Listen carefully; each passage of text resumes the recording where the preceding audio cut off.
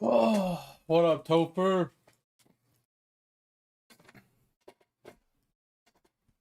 Oh, God bless it. I didn't get any water. Give me a second. Gotta get water now.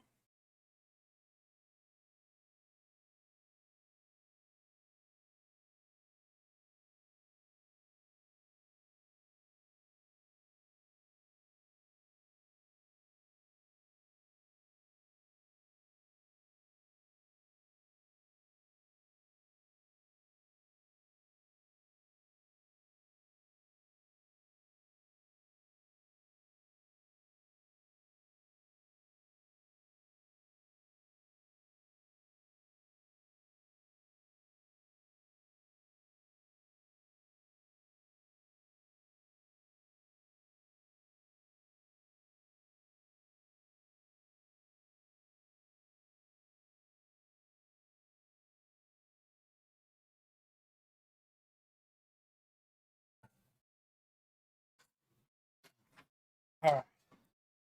We are officially here. Oh,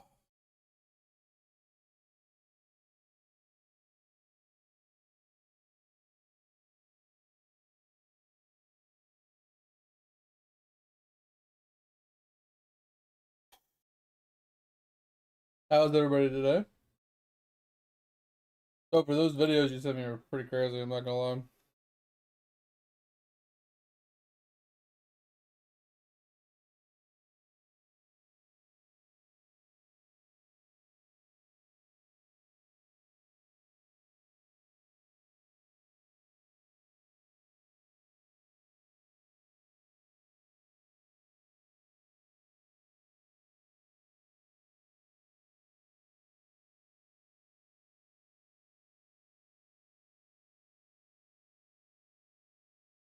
Yo, that picture is sick.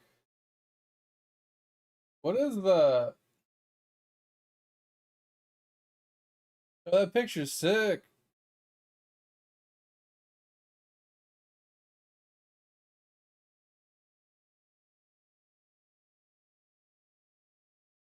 Yeah, it's crazy.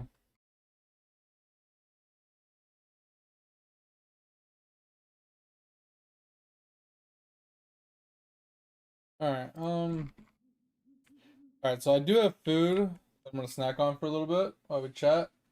And get into this, and then we're gonna start on the questicles. Ooh. Oh, oh man.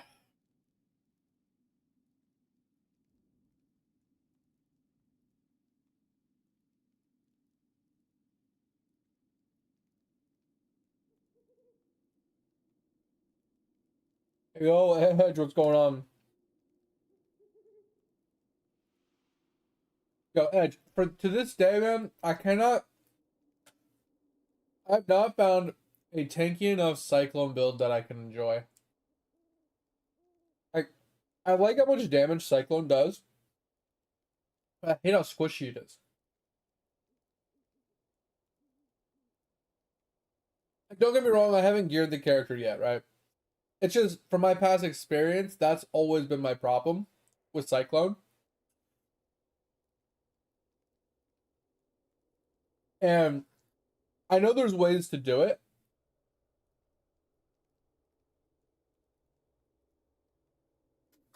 Like, I know there's ways to make it tanky, because I've had people come into my party that were really tanky Cyclone players. And I've watched some of those streamers play Cyclone builds that were crazy. So I know it's possible. Bro, I just cannot find one. Like, if we just do a quick little ninja search real quick, right? We just type in Cyclone. Something simple, nothing crazy. And we just go to like EHP, right? These guys are actually relatively tanky, but look, they don't do any damage. 70, 80k, 100k. Like, I'm doing more than this guy. You see what I'm saying? Like, if I want to do damage, I have to drop so much EHP. So if we switch it and we go from damage down, you see what I mean? Like, no, you complete opposite. 67 million damage, but like 38k survivability. Like, the best one I found is this. And like here. Like, these two are pretty solid. I mean, even this one's pretty solid. They're over 100k. So it's possible. But you're obviously like giving something up. So if we were to like, I kind of like the idea of doing uh chaos damage. I kind of like this idea. But yeah, strength stacker, right? Makes sense. Super expensive. You strength stack with the replica boots. It just makes you do damage. No matter what build you're playing. Super universal build. Right? And then what's this guy doing? Go up over. Yeah, facebreaker.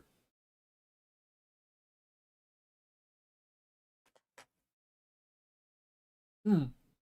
Crit facebreaker. To be specific.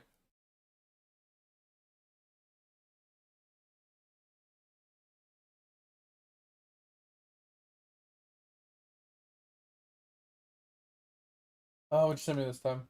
Ooh. Let's I'll put that over here. Thanks, Trevor.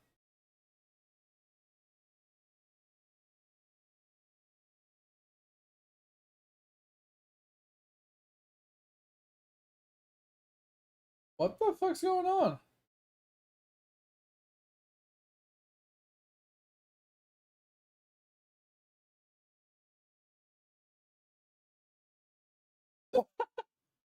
Wait, the Chinese hit their own boat?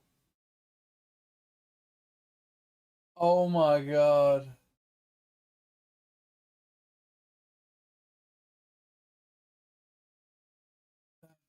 Crazy.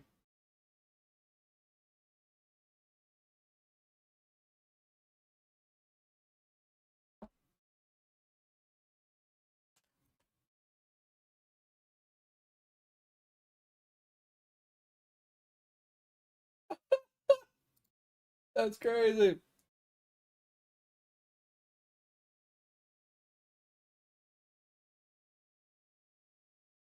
I mean, it happens, don't get me wrong, but you would have thought, like, why were they both, like, trying to pit the boat at the same time, right? Like, even if they didn't miss the other boat, Topher, if you have one boat coming from this side, like, swinging from left to right, you have another boat swinging from right to left, and there's a boat going down the middle, even if you squeeze that boat and you both, like, kind of hit it, you're both slamming into each other. You know what I mean? Like, what the fuck? You were going to hit each other regardless if you missed the boat or not.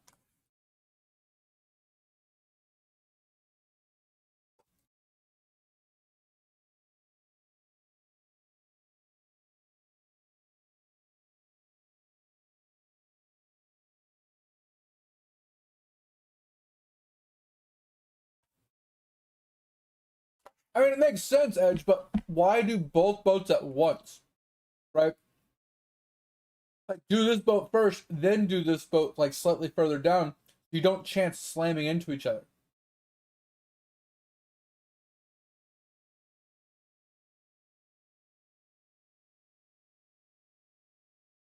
Yeah, I know, Diablo. We're looking at, PoE builds. I was looking at, like I have Lotro in the background, but we're eating, and I was looking at Lotro builds. I mean, I was looking at, Path of Exile's builds. Trying to find, like, a tankier Cyclone that I don't hate. Like, because I kind of want to do it with chaos damage, if I'm being honest, but I think any chaos damage build I do requires me to run those replica boots. So, I don't know. I'm just fucking torn. And then running as a champion is fucking Yeah, crit base breaker. Shocker. But he's running Fortify with the extra Impale. That's how I would like that is a good way to play it. Guaranteed Fortify with the extra Impale. It's actually a really good way to play it because you get the extra damage reduction. But then running Abysses to get all that extra added fizz damage to juice your damage, but you take more damage. It's kind of annoying.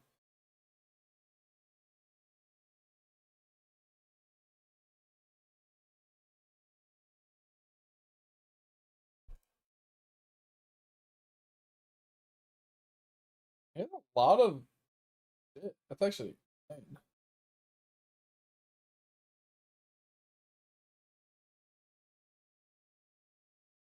And he's running infused channeling for the extra damage reduction with Lucky Block. I mean, this build here is ridiculously expensive. Like this shield alone is like 160, 180, maybe 200 divines. And then this belt is another like 150 to 200 divines. You're looking at like 400 divines in just those two pieces. And I think this flask is like another 20 divines unless it's changed in price. And I don't know about the other ones, the other four items. I don't know how expensive.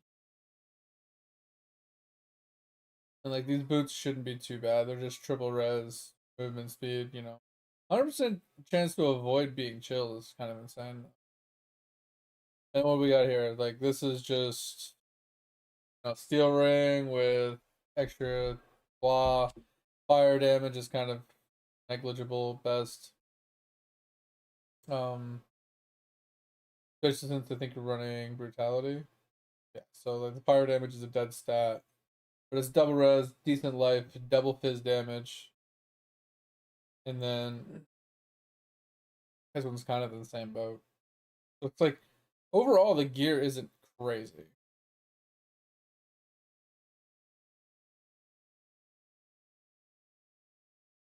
I don't know. What I'm curious is how do people get their physical damage with unarmed melee attacks up to like 1,000%? Because I was under the impression it capped out at like 800.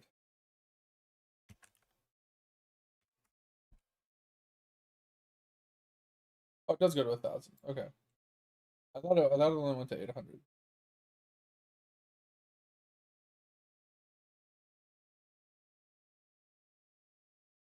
Oh, he's running Flesh and Flame for Bane of Legend. I don't know what Bane of Legend. I have to look it up on the.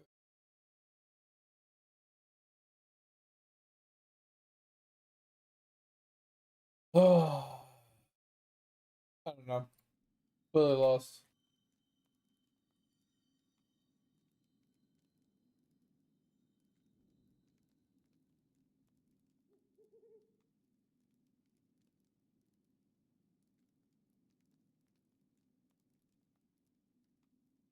What are you talking about, Diablo?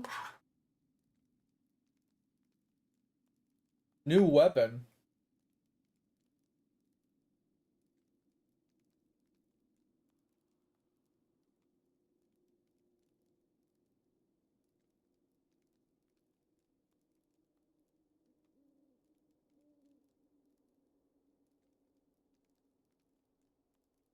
Yeah, so whenever if I ever do a face breaker build, Diablo, when I take it seriously, I'm gonna be doing the dancing dervish. Because like you said, as long as you maintain rampage stacks, the sword stays out of your hand and you count as being unarmed. And you get the extra six link, or at least six sockets for gearing purposes.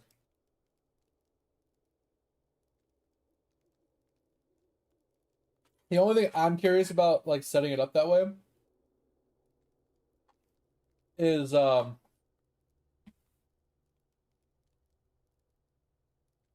since the weapon is in your hand,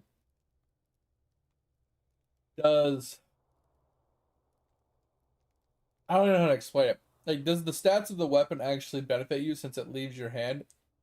Right? Does it benefit the damage of the skill in any way, shape, or form?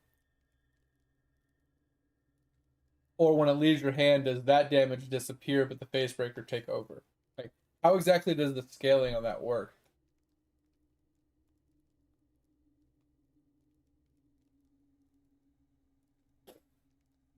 Because I know supposedly Facebreaker works once you gain Rampage and the sword leaves your hand.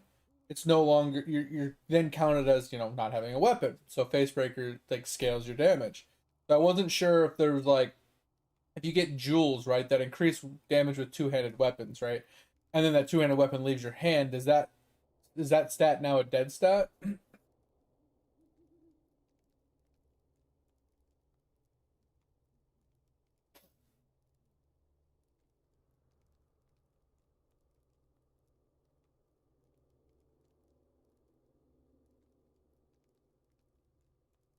Gotcha. So you want to try to avoid anything that boosts the weapon damage itself, like damage with two-handers, damage with swords, blah blah blah. You want to avoid that stuff since you're scaling off of just the unarmed. You'll lose all those stats once the weapon leaves your hand. Yeah, because the weapon should give you rampage. This weapon right here, this weapon gives you rampage. So you use this weapon, and then once you gain rampage, it leaves your hand. So you don't even need like rampage gloves or whatever because you just use facebreaker gloves, and then you use this, and then this leaves your hand. Technically the dancing duo is better, but I don't know if you can even get it anymore.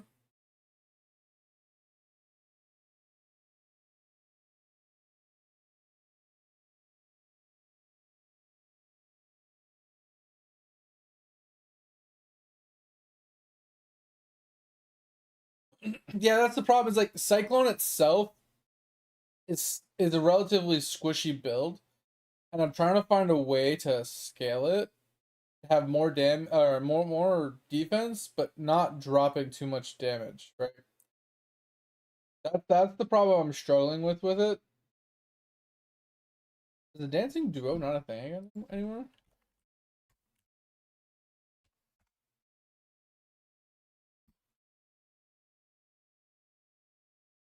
Yeah, is drop disabled? So I guess you can't get it anymore.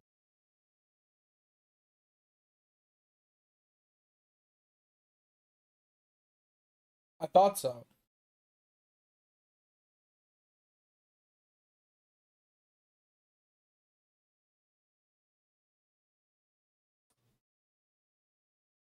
Because this one gave you two weapons instead of one weapon that was with you. Yeah, this thing was busted.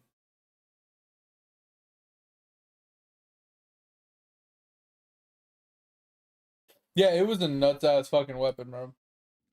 Alright. I've eaten enough, talked enough. We're gonna get into quests while we chat. Alright. Where are we got to burn some orc filth. What up, Tover?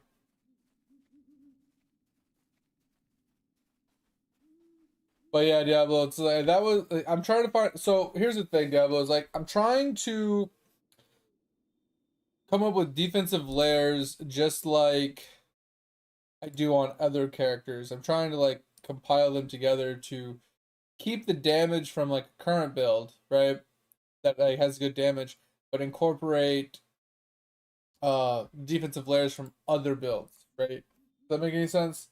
So I have a build right now that's running petrified blood, right? With a bunch of like items that kind of make it almost unkillable, right? So I'm currently running an AFK simulacrum RF build. And basically it runs obviously fucking God, I hate that it does that. If you go to scroll in this item section and it doesn't go all the way to the side, it scrolls right and left instead of up and down. Now it'll scroll up and down. Okay. So it has the blood notch, right? It has the um this isn't mine, but it has blood notch, it has the abominable force or whatever, and it has the ring, so I basically constantly get stunned and I heal from my blood notch. But it also runs the Defiance of Destiny. So this is something I could drop off to keep, like, I wouldn't be as tanky, but I would be able to keep my damage output, right? So that's the one thing I would swap out here. I'd also probably swap out the ring, the Hateful Accuser, that spawns uh, phantasms, so I can get like an extra damage ring here. But I'd have to run this ring to make sure I'm stunned. But you don't want to get stunned while you're cycloning, so I couldn't really do a blood notch variant um for cyclone. But what I was thinking was, instead of doing the blood notch form, still running a petrified blood build setup, because that's what this is.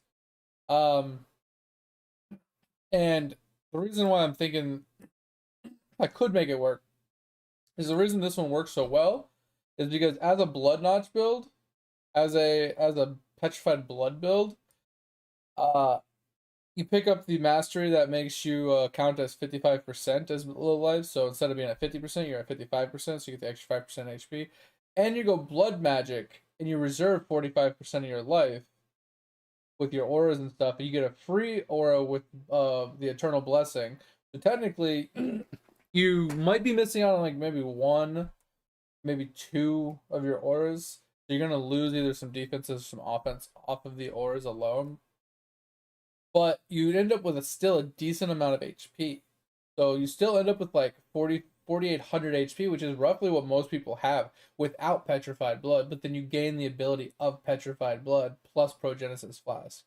And I feel like that alone would make it tanky enough to be able to do what you wanted to do. Because I don't want to use Cyclone for map clear. I don't want to use it for spamming maps and alking and going. I want to use it specifically for hard bosses. I want to be tanky enough to not get one shot by something, but I want to do enough damage that I can actually burn the bosses down. And it's more of like, it's a semi-glass cannon, but it doesn't just get insta-give when something looks at it, right? I want it to be able to live through a hit or two while leeching back its HP and do a shit ton of damage to try and burn bosses down faster. Kind of the idea behind what I'm trying to do. I've been looking for a build that I like to be able to do the Maven fight. Like, I want to be able to do the Maven fight and the Uber Elder fight with a build. I don't care what else it does. That's all I care about, is as long as I can clear the Uber Elder and the Maven, so I can get my Void Stones. That's the kind of build I've been searching for this whole league.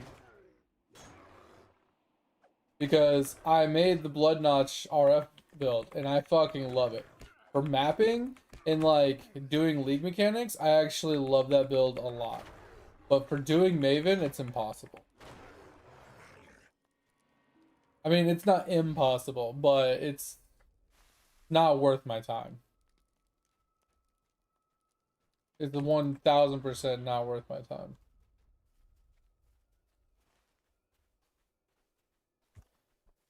What up, Dig?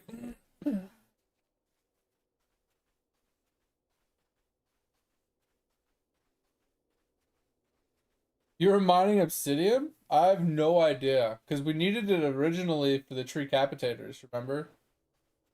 So we got those, I'm pretty sure. And I don't think that's even really a thing anymore. So I don't think you need it anymore?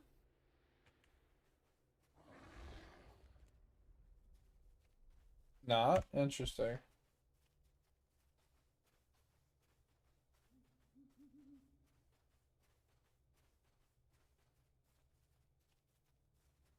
But that's what I was talking about, Diablo. So I have the Defiance of Destiny, which is the healing amulet, on my RF build.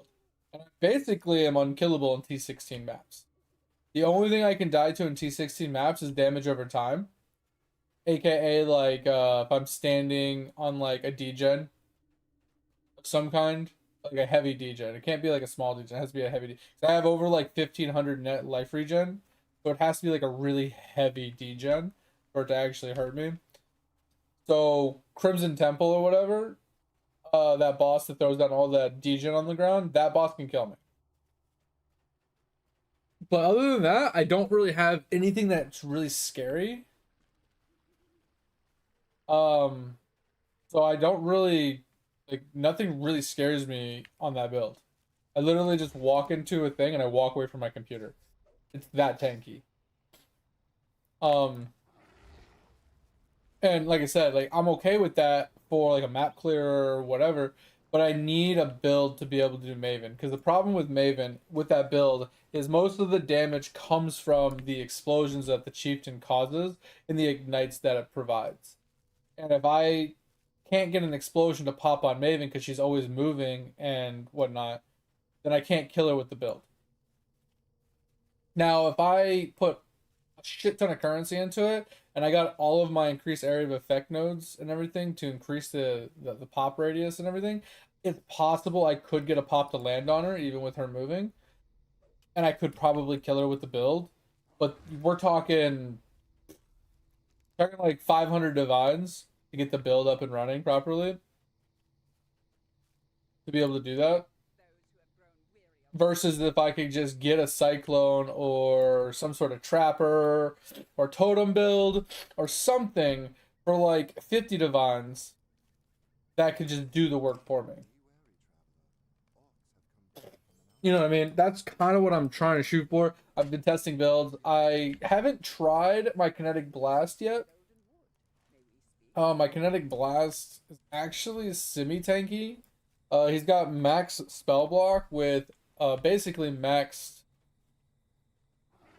uh dodge chance and 5% instant leech. So like he takes a hit, but he doesn't die to it, and then he instantly leeches back up. He has fortify and everything else because he's a champion. So I mean, he's relatively tanky, and he does decent damage. I just don't know if it'll be enough to kill Maven because I think my DPS on that build is like 2 or 300k, which isn't quite enough, I don't think.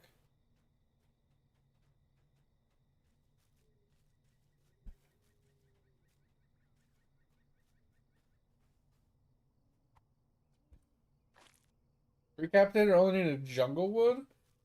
Well, then why were we farming so much obsidian? There was something that we needed an upgrade for that required a bunch of obsidian. And we were farming a bunch of it for something.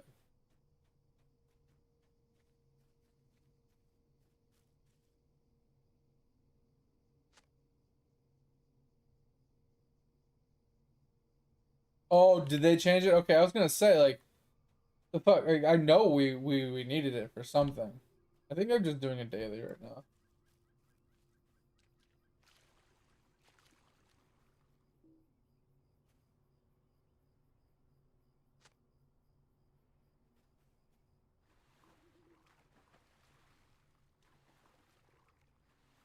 I mean, my build isn't very expensive, Diablo. And granted, like I said, the damage is a little lacking, but it's pretty freaking easy. And it wasn't that expensive. Like, I don't remember the exact cost, but it wasn't that expensive. I can show you mine if you want.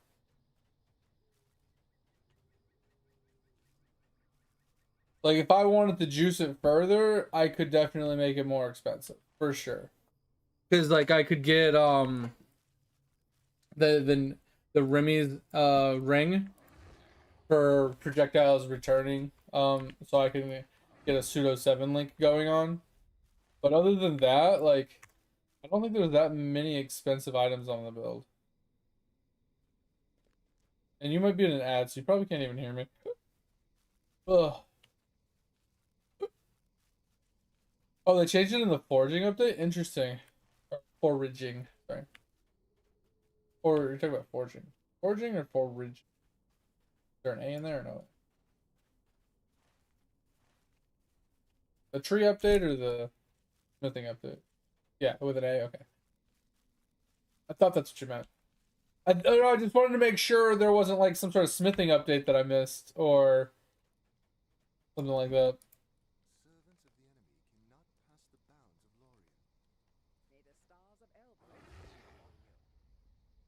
this.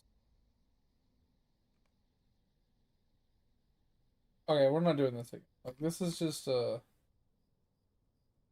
gonna cancel this. And this. These are I just did these, I didn't realize they were dailies. Okay. So we are heading west.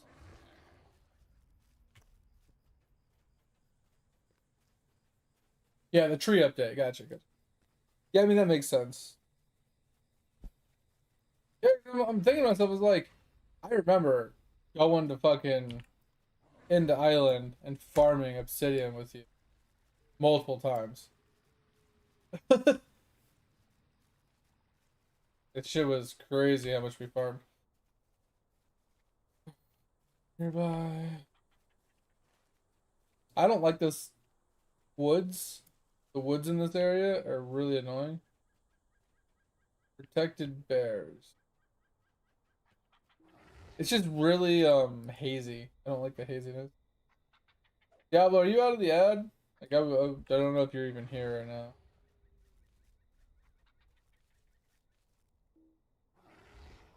So laggy, like are we, I can't move. Thank you.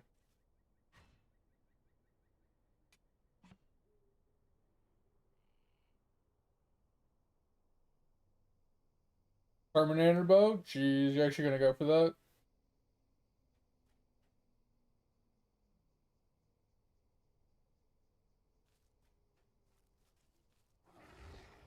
Alright, we need I think we need these.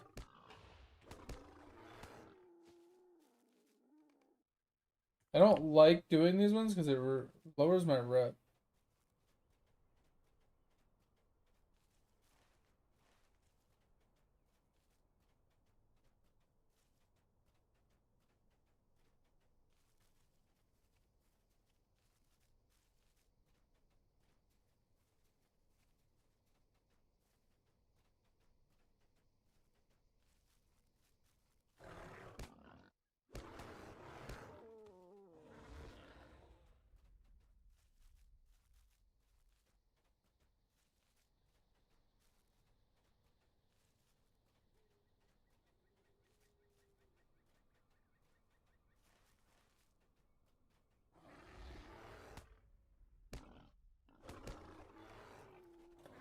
Oh, Dig and Topher. I got so bored. Remember I told you I've been like super bored of like games in general lately? Well, Dig, I blame you for this. I was looking for games to play and was just Googling stupid ass shit. And I came across Ragnarok X Next Generation. So before you boo me to death, I'll definitely agree it's not the best game. But I've been playing that for a couple days. Because I have been so bored. It's not bad. So I think the reason why I'm not not hating it is because I don't have to put any effort into it right now. I can literally just click a button and it runs to wherever the next quest is, and it kind of just talks to the person or starts fighting the person. Like it basically auto plays for me to a point, right? It also has auto fighting because it's like mobile ported or whatever. So you can like AFK and just auto fight and things like that as well. Can I attack? For the love of God, game.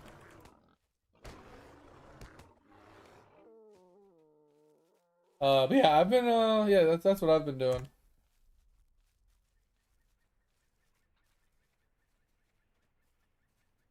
Not pointless, it's fun.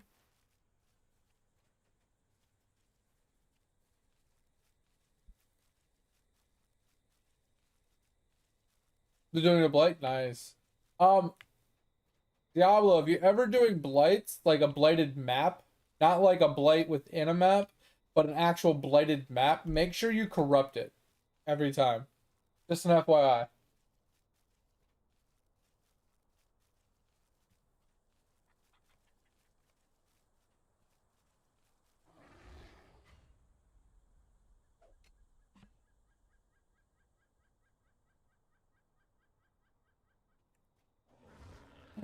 I mean, it's not about accomplishment for me at this point, Topher. It's about passing time and experiencing the game and just, that kind of thing.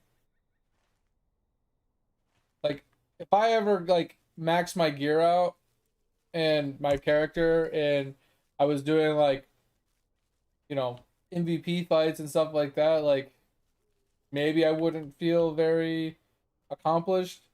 But at the end of the day, like when it comes to those fights, you don't auto battle those anyway because you have to dodge ability. You have to dodge attacks and stuff. So it's all about just you're AFKing. Like it's how like we would go to wolves and we would just walk around for fucking 600 hours just killing wolves just to get EXP. Well, now you can just turn it on auto, let it grind whatever it is you're trying to fucking grind. You don't have to put that effort in yourself. And like you said, the sense of accomplishment when it's doing it for you versus not doing it, right? When you're manually doing it, it's completely different. And now I'm stuck in the water. Fucking. So I agree. Like the sense of accomplishment is a lot lower for sure. But at the end of the day, do I want to spend fucking 3,000 hours farming fucking wolves and stuff to like level up my character or whatever? Or do I want to just like, hey, I'm watching anime. I'm gonna let this guy grind stupid ass wolves for me for hours. That's the only way I look at it. Is like this day and age, like I have better things to do with my time than walk around killing wolves for fucking 3 months.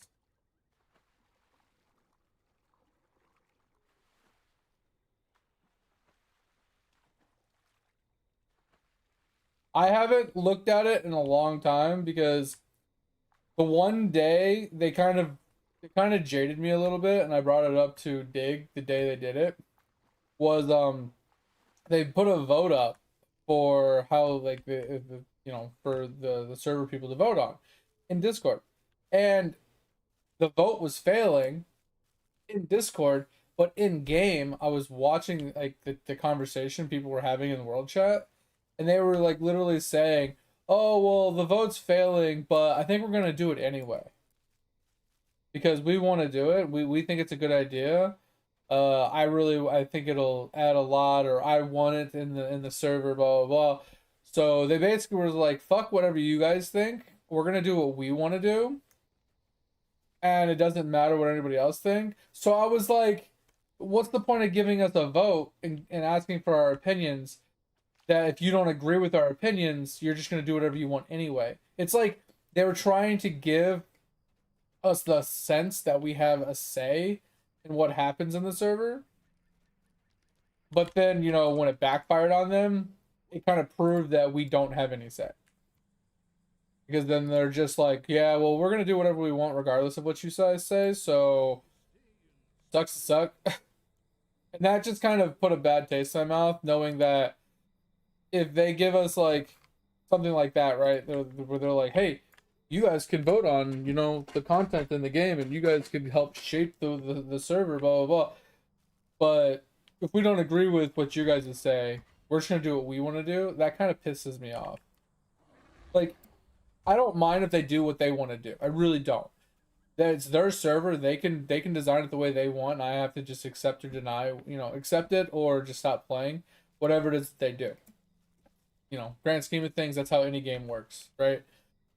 But don't give me that false sense of, hey, your voice matters shit, right? Don't sit there and put a vote up and say, hey, vote on whatever you like and we'll do what you guys, think is best. We'll listen to the community and then not listen to the right. There's so many games that do that already that piss me off. I don't need it from, you know, other people as well.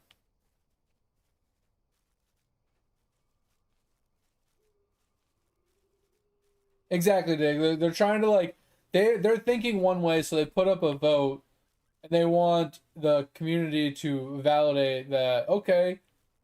And it makes like I said, it makes the community feel like they voted for something and they got what they wanted out of it.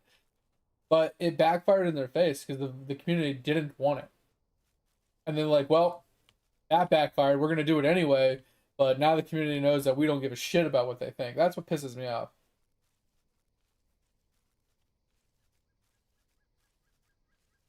Yeah, that's fine. Diablo. I was making the comment that if you're ever running blight maps, to make sure that you do them corrupted, because it allows for you to obtain uh tainted oils, and tainted oils sell for like a shit ton of money. It's the only way to obtain tainted oils. So you just have to corrupt the blighted map and run it, and you have a chance to get them. But anyway, Diablo, what I was saying, I think you wanted to do an ad. Did you want to see my kinetic blast that I have?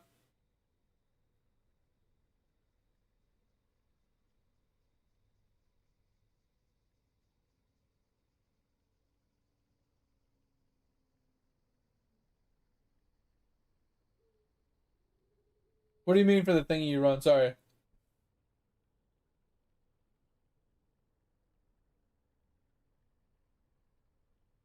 And that's my thought too, Dig, is I love the idea of it being hardcore. Granted, it is really difficult for me, not being like being a brand new player, to get into hardcore, right? Of a game that I have no idea how to play or how to experience, right? Um, but I was enjoying it. I was playing with you guys, I was having a good time, I was learning the game. But I just feel like I don't know the game well enough to know how bad they're doing with it or whatever, or what's missing or what they could be doing better. But at the end of the day, just I feel like I don't like the mentality behind their owners, that I don't want to deal with them. And knowing that there's a lot of things that could be added to make the server more streamlined and less just 2000s, right? Uh, I just feel like it's just lacking something. And I think the leadership is just, they don't care about anybody but themselves, which is fine. I mean, it's their server. They can do what they want with it. Like I said, at the end of the day, we're at the whims of whoever's running it. And if we don't like what they're doing, we can just find it. We can just go move on, right? It is what it is. So for the blights inside regular maps, Diablo, it doesn't matter. That you just run the map however you want to run the map, and you stumble across the blights, and you get blighted maps from doing them. That's basically all it boils down to. The only thing I would say is when it comes to running blights inside of regular maps. Yo, who was that? Yo, what up, Thor? Welcome in, man. How you doing? Appreciate you stopping on in. So, the one thing I would say is you could look into using some scarabs, right? So, this one's not too bad of a scarab.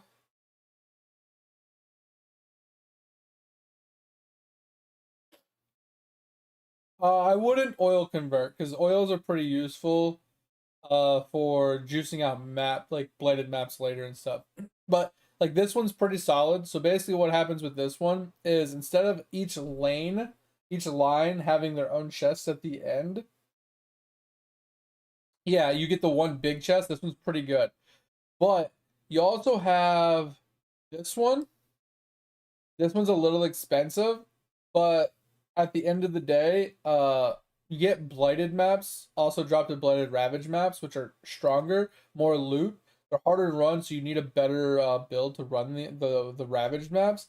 But it's a good way to get ravage maps. But at the same time, what this one does, and it doesn't say it very well, if at all, but from testing purposes of what people have said online, is this. So the way the boss waves work in Blight is it's usually the very last wave, it sends a bunch of bosses. Now there's a periodic boss throughout the waves as well, but what this does is three unique bosses. So each area has three unique bosses or whatever. It basically adds extra waves at the end, sending extra bosses. So you end up with extra loot because it's sending the extra bosses with extra mobs. And on top of this, since the mobs are 100% increased HP, the loot they drop is also more advanced, because the stronger the mobs, the better the loot. Does that make sense? So this one is actually indirectly pretty strong, plus giving you Blight Ravage maps. This one, don't try to do it. I haven't tested it myself, and I probably can never test it myself. But from the testing that I've seen from other people, and I haven't been able to confirm it, but from some people that were in chat that were giving me information, that in order for this one to work, you need to have a build that's like 100 mirrors worth. And basically, the reason why is because you can't use towers. The only towers you can use is Empower Towers. And supposedly, for every Empower Tower you build, it increases the difficulty of and rewards of all the mobs on the map. But the thing I haven't been able to validate is the way it reads is any mob that is inside the radius of an Empower gets increased difficulty and rewards. So you want to overlap as many as you can into one spot. That's how this reads. But what people are trying to tell me, which I, like I said, I haven't been able to confirm, is even if they're not inside the ring of an Empower Tower, like let's say you have an Empower Tower over here, but they're all over here dying, right? So you have a lane coming this way, and you have an Empower Towers over here, but then you have lanes over here coming this way, and you know you're killing people over here. Supposedly these towers also somehow buff these people, and it doesn't make any sense. So I haven't been able to confirm that or deny that, and I don't know if there's really a way to confirm that or not. But at the end of the day, like this one requires you to have way too much damage to be able to do it because, like I said, you have to run it with a shit ton of Empower Towers and nothing else to slow them or to do damage or to help you.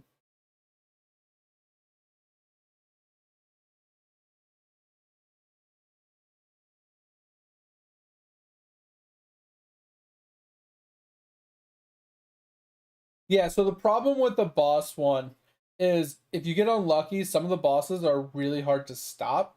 And it's because you have the goat boss that jumps and you can't be near him. You have to be behind him because if you're in front of him, he will leap to you and he'll just jump right to the end basically and just insta kill you.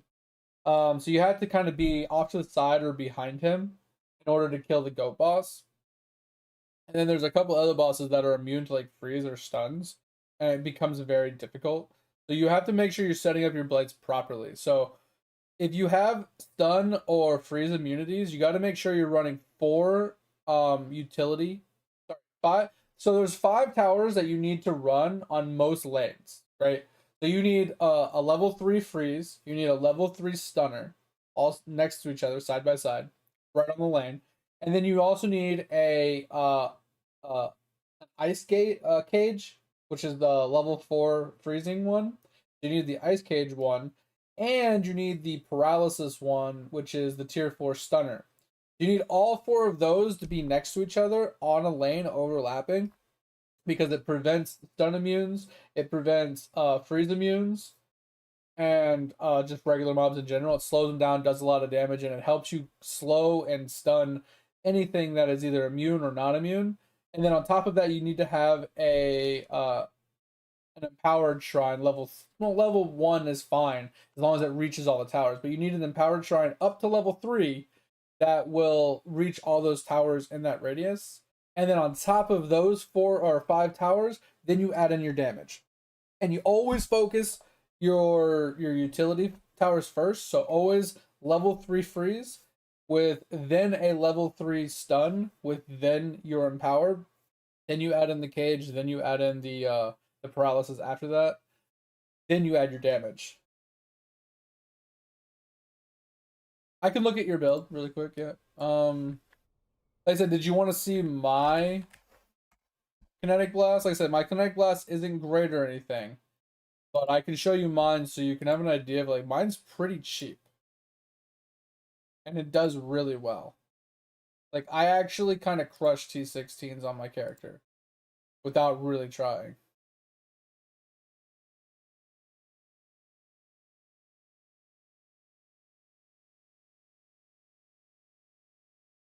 And like I'd have to like configure it all to show you my DPS, but it's roughly on 400k DPS.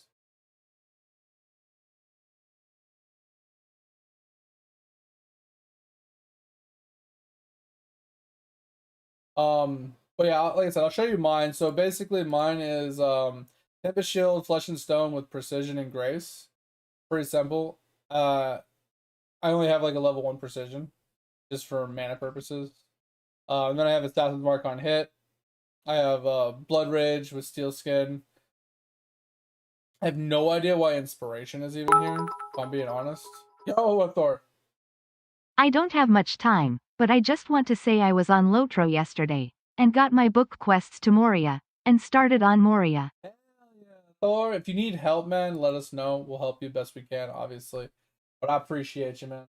Sorry you can't stay for very long. Hope you're having a good day. You know, hopefully your day goes well. Yeah, welcome to the suck.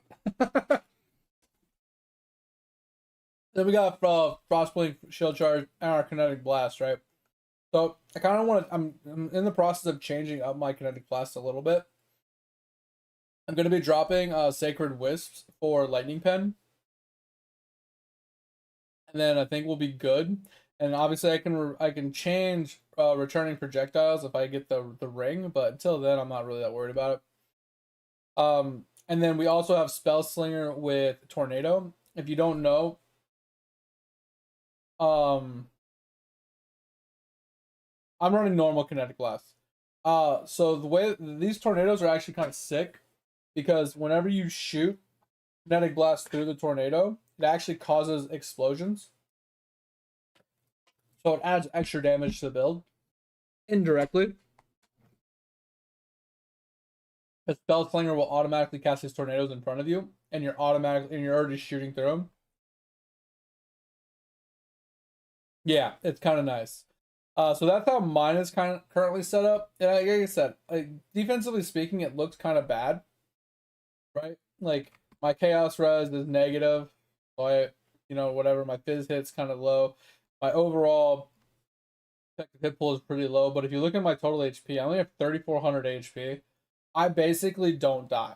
Like my chance says 79%, but it's actually higher than that.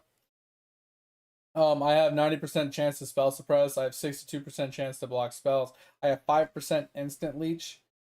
I basically don't die unless I get one hit.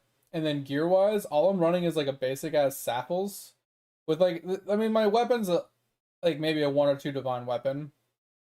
My helmet is generic triple res life, right? Um, my chest piece I think cost me 5 divines or something. The chest piece is actually a little expensive, but I wouldn't say required, but definitely a huge help with survivability and damage.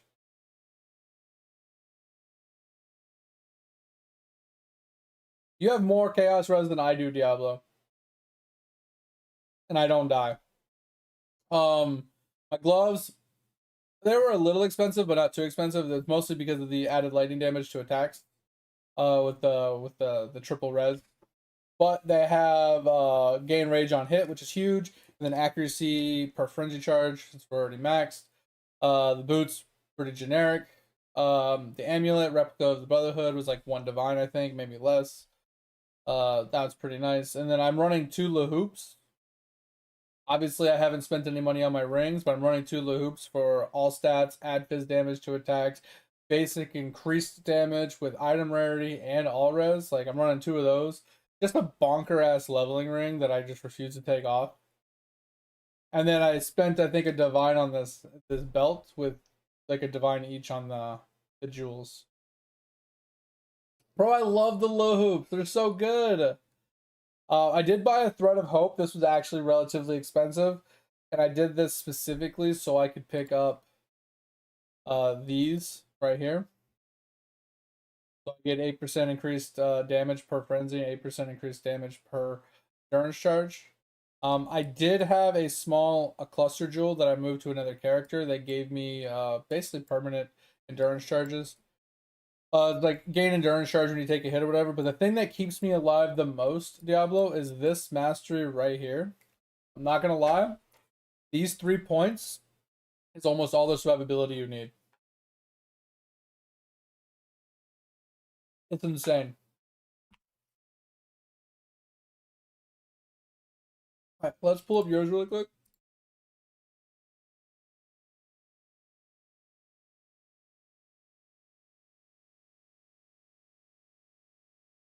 Where is the name you get? There it is. You guys are gonna be in an ad soon here.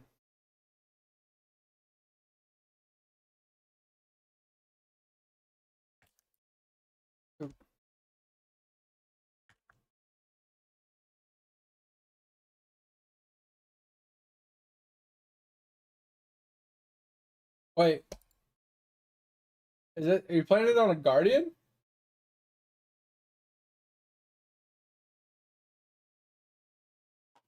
I'm even more confused. I thought you were playing Kinetic Blast.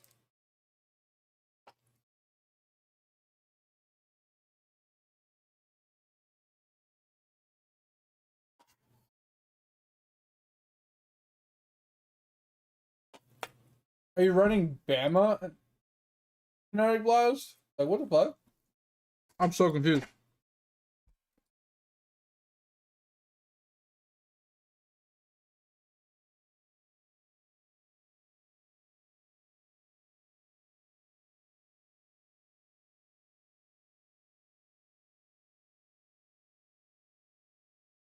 All right, I'm already confused.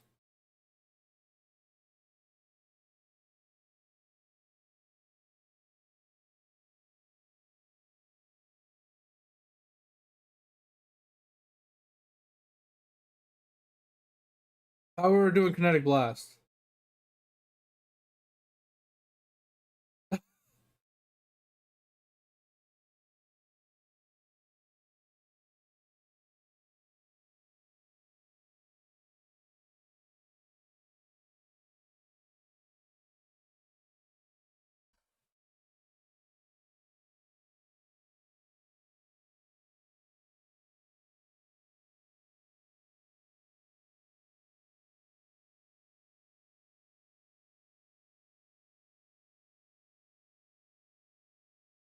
I'm gonna wait for this ad to be over, and then we'll pull it back up.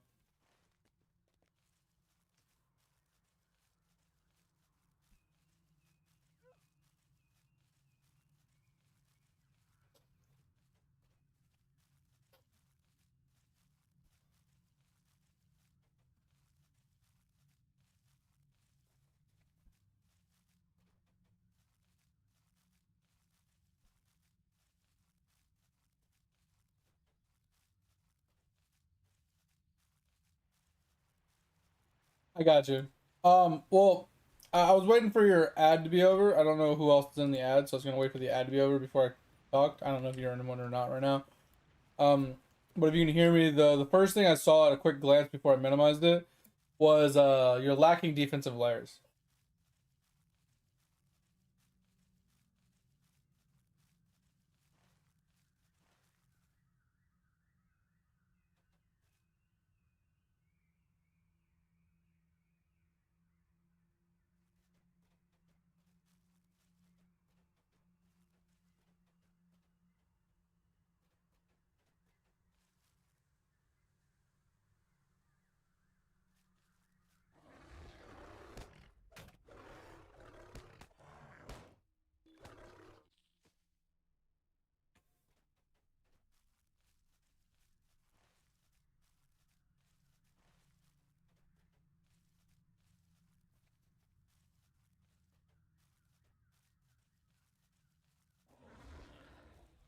All right, that'll be over in roughly 30 seconds, and then we'll.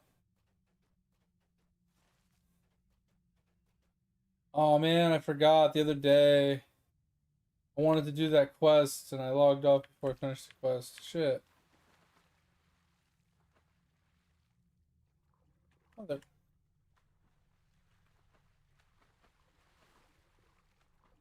I gotta wait to do that quest again.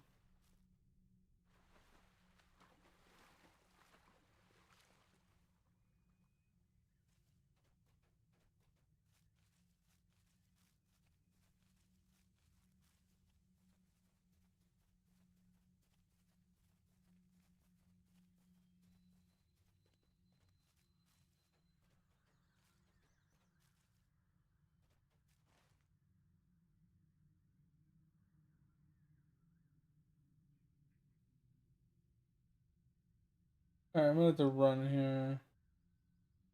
That should.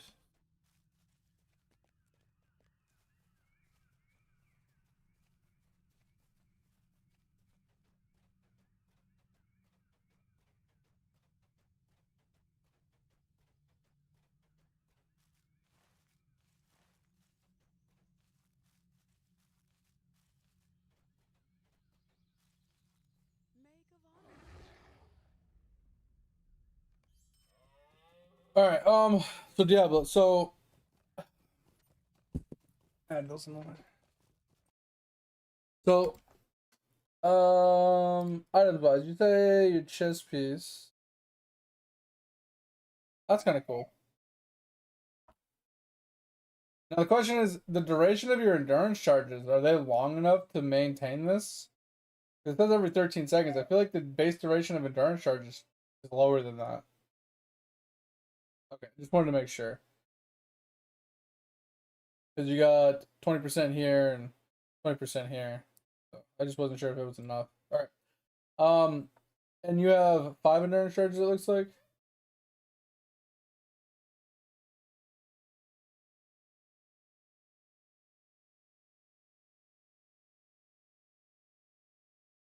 But if your duration is 12 seconds, but this doesn't give you one but every 13 seconds, then how do you maintain all 5 charges?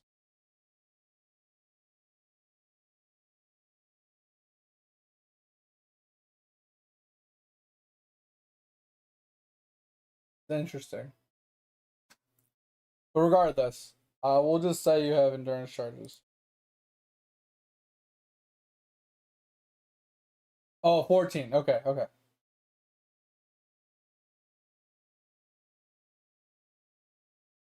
All right, so you have endurance charges, which helps a little bit. But here's the dilemma, right? So the endurance charges roughly give you what is it again?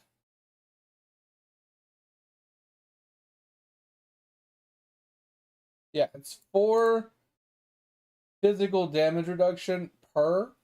So if you have 5, that's 20 flat phys damage reduction. And you have relatively low armor other than that. So for your low hits, it's pretty good. So any of the small hits, your physical damage reduction is fine. There's probably something else I'm missing. That's probably why Diablo. Like I don't have any of your flasks on or anything. Whatever. But what I'm saying is like the way armor works is the bigger the hit, the more armor you need to actually reduce it for the amount it says it's going to reduce it, right? So a fizz damage of 100 with 10,000 armor will reduce it by 90%. But 1,000 fizz damage hit, with 10,000 armor might only do 80% reduction, right? All right, give me a fucking second. I'll be right back. I gotta go take care of something.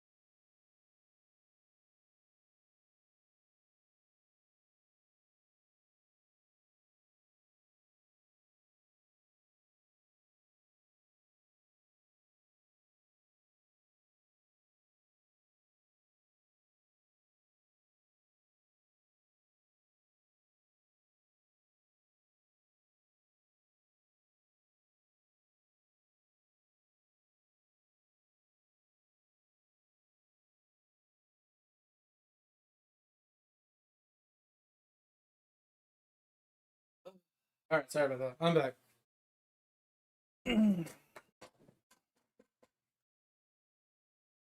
We are back.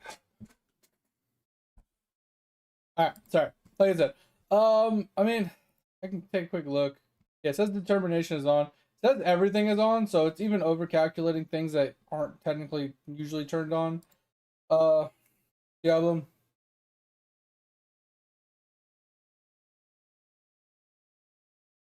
Yeah, which is fine. Like I said, you have other things that are on in the configure in the calculations here.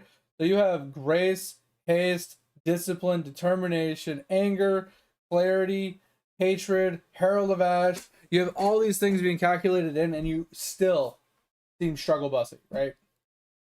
And like I said, the first thing is the armor itself.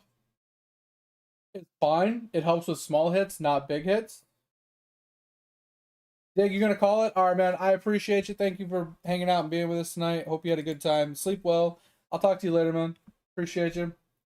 Yeah, I'm not talking about DPS. Like, I'm just specifically looking at your overall effective hit pull and your survivability, right? So what I see is armor is fine, but it's relatively low for being an armor based. Your evasion is also relatively low, so it, like the way I look at it is if you don't have at least 50% evasion, even a 50% evasion, it's kind of bad. You want like 90% evasion, 95% evasion. You go one way or the other. You can't like having like small amounts of armor and small amounts of evasion just doesn't, it's not a good defensive layer. Having a little like a third of a chance to dodge and like I don't know, a relatively small amount of damage reduction for Fizz basically means that you're gonna die to Fizz damage almost every time. Plus evasion only counts for hits, not for spells, unless you get phase acrobatics over here. Right. So spells are still going to hit you no matter what, like, however you look at it. So fizz hits are struggle bussy. Your spells are struggle bussy. You only have a 63% spell suppression chance, which if you don't have at least 100%, it's not even really worth stacking it. Technically, 92 is possible to make it work because there's this one that if you're phasing, you have phasing if you've spell suppressed spell damage recently, and 8% chance to spell suppress while phasing. So as long as you have phasing going, you have 100% spell suppression if you have 92%. So if you can get to 92% and you have the spell mastery, it is really good. But looking at your defensive layers, you don't have anything that's great, right? You only have 600 life regen, which is relatively low because this is like it's not it's like 600 life per second, but that's relatively low. Like I would say like even with my RF builds, I have like over 1,000.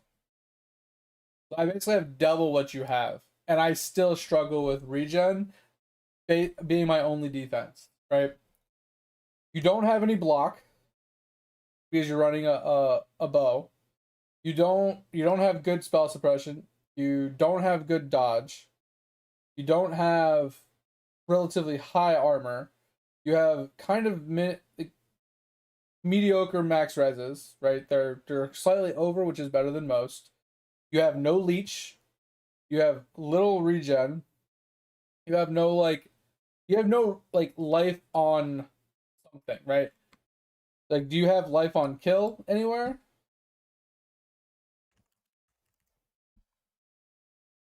Like, if you don't even have life on kill, like you're just missing so much sustain is the problem, right? And you can't really rely on leech since you're Bama, right? So Bama leech on Bama doesn't do anything for you. Um, and yeah, if you stack more decks, you can get your spell suppression up, which will help. Um, you do have chance spell suppress is lucky, which is actually really good. This is really good if you can't hit 100%. Um, so if you can get to like 90%, but you can't hit that 92%, this is really good. Because like I said, your other option is instead of getting lucky, you get the when you spell suppress you're phasing, and then while you're phasing you have 8%, so you basically are guaranteed. And if you have a phasing flask as well, that's always active, like it just works. So you have 100%. So if you can't hit 92%, then this is really good at like 85% to 90%. To push you up it's close to 100% as you can. But like I said, defensively layer speaking, like your damage is good, but your biggest defensive layer is that you're playing a bow build. Is you're supposed to dodge. Like as in like physically walk and avoid taking damage. Yeah, something like that. Like there's a lot of ways to accomplish it, but you wanna get ways to phasing so you can get that 100% whatever.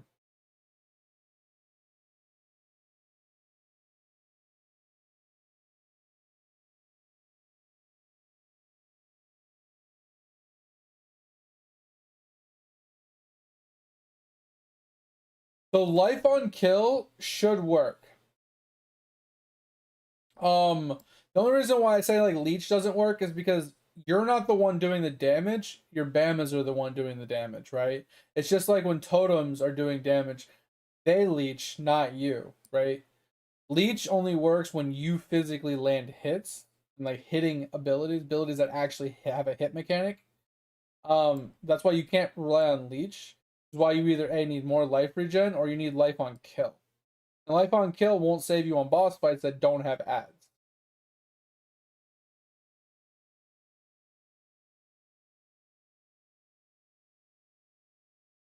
Yeah, so I occasionally we die to that as well, Diablo. And there's nothing you can really do about that except for clear out the mobs first and then put the towers in. Or what me and Edge try to do is like let's say this is the blight line. Is you stand like here off to the side so you can see it on the corner of your screen and you click it on the corner of your screen. That's the only way you're gonna be able to do it without dying. Because unless you're really good at like running and clicking on things, it's really hard to do. You're gonna end up randomly dying to mobs while you're upgrading towers. It's just nature of doing blight. And I would say your build is either A, you have two builds that do blight. Either A, you're super fucking tanky and do no damage, so you can stand there like my Blood Notch build and just get smacked in the face and not die. Or you have so much damage that you manually clear the mobs out so you can upgrade the towers. Those are your two options. And with your build, I would opt for just upgrading your damage because your survivability is almost non-existent. I would almost get rid of most of your survivability and just go full glass cannon at this point. Because, like I said, playing a bow build, especially a minion bow build, which is Bama, your intention of survivability is just to not get hit. It's not to have 100% evasion. It's just to not get hit at all. Your defensive layers don't matter.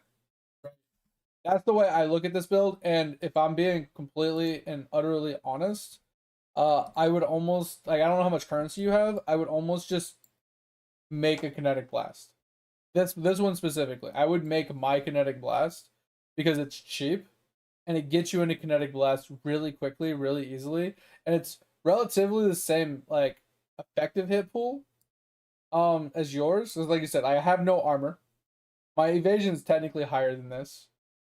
My resistances are roughly the same, but my spell suppress, I can hit 100% if I upgrade my gear, but I have almost max block spell as well.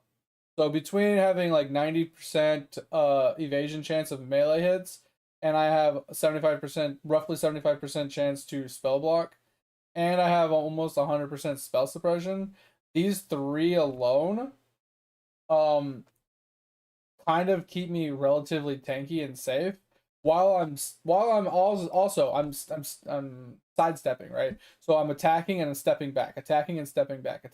I'm not just face tanking. I mean, I do face tank a lot, but I don't face tank everything since it is a range skill. But I also have leech, but I have 5% instant leech, which is the biggest thing. This node right here, this 5% instant leech is what saves my life. Like you wouldn't understand how much this actually saves my life.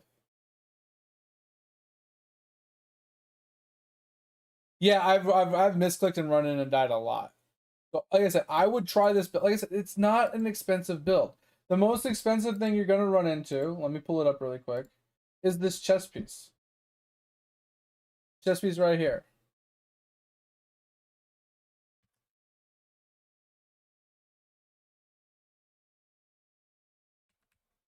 Right? So this chest piece is the most expensive piece. Now, obviously, you don't want a corrupted one, but you also want like a 6 link, right? So if we did like a 6 link,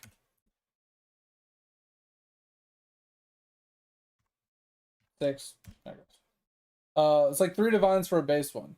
And since it's a dex piece, you depending on the colors you need, you might have to buy it, spend a little bit more money to get the right colors, or you're gonna have to use a bunch of chromes to try and get the colors you're looking for.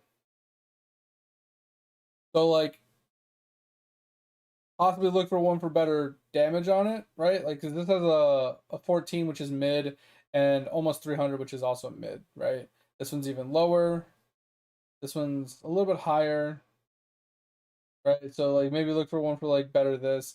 But this is going to give you a ton of evasion. Obviously, like, you want one with, like, a better base. Like, 100% base, this one's really strong. This is probably the one I would go for, even though it's only 164%. It has more evasion than this one. Trying to find one like this one has more evasion than this one because its base is 0. Even though it's got like a lot more percentage, it's less overall evasion because the base percentage is so much lower. You got to pay attention to that stuff.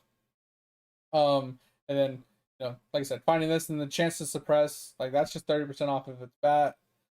You know, increase shock duration on enemies. This helps. Like this chest piece is the most expensive piece, and then you have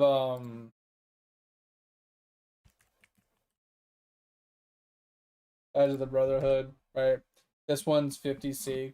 I mean, unless you go a non-corrupted one, yeah, it's roughly 50C. Really cheap. Don't have to really worry about much here. You can get a Sapples. Like these are stupid cheap, like 1C, right? The best thing you're looking for here is like probably this. Chance to block spells. Best that you can get. Right? Spell damage is also really good. 30% spell damage would be good. And maybe some more reses if you're like it depends on how min-maxy you want to get here. Dorians? No. I don't run Dorians.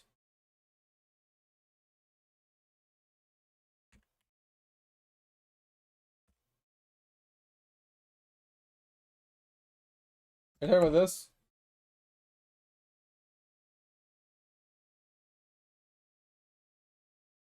Because there's a bunch of different versions of this. The fire version, the lightning version, the cold version. But no, I'm not running the belt if that's the one you're talking about. There might be another item you're thinking of. Like I said, so the only other thing would be like the Stygian's Vice. Obviously, like the weapon will get expensive if you're trying to get like a good damage weapon. No, the chest piece is what I showed you. It's the replica Hiram's Ire. So it gives you flat added damage to wand attacks. It gives you a 30% spell suppression. It gives you a huge amount of evasion, and it gives you increased shock duration. Oh, you're talking about on the follower? No, I haven't even set up a follower for this guy. Like not even no cap. Like I don't even run a follower on this guy.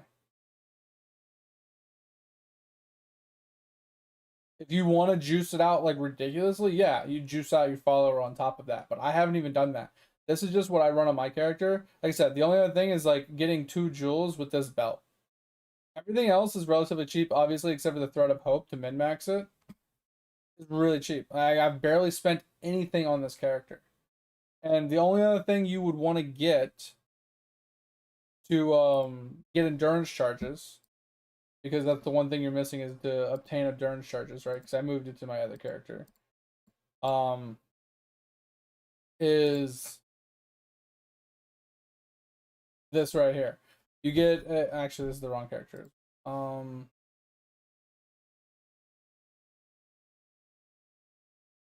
not the wrong character, but I moved it. Shit, what's it called? It's I don't know. If there's a small cluster jewel you can get that has a specific thing. I can't remember what it's called, but when you get hit, you gain endurance charges, and getting hit also counts when you block, and I'm pretty sure when you dodge. But I'm not 100% on that one. Uh,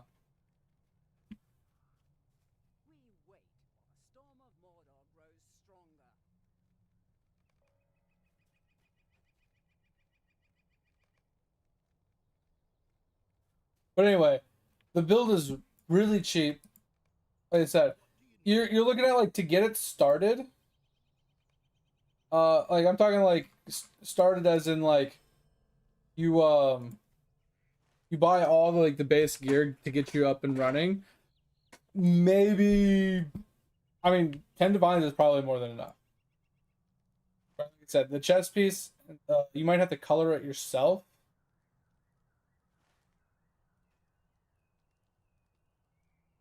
But you can spend like 3-4 divines on the chest, probably a divine or two on like the weapon, and then the amulet's probably like relatively cheap. I showed it to you earlier. I don't remember what it's called or what the price is. Then you're, like I said, you could easily get the build up and running in less than 10 divines, and then you could farm on that build so easily. Like, I'm not even exaggerating here. I'll even fucking run a map really quick and I'll show you. It's so easy. I'll just jump into a T16 map and I'll show you what I mean. It's gonna be a little scuffed because I don't have my small small cluster on anymore. I took that off, so I won't have endurance charges, so my damage will be a little lower and my survivability will be a little lower. But I shouldn't have any problems.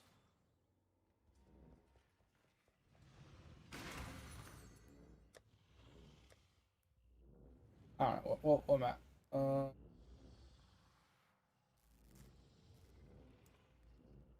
I'm just trying to find a map that doesn't like stuff. I hate mouses. Alright, any good? Oh, what about this boss? I don't even know what this boss is, but I'll run this boss.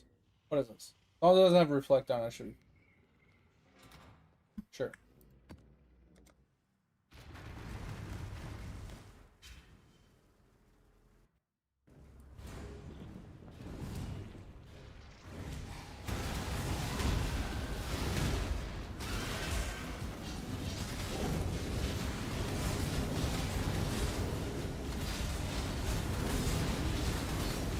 Like I said, my damage is a little low.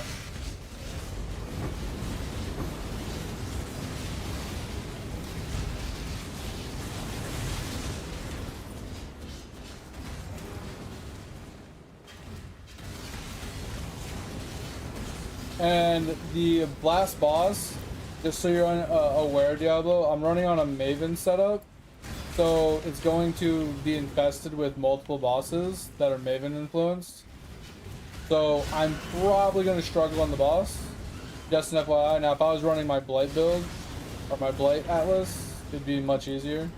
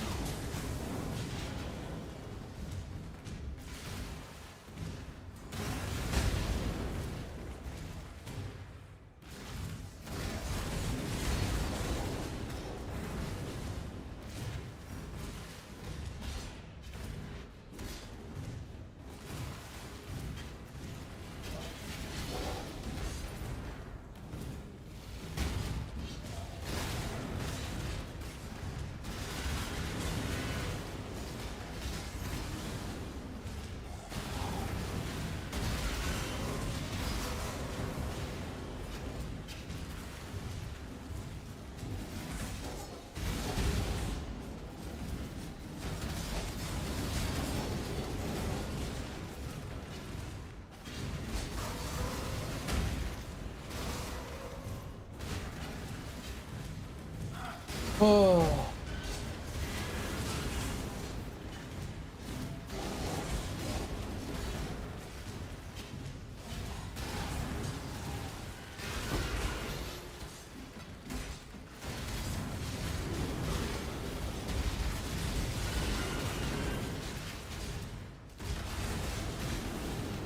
All right.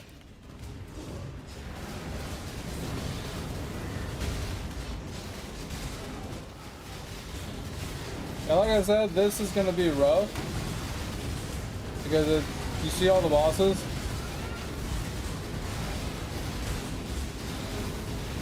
I might get instigated randomly here.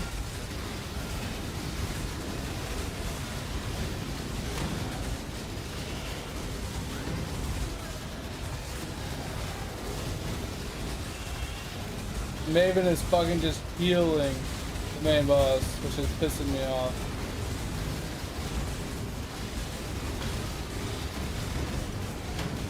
Once again, my damage is a little lacking. For sure, it's a little lacking, as you can tell.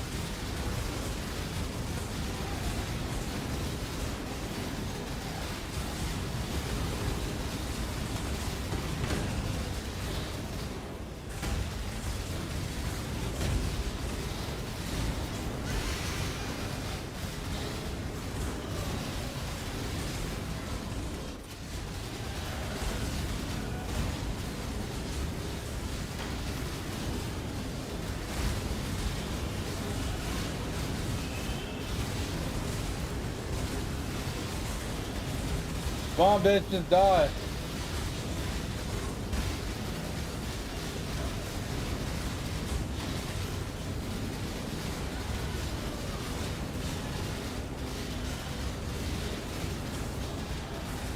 I didn't realize there was still another boss there. Stop healing the stupid boss, Gabe.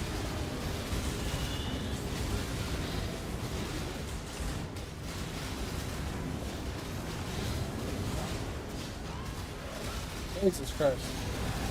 Anyway, as you can see, Diablo, this is what I'm talking about. Like, there's a lot of room for improvement, but for basically no currency, you could easily just do this. Now, don't get me wrong, for Blights, not as... It's still somewhat strong. And what I mean by that is, like, all you have to do is just occasionally attack to leech, and you get a bunch of your HP back. But with the dodge and the dodge and the spell block, it helps quite a lot for survivability just on Blitz alone.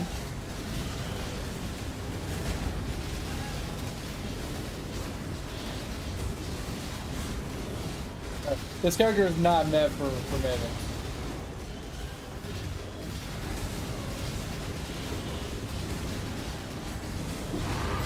Anyway. Yeah, that's the build. Like I said, super easy. Nothing.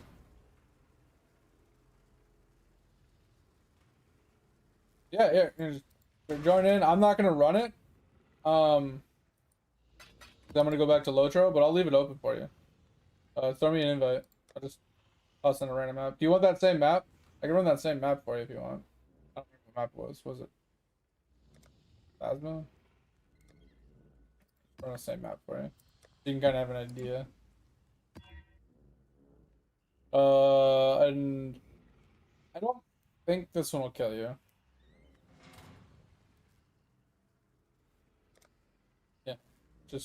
Yeah, go run the map. This one won't be as hard because there won't be Maven influences at the end. But this one will be pretty easy. Actually, did you want Maven influence at the end? Because I can just give you a different map. I can give you something else. Like maybe Silo. Silo's a pretty easy map. You want Shore? I haven't. Shore. I don't have a T16 Shore. You have a T16 Shore? You can give me one and I'll pop it in for you.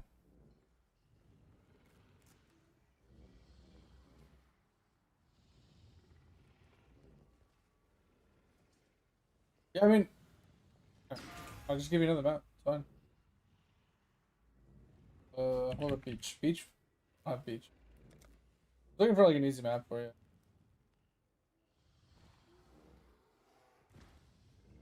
Oh, you want a Maven one? Okay, yeah. I'll run on a Silo. I think a Silo is like the boss is kind of annoying because he phases, but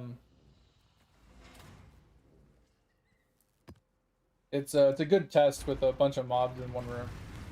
All right, there you go. I'm gonna let you run it. Let me know how it goes. I'm gonna go back to Lotro. Oh, Oh, I can't run low truck the same. Oh, this is hurting my game. Oh, this is hurting my soul. This is hurting my soul. Actually, I don't want to do that. What was that map? This is a repeat, please. Let's get rid of it. I wish I could turn off repeatables. They're so annoying. It really sucks though because I need to wait for nighttime so I can do this lantern bullshit that I fucked up and forgot to do last time I was here.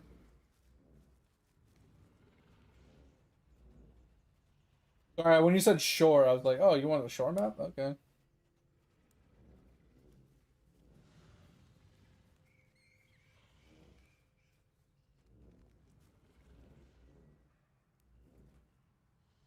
If you run into a problem where you're just getting shit on Diablo, I can come in and finish it for you. Like the build is insane. For how little investment, how much I've never played it before. I don't like dodge builds, and this one's actually crazy, like tanky for what it is. It could be way stronger, but I haven't put any currency into it. Like I've literally barely invested into this character. It is one of those characters that I can easily see me league starting because of how little investment it required to get going.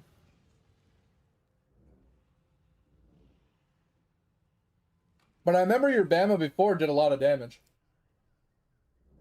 So I feel like I said when I was saying before is like your character is strong, damagely speaking, but its defensive layers are lacking. They're all on the low end. Like you have a bunch of them, but they're all kind of like jack of all trades, master of none kind of thing, where you have a little bit of all, but nothing is like superly overly invested into. So it's just overall lacking in defensive players. So your main survivability is just to not get hit at all. But that's hard to do in certain boss fights where it's just there's shit everywhere. You're going to get hit. Same thing with like blights. You're going to take damage.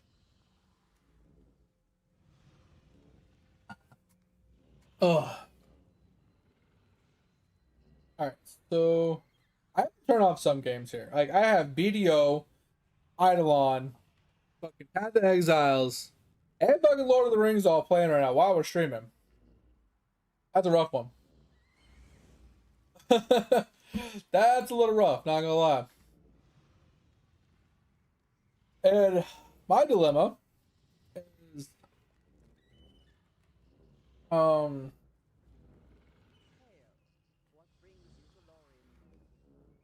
whatchamacallit, we need to complete a bunch of things. But the one we're waiting on is finish the banquet preparation. Requires us to light these lanterns. But the lanterns can only be lit at night. So I'm kind of just twiddling my thumbs right now, waiting. Now, I could go up here and do this now that I just turned those in and then come back. I do have the quest to turn in down here somewhere to then go over here. Actually, I think it's down here. Go to Mirkwood, but I'm not ready for Mirkwood yet. I want to finish this area up and I want to do some. I need to run to. I need to finish some deeds up before we get moving. I'll just click it. It basically gives you two items to choose from. One is a mirrored item and one is a non-mirrored item. And the mirrored item is basically just the exact opposite of whatever the other ring is. Or amulet or whatever the item is. It's where you can get the negative lightning res rings and stuff. That's how you get them.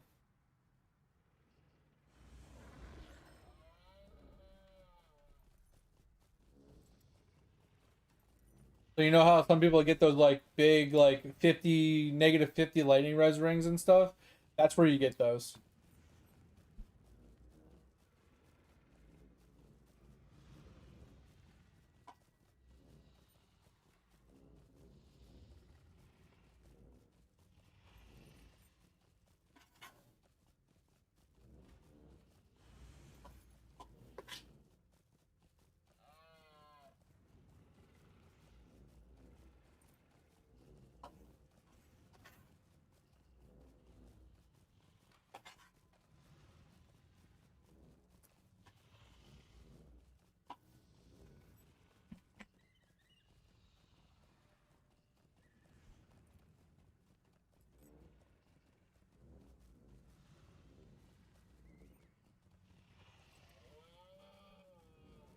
But yeah, Tover, about the Ragnarok X-Men, like I agree. Like the sheer fact that I can auto run like I am now, like you know that I do in BDO, like the fact that it brings me to the quest areas and it, like auto fights for me and stuff. Yes, the sense of accomplishment is a lot lower, but I'm not looking for sense of accomplishment. I'm looking for something to pass time. I'm looking for something to entertain me. You know, give me something to do. I'm not bored out of my mind. And the game kind of gives you that in the sense of yes, I'm not actively clicking buttons and fighting myself, which I could in theory. You do have the ability to do that,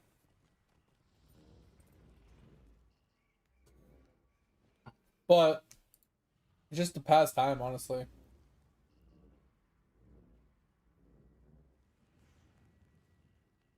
Oh, you got two of those? Nice.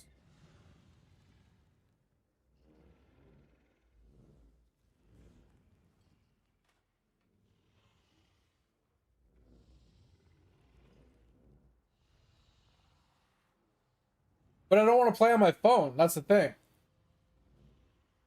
I want to play on my PC. I don't want to be staring at my phone and having to charge my phone 24/7 and I don't like downloading anything on my phone.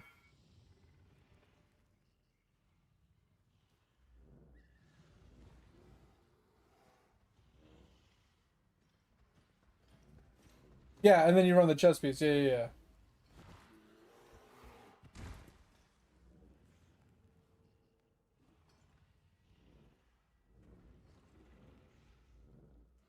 Yeah, so you tossed all of that onto your follower and you just Giga Chad your damage, right? Yeah, I saw the amulet.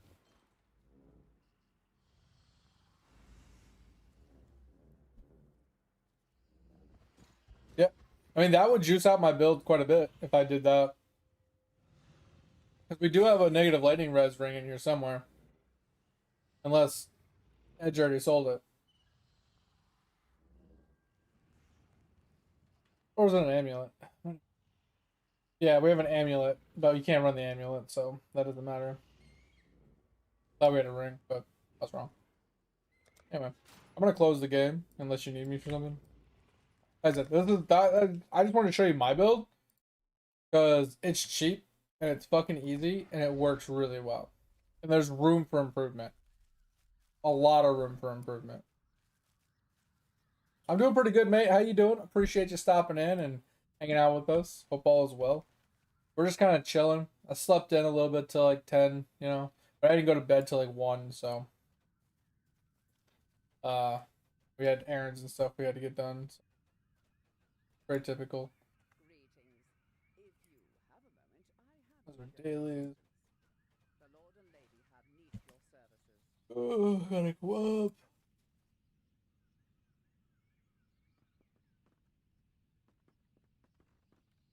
May the stars of Elbereth shine upon you.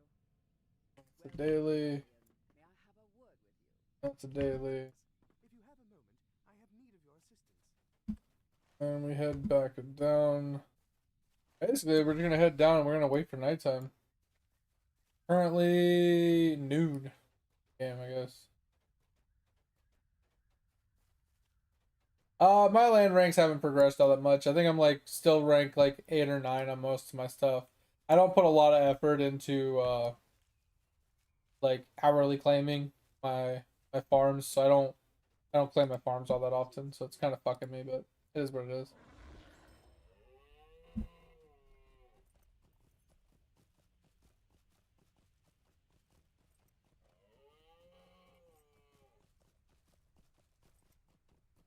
That's crazy, Diablo. But I mean, I could see it. Is he running the negative lightning follower, and then he's just running like skelly mages with lightning?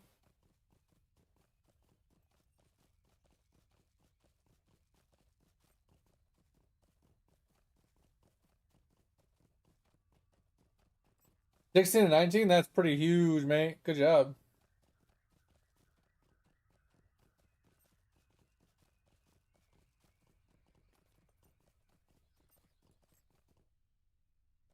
I think there's something in farming that I'm missing. Not so much that I'm missing, like it's just something I haven't figured out or I haven't clicked on yet. Um, but we'll go to it in a little bit.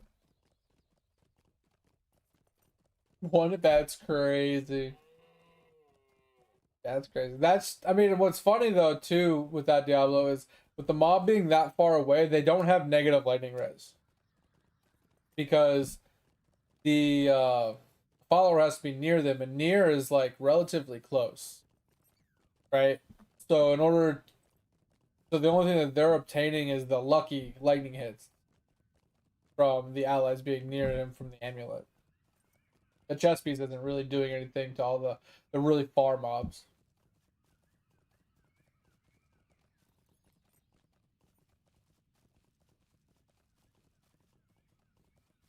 Yeah, that's good, mate. Getting that juice going, man. That juice. Juicing. Oh. Oh. Man, oh man. Would you like a cup of water? Oh, You thanks for look the thirsty hydrate. as fuck right Oh, now. God, let me drink that.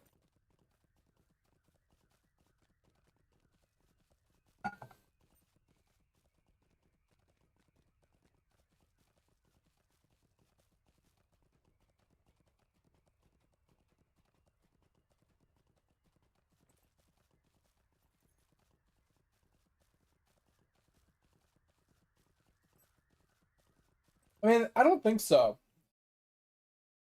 Um,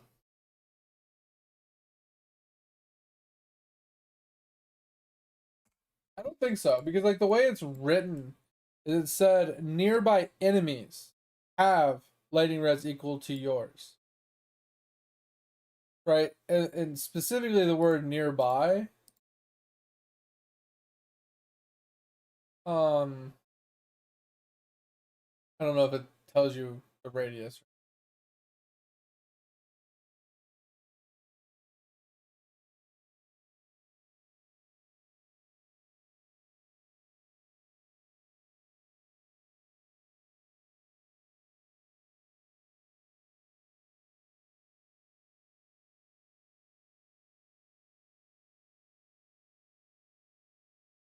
Yeah, there's like no indication of like what the radius is.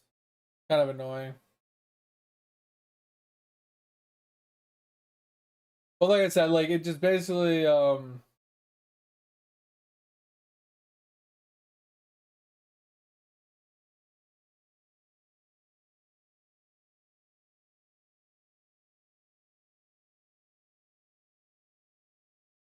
because each one of them is different, right?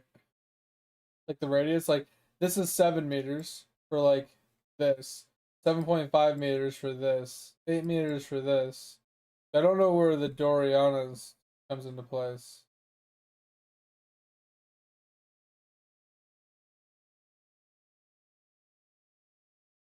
I find it weird that I just hovered over something and it had an actual image of an item.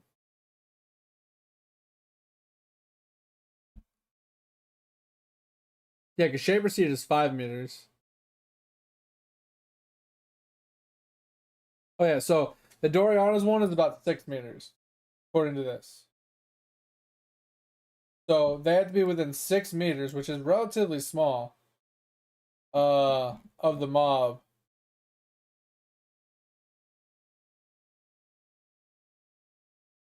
To work. I mean, it's not too small. It's all the way out of here, so it's almost the full screen.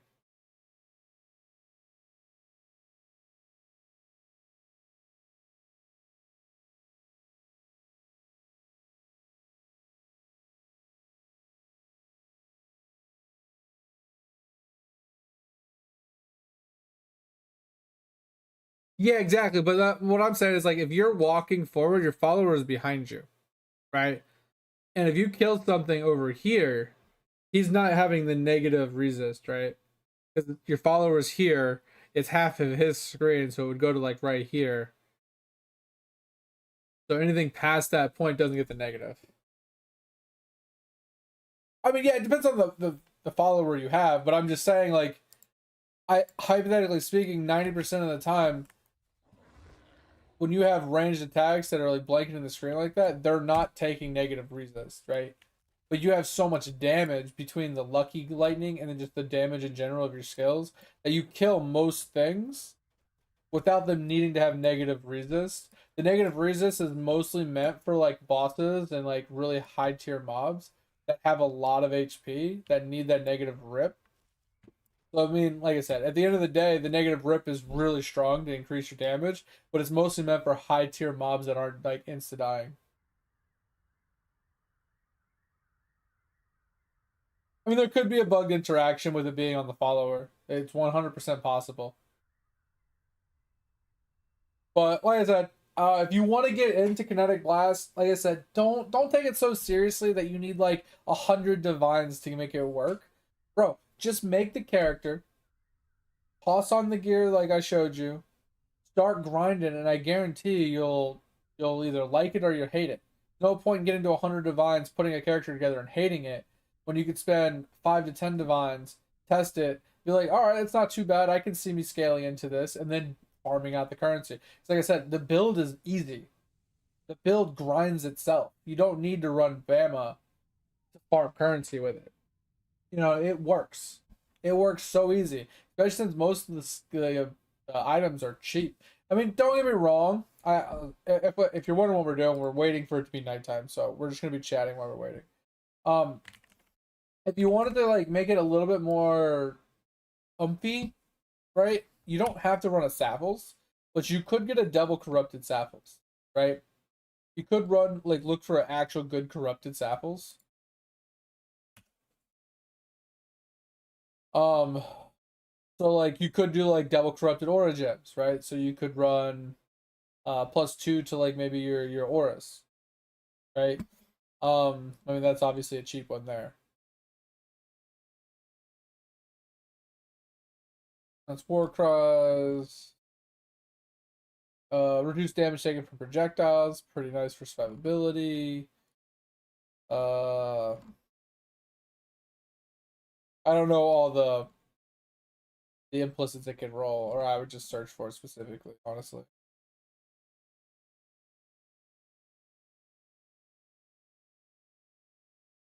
Yeah, I think this one's really strong if you put your auras in it, honestly. The +2 to auras is pretty nice. I mean, you do have the generic +1 to level of socketed gems in general. That could be useful as well. An extra 5% chance to block, but here's the thing. You cannot block attacks, so that is a dead. That's the actual dead implicit, so this thing shouldn't even because this block chance means, I mean technically it means something, but it doesn't really mean anything in the grand scheme of things.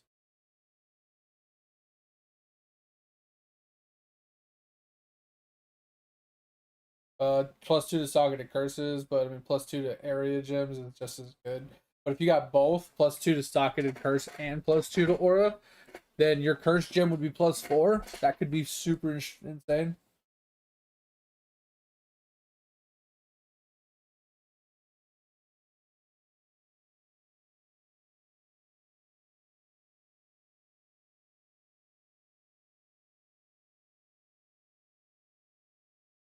Yeah, that chest space, I bought it what 2 weeks ago, I think, Diablo. Maybe yeah, maybe 2 weeks ago, roughly. For 8 divines, but mine was 6 linked with the right colors that I was looking for. So I spent a little bit more to get the correct color, so I didn't have to color it myself. Oh, this one's pretty good. You take reduced extra damage from critical strikes. This one's pretty solid. So like I said, you could go a little bit more and get like a corrupted version to try and get a little extra juice out of your build for like this cheap item, right? Um for the badge of the Brotherhood, you could do the same thing, but you want to make sure that it has the correct uh it has the correct anoint on it beforehand because you don't want to have to use a tainted oil because tainted oils are stupid expensive. Like look at this shit. Tainted oil, right? That's what I want. This is what I have, right? Just search for it. Like 800 chaos for 1 tainted oil. That's like 4 divines. You know what I'm saying? Like that's crazy. When you could just do like a replica. Like obviously this is corrupted, so we'll go to uncorrupted just so you can see. 50C for a badge, right? Like, I'm not gonna spend 4 divines on something like this just to be able to anoint it, unless it has a very good corruption on it.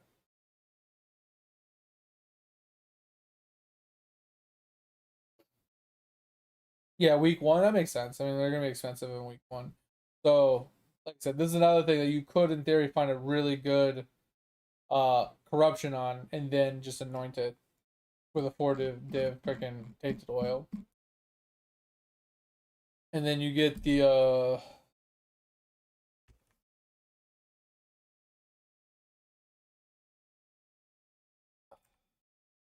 don't remember the name of the belt.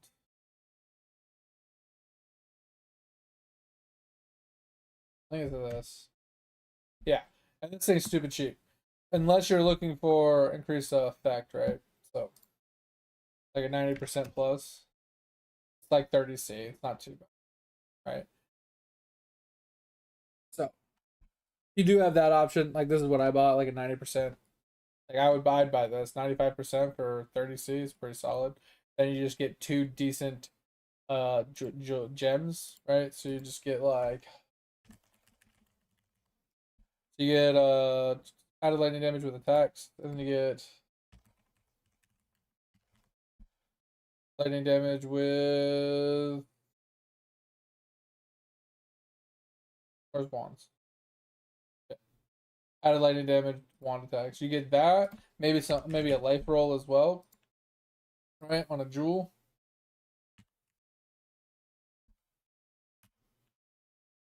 And like yeah, like this right here.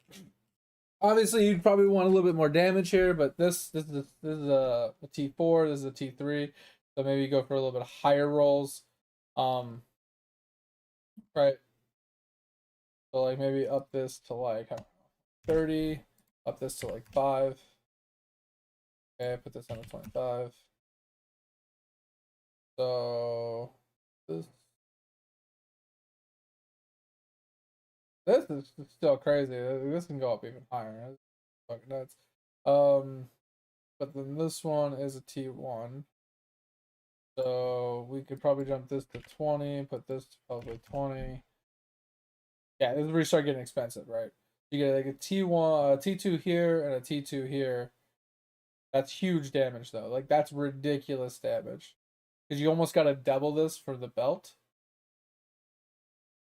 Like I said, you don't have to go big dick, right? You can go. You can get starter shit, right?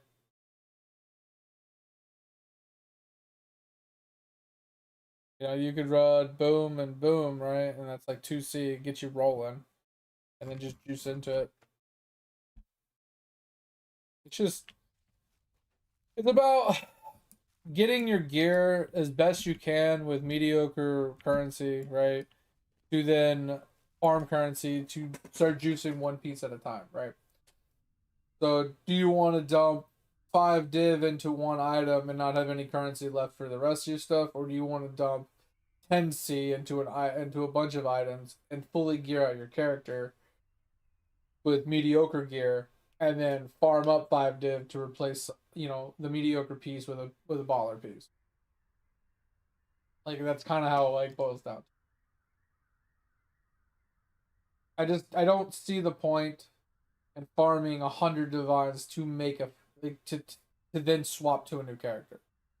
Like if you're gonna farm 100 divines, like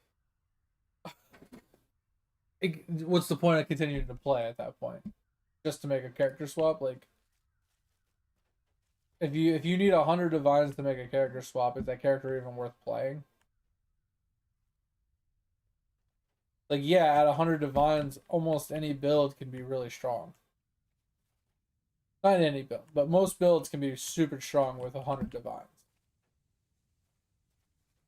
You know, even like an RF build can be pretty strong with 100 divines built into it. Like,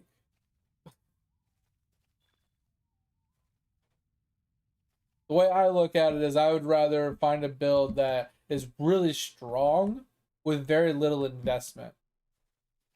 If I could only spend, like, if I could find a build that can crush T16 maps reliably and basically never die, and I can spend less than 5 divines on it, that's a winning build in my opinion. Because then I can scale that up harder with more investment to make it even stronger and stronger as I get more currency, right? Versus, hey, this character can do T16 maps at 100 divines. Like, 9-day difference. 5 divines, 100 divines. You know what I'm saying?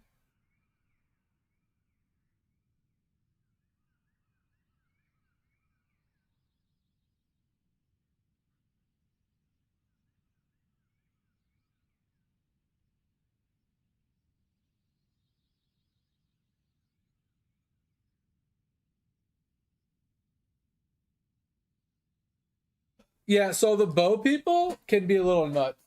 Especially cast on crits, bro. Cast on crits can be crazy. Or just like the pure like amount of projectiles on the screen blanketing shit can be just rough for a lot of PCs.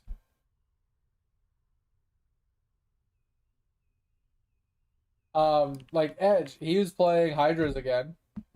That is PC intensive for sure.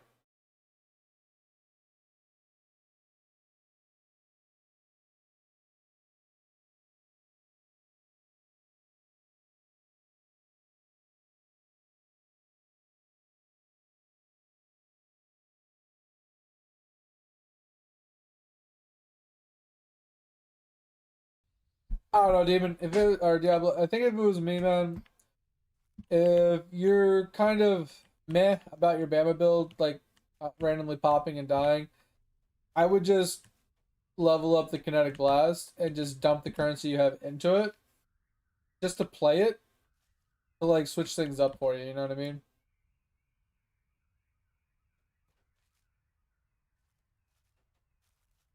Yeah, hydras are still a thing. The problem with the hydras though is even if you like juice out the build, they are very susceptible to like corrupted blood and degens and stuff, so they can easily kill themselves.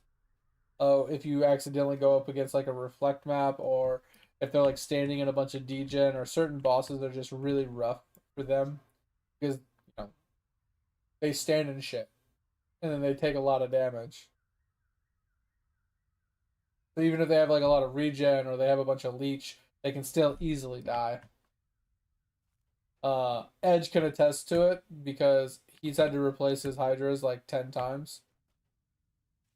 Between accidentally running a reflect map and not realizing it, or running a boss that has like a bunch of degens or something, it just it just kills his hydras, and then he has to spend an hour trading people because trade sucks so much in fucking Path of Exile that no one wants to answer to do a trade for fucking hydras. So he's just sitting there twiddling his thumbs waiting for people to answer.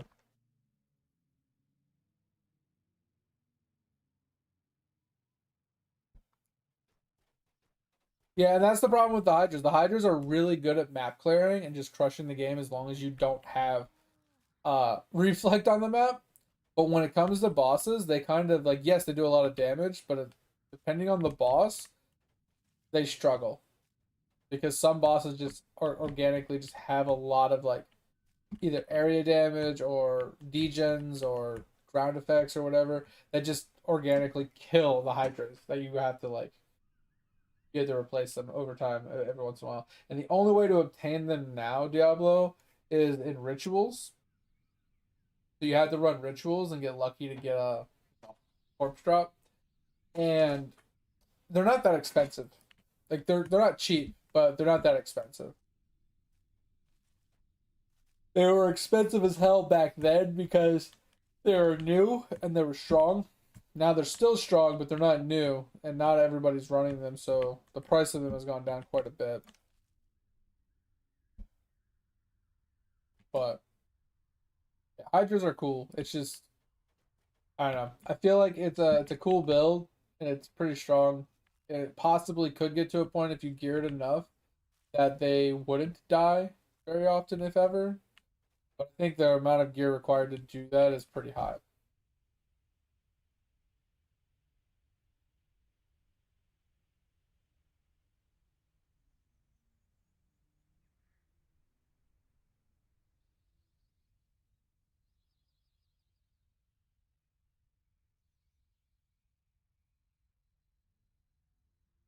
Yeah, and that's the thing, dude. I was like, they did trade this way because they wanted there to be personal interaction and social aspects to the game. But here's the dilemma: is the way the community is. Do they don't want to stop clearing maps and making currency to leave a map to do a sale. If they're already in their hideout, they'll do the sale, but if they're in a map, they will not respond to you. They will not message you after the fact, be like, "Hey, do you still need this item? I was in a map," or anything like that. They're like, "Oh, this is worth 15 divines. It's not worth my time to leave this map to go and make 15 divines off of this item. Like, it's just not worth their time." So they refuse to even answer you. You go through like 50 to 100 people messaging people, trying to find one person that's actually willing to leave their map or that's AFKing in their town to actually do the trade for you. And it's ridiculous. So I think in this day and age, they need to just bite the bullet and say, hey, we need to reevaluate the trade system in the game because the community kind of refuses to do trades. Like, I feel like if a person refuses to answer whispers for a trade X amount of times, that they should be temporarily removed from the trade site. Like, their items should be temporarily disabled from the trade site.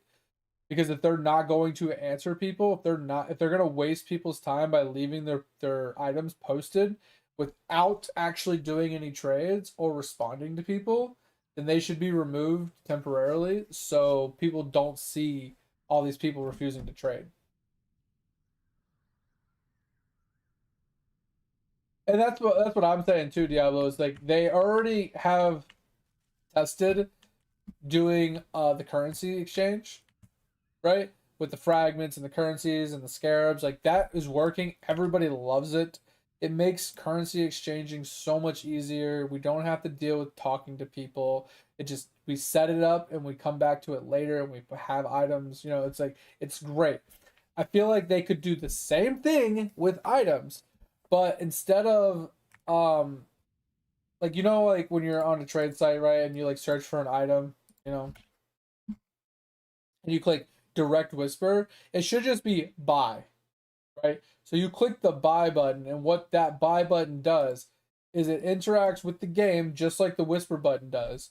But instead of whispering that person, it specifically just purchases that item from that player, which is being dealt with by the NPC, right? So you go to your NPC, you drop the item to your NPC and you set the price that you want someone to buy it for on that NPC, just like you do with the currency right now, right? So you say, hey, I have divines, I want to sell it for chaos. You set the how much you're selling and how much you want it for, and you come back and it's done. You do the same thing with your item. You put it in there, you say how much you want someone to buy it for, you pay the gold for posting it, and then when someone clicks the buy button, right? The NPC has access to your currency tab. That's the only way it would work. Is it would take the currency from your currency tab and it would give it to that player via that window, via the NPC, and the item would then end up on your NPC. Right? It would just swap. Do little swapsies just like the currency currently does. That's all they'd have to do. And then people can sell items while they're offline. People can sell items without having to be interrupted doing their maps or whatever it is they're trying to do, right? If you're running fucking a Maven fight and you can't leave in the middle of the Maven fight, like, you know what I'm saying? You can't message either. Like, it causes these problems. So if you could just trade without interacting with players, it would be useful. Because then you could just trade. And if you needed an item, you could just click buy, and boom, you have the item. You don't have to wait for someone to get out of a map. You don't have to wait for someone to respond to you, or if someone's AFK, or if someone goes offline, or whatever the fuck. It just does it. Now, don't get me wrong, that allows for certain people to price fix items and, you know, things like that, where they take Cute Dog, for example. He had so much currency this league, and it was like later in the league that he wanted to kind of fuck over the TFT market. So what he did was he used all of his currency to buy all the golden all flames. I don't know if you've seen them before, but he bought all the gold all flames off the market. I don't think these are it. Where's the gold one? This one, the gilded one. He bought every single one of these off the marketplace. And he was the only one that had them. He just kept buying them. So what was happening is the TFT market, they would sell gilded for people to make like 1,000,000 gold a run. So that you plop one of these and you run a map, someone with like a massive amount of like item quantity and rarity would clear everything in the map for you, and then you would just pick up your gold. That's what the TFT was selling services doing, and instead he bought all of them and did it himself. He wasn't even selling services, he was providing gold services to his viewers, but he bought all of the items. And like that's the one thing that that kind of system would allow, is for really big like currency farmers to be able to buy out all of a certain thing so no one else can have it. That's the one downside to it. But at the end of the day, technically they can kind of do that already, as long as people are actually going to answer him. But yeah, that's something I really hope that they actually do and they look into and they implement soon, because if not, the game is almost going to be dead to me soon. Like I almost refuse to trade as it is. I don't sell items hardly ever anymore. Because I don't want to have to deal with people that message me for an item. I invite them, they accept, they come to my hideout, I send a trade request to them, they leave my hideout, leave my party, and then never trade me. So now, not only have they wasted my time, but they've also wasted one of my portals for my maps, you know, kind of completely and utterly just got me out of what I was doing to do something for them, to then fuck me over and just leave without paying me anything. Now I have to repost my item. Like it's such an annoyance. And I'm hoping, well, Edge brought it up, but I'm hoping that what Edge says is true, or is going to happen. I guess is the better word. Is I hope that when PoE 2's league comes out, that they test a trade system there to see if they're going to implement it in PoE 1.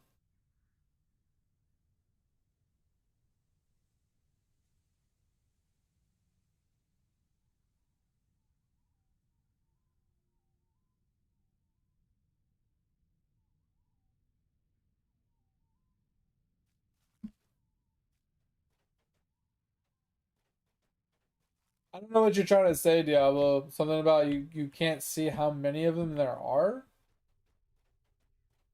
Because if you use the trade site and you can see how many items are there. Like how many people have it posted. You can scroll down and just click buy, click buy, click buy, click buy. You know what I mean? Just scroll down and just keep clicking the buy button and just buy everything you can find. It would be really easy. Like literally.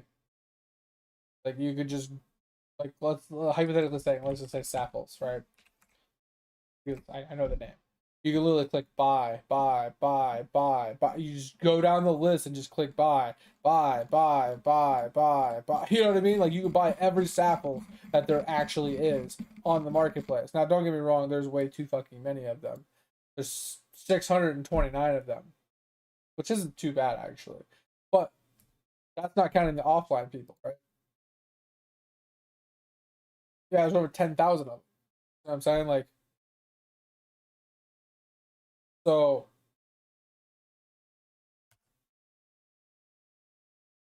you can see how many there are.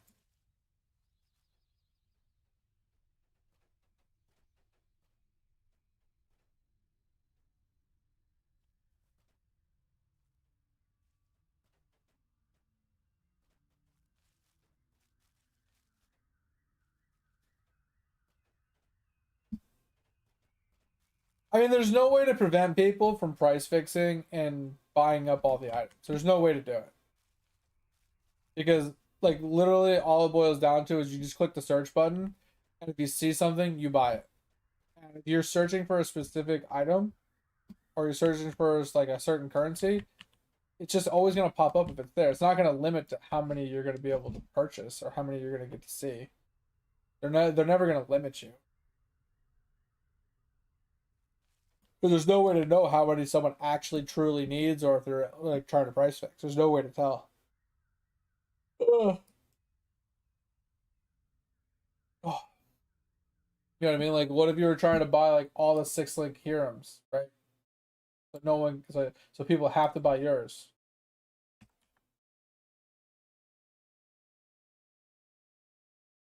What we were looking for? Yeah, like, what if you were looking for this, right? And you wanted the 6 links only? You're like, okay, there's 98 of them. So you buy all 98 6 link Hirams. A lot of money, don't get me wrong, right? Obviously, the ones down here you probably wouldn't want to buy, right? Like this one down here is like it's all white sockets, yeah, so it's worth a lot. But you probably wouldn't want to be spending 80 divines on these. You're probably going to buy all the cheaper ones. You know, maybe you buy all the 60 belows and you price all of them back up at 80. So now you're price fixing them up to 80, and every time someone posts one for less than 80, you buy it and put it up for 80. Right? You just rinse and repeat that, and you just price fix something. It's not hard when you have enough currency. You can do that with literally any item, and it happens all the time. Like a new build will get quote unquote posted by a popular streamer, and people will go in and buy every single item for that build, like thousands and thousands of items, to then price fix them 10 times the price they bought them for, and then make like 1,000 times profit.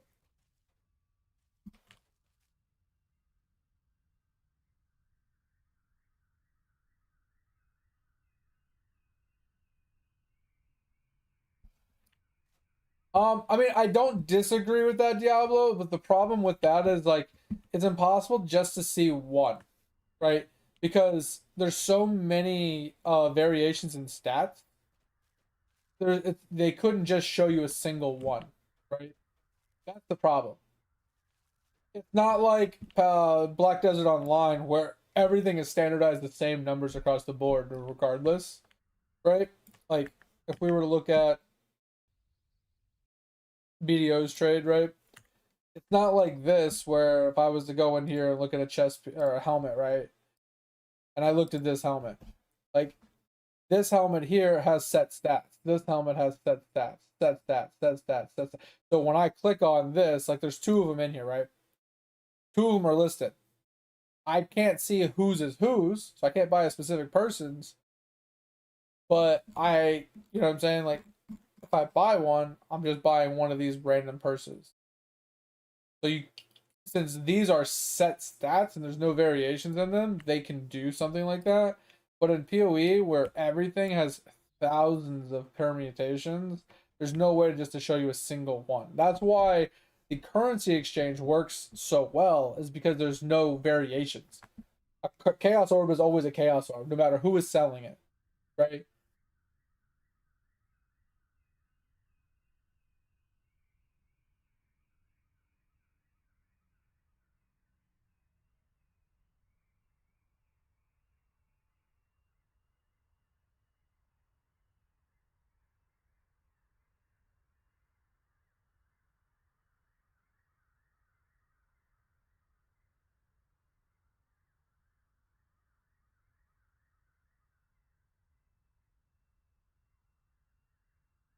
Dark Lord Ceremony, what up? Necromancy? Not so much. The dead should stay dead. Just saying. What's going on, Ringmaker? That's a cool name, not gonna lie. That's actually a pretty sick name to be in Lord of the Rings category.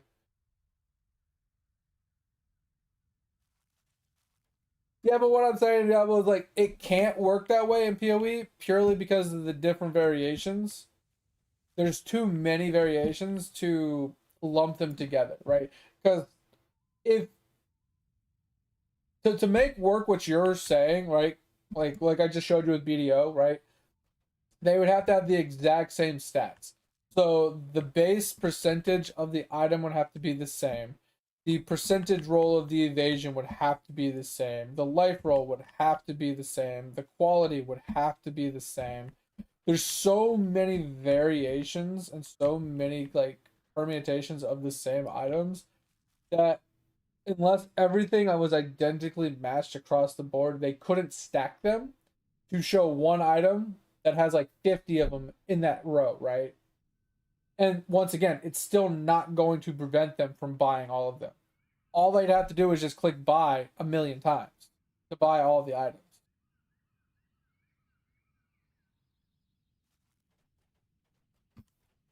Are there people that try to price fix things on a lower end instead of a higher end? Because here's the thing, if they're gonna price them lower and they're gonna price them lower, if they're answering, that's fine. Like obviously you're trying to make money, right?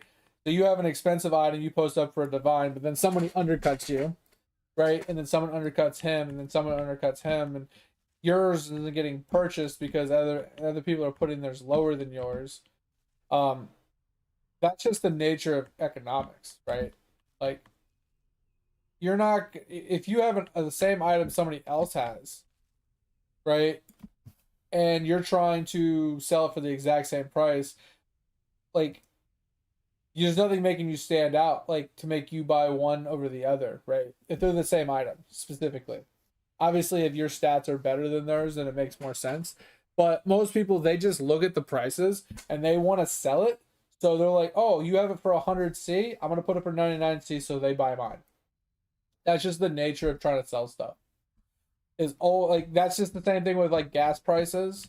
That's the same thing with like milk prices at the store. Like it's the same with anything that you can think of when it comes to economics is what is going to make someone pick yours over somebody else's? Oh, it's a fraction cheaper. I'm going to save $1. People are down for that. I'm going to save 10 cents, right? Anything that is involved savings is going to work. So there's no way to fix price fixing on the lower end, like for people lowering the price of things, because it's not so much that they're intentionally buying all the expensive items and then putting them at a lower end.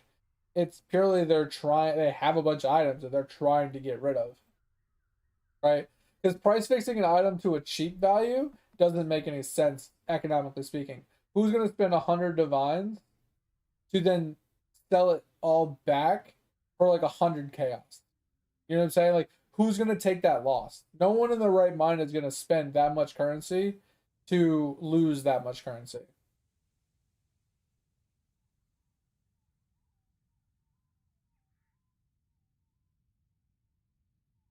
And don't get me wrong, there are some people out there that do place an item, like they have one item and they put it in at like one chaos, even though it should be like one divine. So they're skewing the results heavily. Um, but if you ever message that person, they refuse to answer. And that's what I was saying before.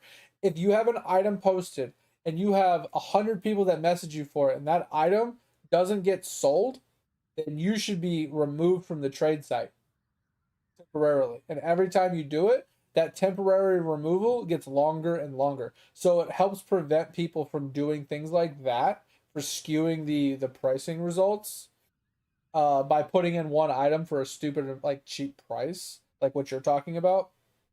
Because here's the thing, at the end of the day, if I hit the search button and I see something that's 10C and then everything after that is like a divine, then I know that that person's not going to answer, right? I message him, I wait 5 minutes, he never responds. I message him again, I wait 5 minutes, he never responds. I know for a fact he's never going to answer. So in theory, yes, he's trying to price fix, quote unquote, or at least in like fuck up the price like the price algorithms and stuff. But at the end of the day, when you search for it, you know it's going to be a divine because everybody else is posted at a divine. It's just that's what it boils down to. Now, don't get me wrong.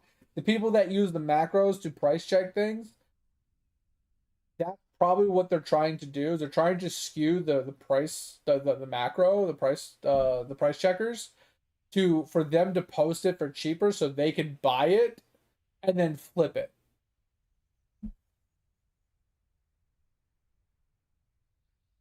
Right. And that is a problem. And this is why I say like that's why there needs to be that built-in if I message somebody for an item, if they do not respond to anybody that messages them, or that item doesn't end up being sold like to another player after X amount of messages, then you just get removed from the site. Right? But once again, if it was an instant transaction instead of a whisper to a person that messages you that you know finally invites you, that finally trades you the item, that you finally get the item you're looking for, if that was removed and it was just simply click the purchase button and then you ended up with the item, it wouldn't matter about price fixers because they wouldn't be able to prevent someone from buying the item. They would post it for ridiculously cheap and it would just be purchased. Someone would just purchase it. There's no end of buts about it. So they couldn't price fix like down. They would only be able to price fix up. Right? So that's why I'm saying like the auction house system slash, you know, offline trading and stuff would just benefit everybody because there wouldn't be those low end price fixers. It just gets rid of that completely.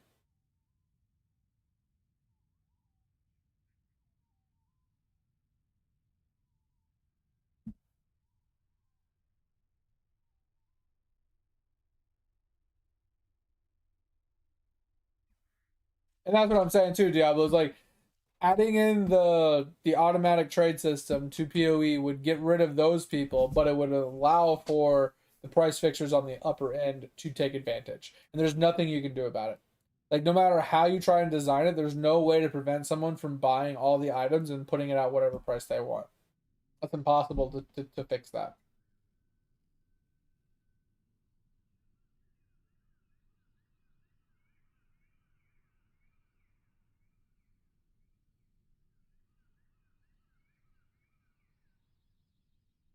Yeah, bidding would be a cool aspect if they could add that in because you know how some people post 10C or best offer, but here's the thing. Since it's based off of a person like taking the whispers and in the information or whatever, how long do they wait to take the best offer, right? What if they're getting one message an hour for the item?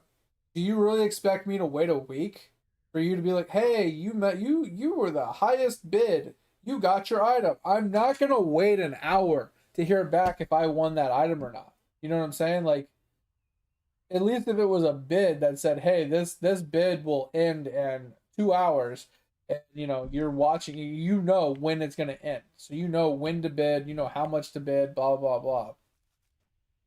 That would be cool because then you could probably get an item for relatively cheap, kind of early on. It'd be kind of cool. Oh man, so this fucking nighttime. Hurry up, please. We're in dusk. I just want to light these things.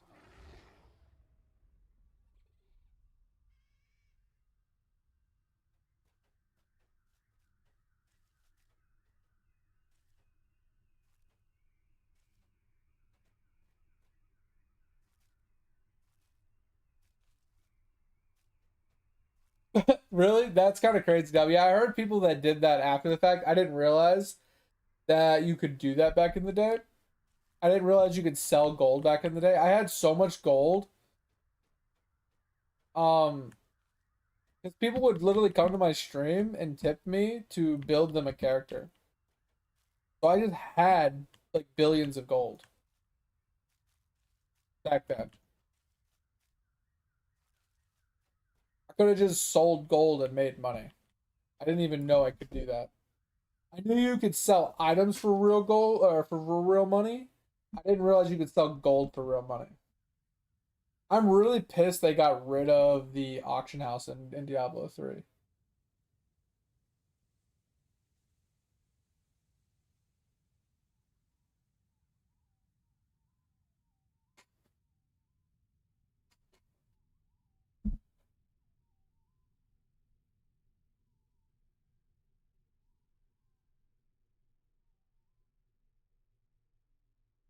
Really? That's crazy.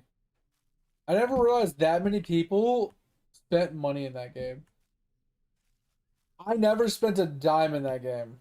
And the only thing that I did in the auction house, if I'm being honest, in that game, is I went to the bid section and I bought Echoing Furies every day.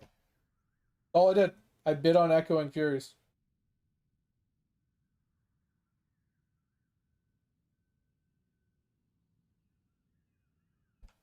Yeah, to get a job again.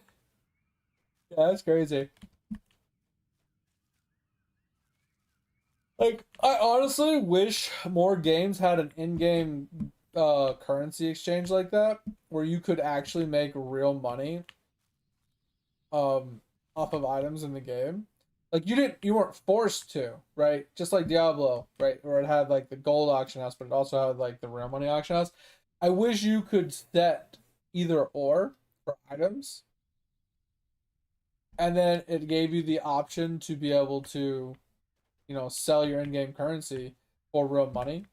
I think that would be really sick. So people can buy the currency from you for X amount, and then you have the real money to then turn around and do whatever. Like, so that way, like, currency is constantly exchanging hands, and people are constantly like, you spent money, and then I sold stuff to get money from you, and like the currency is constantly just changing hands, kind of like a stock exchange almost. And then some people are taking advantage of the whales and making IRL money off of them, so they don't even have to work anymore. Like, it's just a cool system.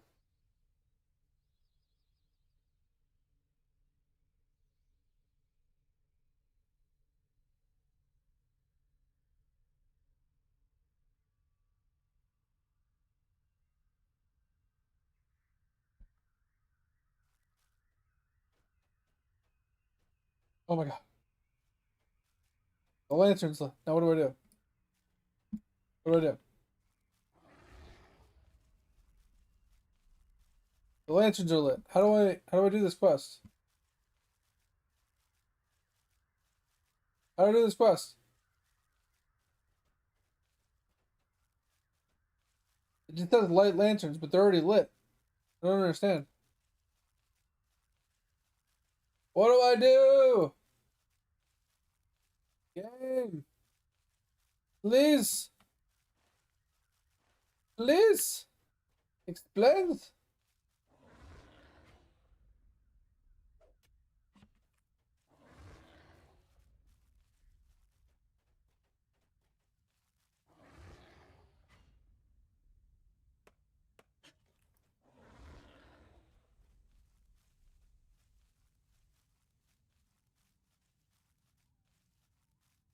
I don't understand.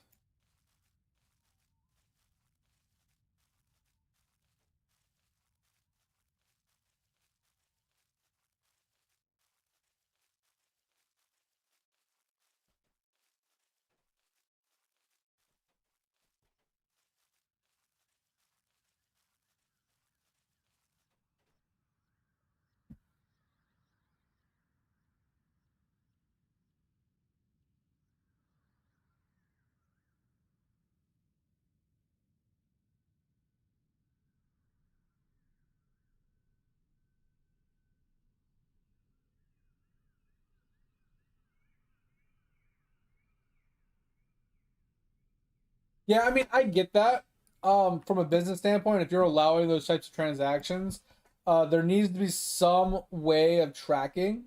Like, you know what I mean? Like, so the way I find it would be something along the lines of every user account should have so when you sign up or when you accept the terms and services of IRL transactions, you need to set up some form of authentication of you are who you say you are. You have to prove who you are, right? So you have to give them proof of identity and some way that they could send you your transaction profits and losses or whatever, right? So hey, you made X amount of currency this year via this program, right?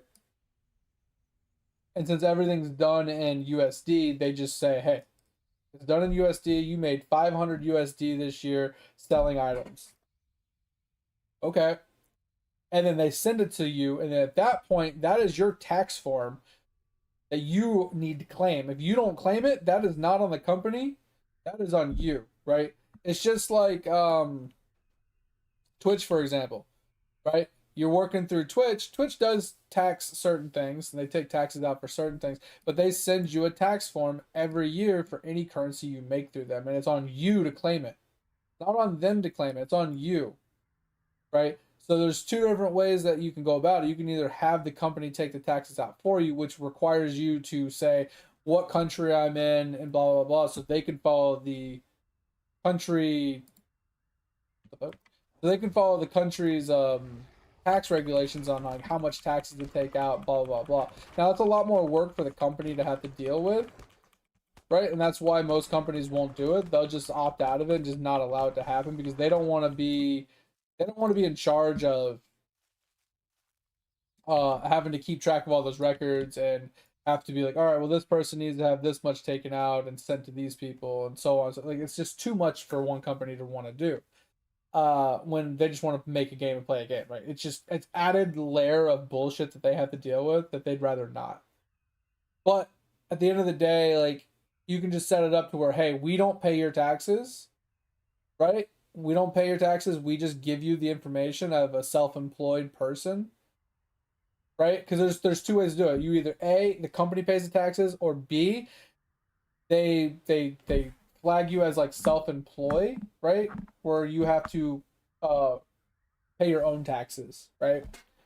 So that's all the company would have to do is just do it in a way where the person is like responsible for paying their own taxes on the currency that they make via that process. And then on top, like all the company would have to do is just keep a record of how much that person has made through the year. Send them the form saying, "Hey, this is how much you made using our program. Go pay your damn taxes." And if they don't pay the taxes, that's on them. That's not on the company, right? Because at least at that point, the country can be like, "Hey, can we have a list of everybody from this country, blah blah blah, that made currency?" And you'd be like, "Hey, boom, database, checklist, Switzerland, boom, everybody from Switzerland, here you go," right? Like it shouldn't be too hard to do it that way. But once again, at the end of the day, does the company want to have to go through that much hassle? You know what I mean?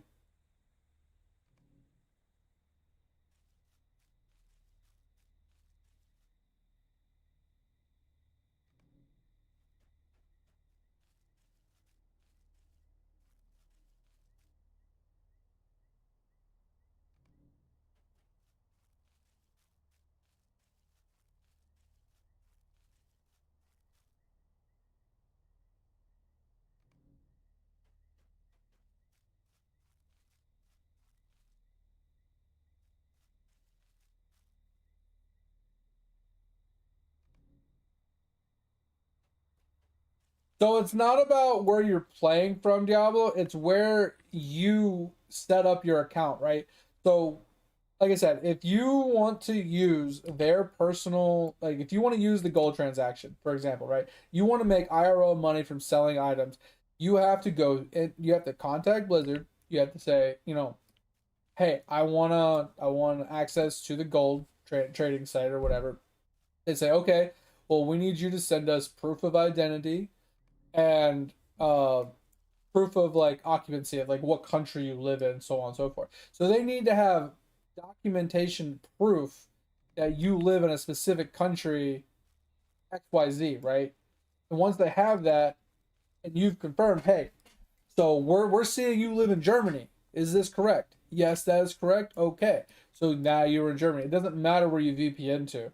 Like they're not looking at that. They're specifically taking your personal, actual IRL documentation proof of where you live, you know, and stuff like that. And if you lie, then that's jail time. That's not just a slap on a wrist or whatever. This is the this is the information they gave us. This is the information they provided to us. This is what they told us, and they confirmed that this is all correct. That's on them for lying. That's not on the company. The company took all the information, they inputted all the information. You know, that's just like going to a bank and giving false information. You know what I mean? Like you can't lie on your fucking tax forms and shit like that and not expect to go to jail. Like I said, it does get complicated. It does go a little over the top. It does get a little irritating. And that's why companies won't do it.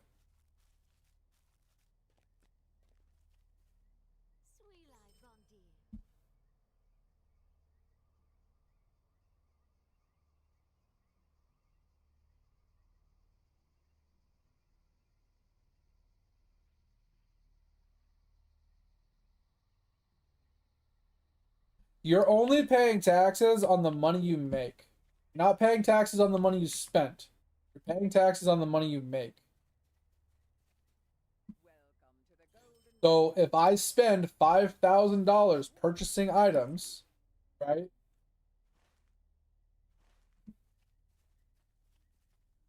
Um, sorry. If I spend 5 grand, sorry, I'm trying to do this quest and I'm confused. I don't get taxed on that money. Like I don't get taxed on the money I spend. I only get taxed on the money that I make, right? So then if I turn around, I spent 5 grand on items and I turn around and sell it for 3,000. I've lost money, obviously, but I get taxed on the $3,000 that I made from selling stuff.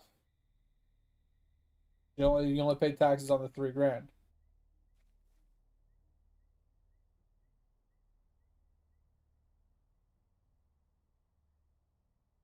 Yeah. It's just like what are those things called? I want to call it an IRA for some reason. But it's just like investments, Diablo. I can take $10,000. I can go to an investment firm and say, "Hey, here's $10,000. Can you go invest it into different companies and stuff for me and make me money?" And at the end of the year, let's say they doubled my money. Let's say that I have $20,000 with them now. There's two ways that you can set up the account. One is they pay the taxes on all the money you made through the year. So at the end, when you take money out, you don't pay taxes on the money you take out. Or you cannot pay taxes on anything until you take it out. So let's say you have $20,000. I don't take it out. I don't pay taxes on it. Right? I'm not a big tax person. I'm not a big investment person, but there are two ways of doing things like that. Right? You don't have to pay taxes on things unless it's actually income. Right? Unless you actually physically obtain the money, you don't have to pay taxes on it. So let's say it's in a Blizzard wallet, right? Say you have a Blizzard wallet, you add $100 to a Blizzard wallet. You spend $100 on a bunch of items and stuff like that. Now you have $0. Okay. You take those items you purchased and you turn around and sell them and you flip them, and now you're at $1,000 Blizzard currency. Okay. Let's say you take that $1,000, you reinvest it into some other things, and it turns into $10,000 Blizzard stuff. At the end of the year, you have $10,000 sitting in your Blizzard account. $10,000 Blizzard account. You have not withdrawn money from your Blizzard account to your personal account yet. So you have not made any money. Does that make sense? So you don't have to pay taxes on that $10,000 in Blizzard because you have not obtained that $10,000 to your bank account. You've only obtained it to your Blizzard account. Does that make sense?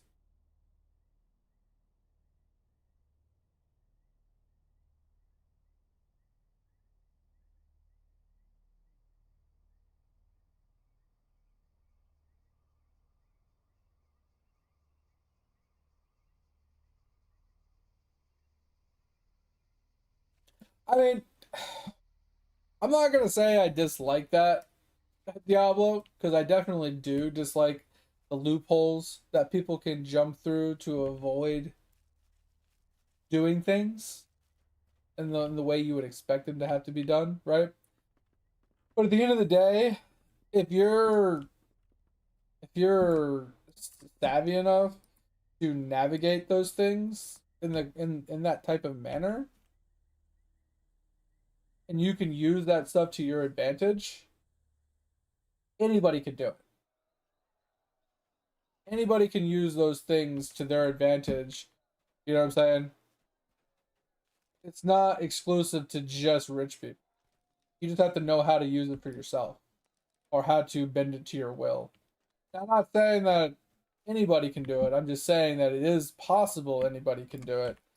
It's just easier for rich people to do it because they have more means to accomplish it.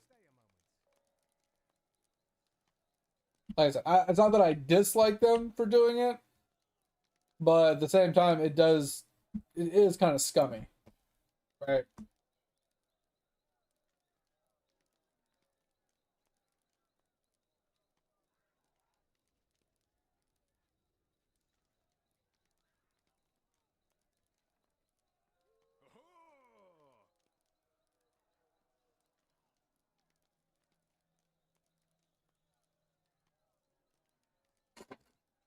Why can't you? I mean, why can't you? If you have yearly income via investments and stuff like that, you can prove that you have that much money coming in per year via your investments, year after year after year. Why can't you use that information to get yourself a loan? Mind my words, traveler. Might you spare a moment of your time?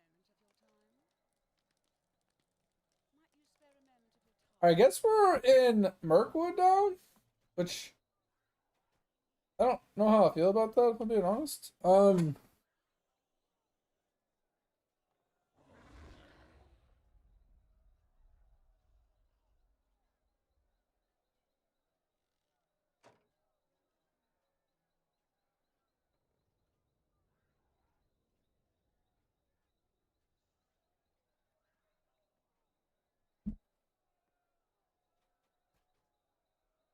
I don't understand the math here, Diablo.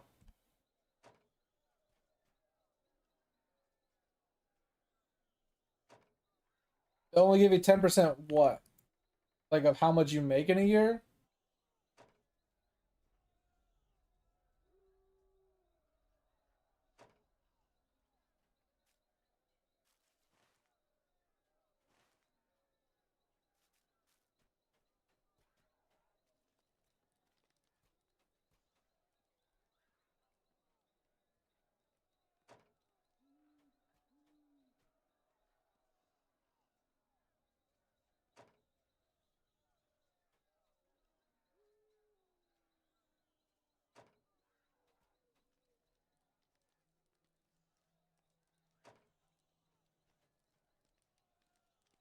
Because like I'm not like a loan officer or anything like that. I don't deal with that stuff. I don't know anything about it. But just speaking in terms of like if I was ever to loan anybody money, if they make $100,000 a year in assets, just from investments and stuff like that, and they wanted to if they wanted me to loan them $100,000, I wouldn't do it. And it's not because I don't think like it's not because they can't prove that they make that year after year after year. It's because like they have to be able to make the payments. Oh, yo, thank you for that follow. That's insane. Thank you, the second person to do that for me. Hold on a second. I want to thank you properly. I need to open this up so I can see it. Give me a second. Give me a second. Was it Tim? Tim! Tim with the sub. Let's go. Yo, I appreciate that. Thank you, thank you, thank you. Hope you're having a good day. Hope you're enjoying the stream. I know we're just like randomly chatting and gibbering and not doing anything important. I'm just kind of on autopilot chatting with people. So it is what it is. I appreciate you though. Thank you, thank you, thank you. Thanks for being here. Thanks for watching. But what I was trying to say, Diablo, is like, uh, most people, from my understanding, like the way I look at it, is you shouldn't be able to ever ask for a loan for the same amount that you make a year. if I work a job, a 9 to 5 job, and I make $50,000 a year, there's no person in their right mind that is going to loan me that same amount of money per year, right? Now, they might loan me more on a long loan, like a 30-year loan, like a house, right? Like if I make $50,000 a year and I want to buy a house, that's 500K. They might, depending on, a bunch of other circumstances, they might give me that loan for 500,000 on a 30-year loan. Because it's over 30 years, they know that in over 30 years, depending on the math and everything else that goes into it, the percentages and blah blah blah, that I could afford it, right? But they wouldn't give me $50,000 when I make $50,000 in a year because I wouldn't be able to pay it off. They know, like mathematically speaking, they know I cannot pay $50,000 in a loan for a 1-year loan while still paying all my other bills. It's physically impossible. Rich people, on the other hand, they might make $100,000, in a year, quote unquote. We're just using 100,000 as like the number here. Let's say a million, right? They might make $1 million in investments every year, but they make more than that because that's just their investments. That's not talking anything else that they have an income wise. But they also don't have as many bills because almost everything is paid off. All their money goes into reinvestments, that goes into purchasing, new companies and whatever. So they have a little bit more leeway because if they don't pay, they can pay because they have enough assets that they can liquidate to pay what's needed to be paid. And that's how the banks look at it. It's not so much how much they're making, it's how much they're worth.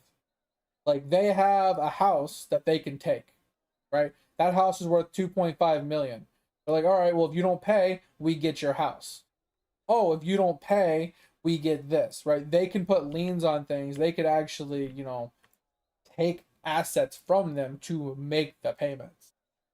That's why rich people can get away with like getting loans like easily, is because they have so much more net worth. I'm not a rich person, can't really speak from experience, but that's why I would expect or understand or think that that's why it would work that way or why they can get away with it. I don't know. Gain access to Mirkwood. Like, can we just like get rid of this one? Like, I don't know why, but like it says it's like right. Fucking, what is right here? That was driving me insane. Ugh, driving me insane. Oh.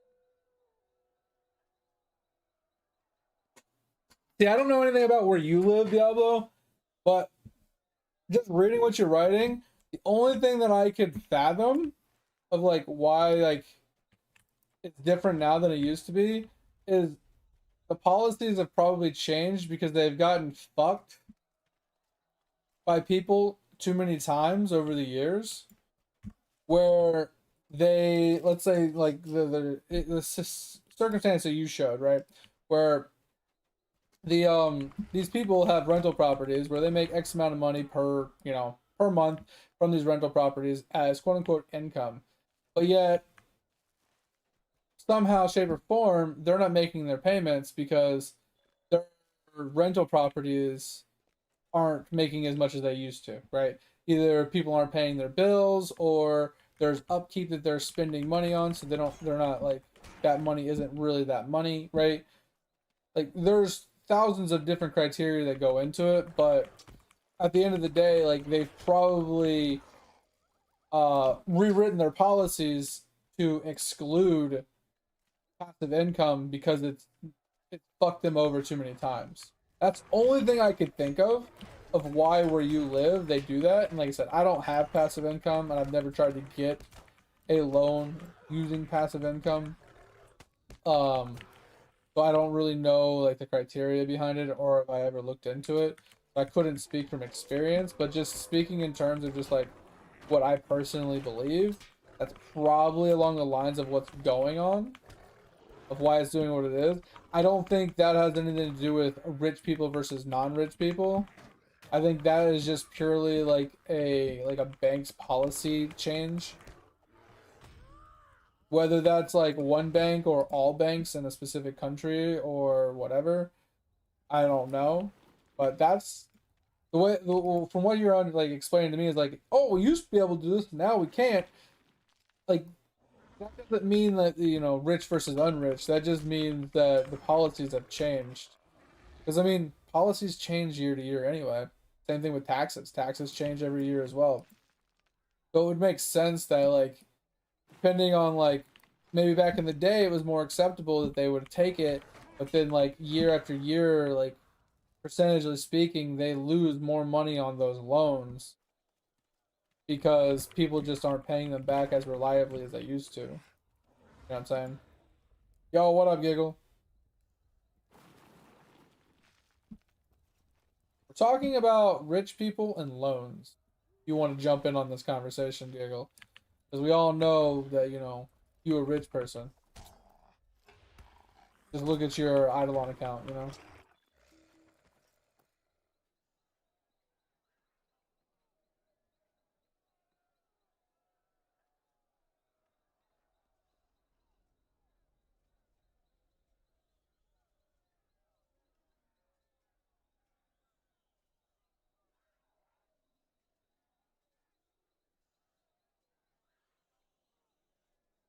Yo, what up, Bazaar?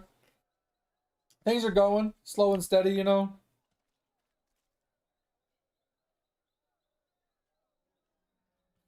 mean, you're not wrong, Diablo. Like, house prices have definitely inflated hella hard.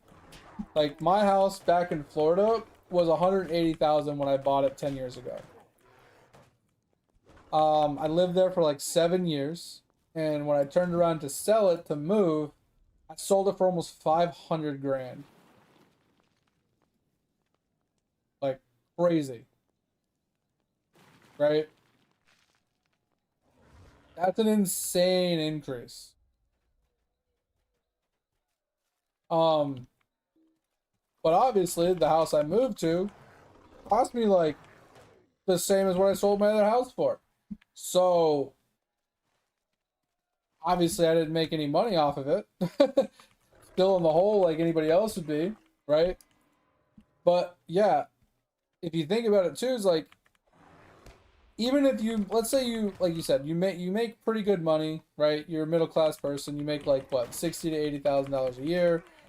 I don't know what that take home is per month. I don't know, what's that, like 4 grand a month or something like that? More than that? How much is that per month? We're talking before taxes as well.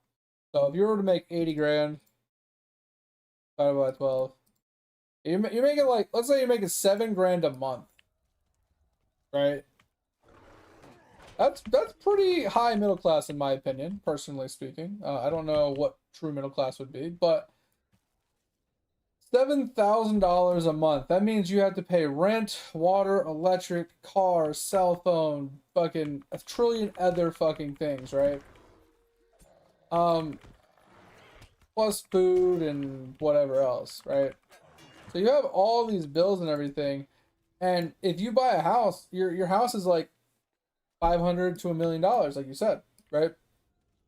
And depending on the percentage you get, let's just take like some numbers around the houses around where I live right now. Yo, who is this? Who's this? Who's this? Mate, did you hit me with the sub as well? Yo, I appreciate that. Thank you, mate. I appreciate that. That's huge. That's super generous. Thank you for chiming in on both. Well, it's just like some of my neighbors and stuff, right?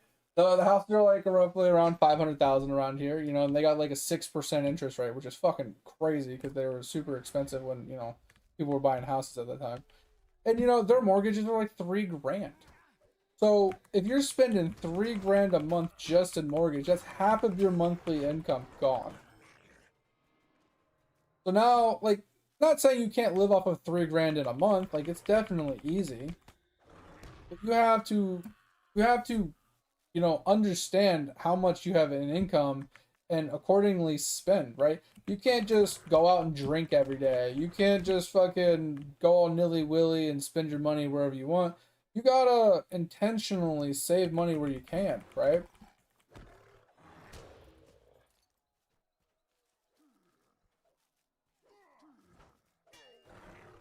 Because like let's take car insurance. Car insurance is roughly what? I mean, depending on like what your car insurance is and uh you know, if you have any infractions and blah blah blah and how many people are on it and like 100 other criterias. Let's say you're spending $200 a month in uh car insurance. We're not even gonna say you have a car payment. We'll just say you have a paid off car, hypothetically speaking, because car payments can be like almost $1,000 a month as well. But we'll opt out of that just to save us some money, right? We'll say you have a paid off car. So $200 in car insurance. You have $200 in cell phone bill. You have about what, $100 in internet bills. Maybe let's just lump a bunch of things together and say $100 in like streaming services and things like that. Um, so that's like $500 just right there. That's not counting like water and electric, depending on where you live and you know how good you are about like using water and electric. Let's just say water's like, you know, we'll overestimate it $100, right? And then electric's like 150, maybe 200 depending where you live. If you have gas, then we'll just say combined gas and electric is like $200. Like you're almost up to $1,000 just in bills. So that leaves you with $2,000 left to your name for pretty much food and any other miscellaneous bills you have. Yeah, that's what I'm saying, Giggle. It depends on where you live, and like obviously your house and the efficiency and a bunch of other shit of like you know that goes on. But you could spend a lot more. I'm just I'm generalizing here, right? Like making a point, right? That a middle class person buying a house nowadays is pretty hard, right? Unless you have a significant other that also works and or some sort of criteria that limits your bills or inflates your income, right? That isn't direct income, right? We're talking passive income. If you have passive income, then that helps. But if you don't have passive income, then it doesn't help. And what we were talking about specifically is Diablo was saying that where he lives, if you have passive income doesn't count towards taking loans out. So they only will give you a loan based off of the money you directly make via working, not what you make passively. Um, which, like I said, I personally don't think that that's a big deal because I don't have passive income, so it doesn't affect me. But for people that do survive off of passive income, what? I failed. I'm so confused. What? What? So confused. this way. What up, Skills? It's all good, man. It's all good. I mean, every sub helps. And, you know, we're working our way to trying to get, because I'm trying to get to 1,000 subs on, you know, on the YouTube account. But it's gonna be a slow and steady trek, you know.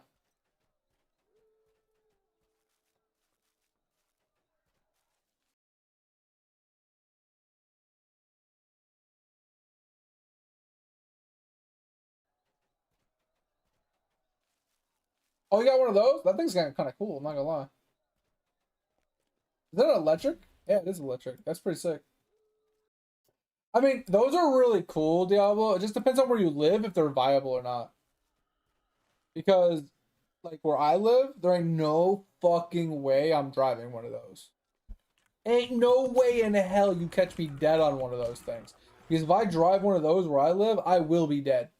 I 1000% will get run off the road, run over, killed in some way, shape, or form. People are fucking idiots. Plus, everything is like really far away, so.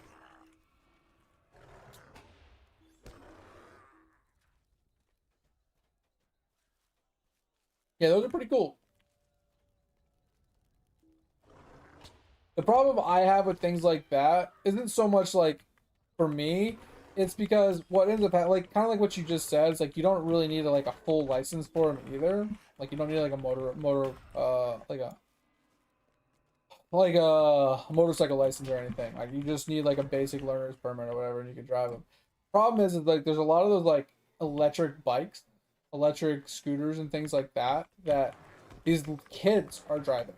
Like I'm talking like 12-year-olds and stuff, right? There's these young people driving these things, and they don't follow rules, like road rules. They literally just ride right out in front of traffic, down the middle of the road, just whatever they want to do. They blow right through red lights and stop signs. They just expect everybody else to just get out of their way, and it's ridiculous.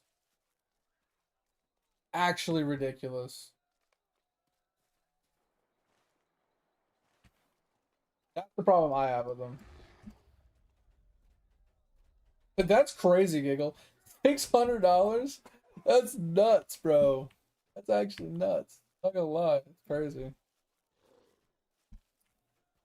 But anyway, Diablo, yeah, like I understand what you're saying. Is like rich people can get away with a little bit more when it comes to like taking out loans and things like that than people of like middle class or low class or whatever, or even in the upper class, just not rich. Uh, but at the end of the day, I don't think that's personally like the problem of them being ultra rich is the problem. I honestly think it's just the policy changes that have happened over the years um, have made it to where getting loans for lower income people has been harder because the companies are less likely to give loans to lower income people because they don't want the risk, right? These banks don't want to risk not getting their money because so many people have foreclosed on their houses or just not paid their stuff, and now these banks are out all this money because people just aren't paying their bills, kind of thing. You know what I'm saying? Like, so the banks have kind of readjusted their policies and the regulations, and it's kind of fucked a lot of people that used to, do things a certain way. Like you're saying, you take a loan out to get a house because you use your other house, your rental properties as income, and it puts you over that threshold of allowing you to get a loan for another house so you can then, pay that house off and then rinse and repeat, rinse and repeat. So then you can take two houses, turn it into four houses, turn it into eight houses, turn it into 12 houses. Like you can just keep growing your rental properties because you can use your rental properties as income, and that's a great system, kind of like a pyramid system almost, but it's a great system. But when you have millions of other people that are trying to say they're trying to do the same thing and they're failing,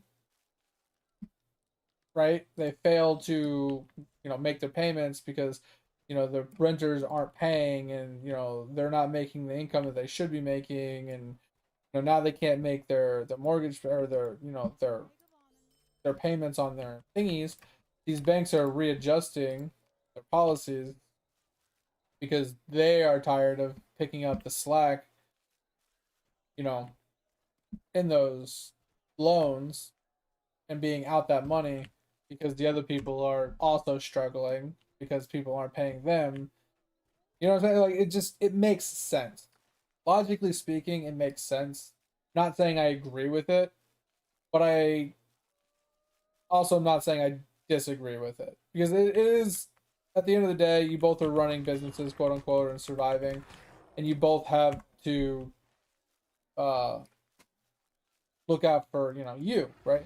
So they have to look out for their bottom line, and you're also trying to like make ends meet, and you're trying to get your bottom line, and it's just a conflict between the two methods. You know what I'm saying?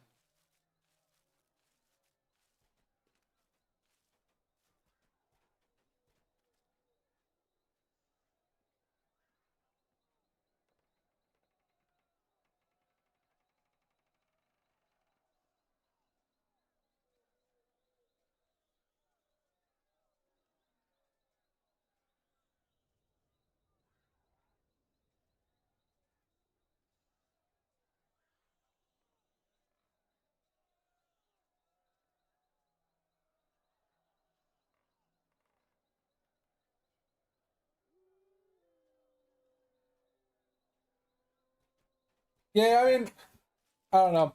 I don't have any rebuttal to that, really. I have no like I said, I don't have any leg to stand on in that conversation. But I will say that like the way I look at it is like with the with the way things evolved and the way things changed, take the gate of the Orcon. What is this?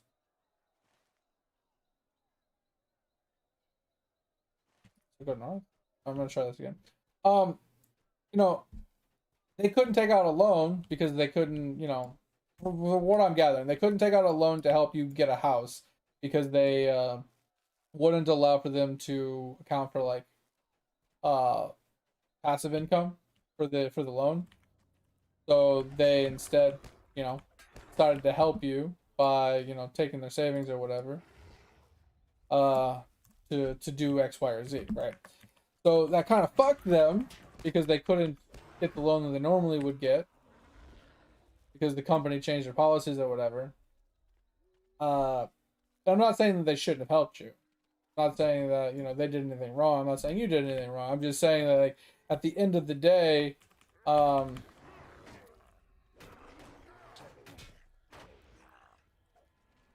whatchamacallit, they decided to do that. Like that was their decision. You know what I mean? They didn't have to do it, but they wanted to do it to help you out.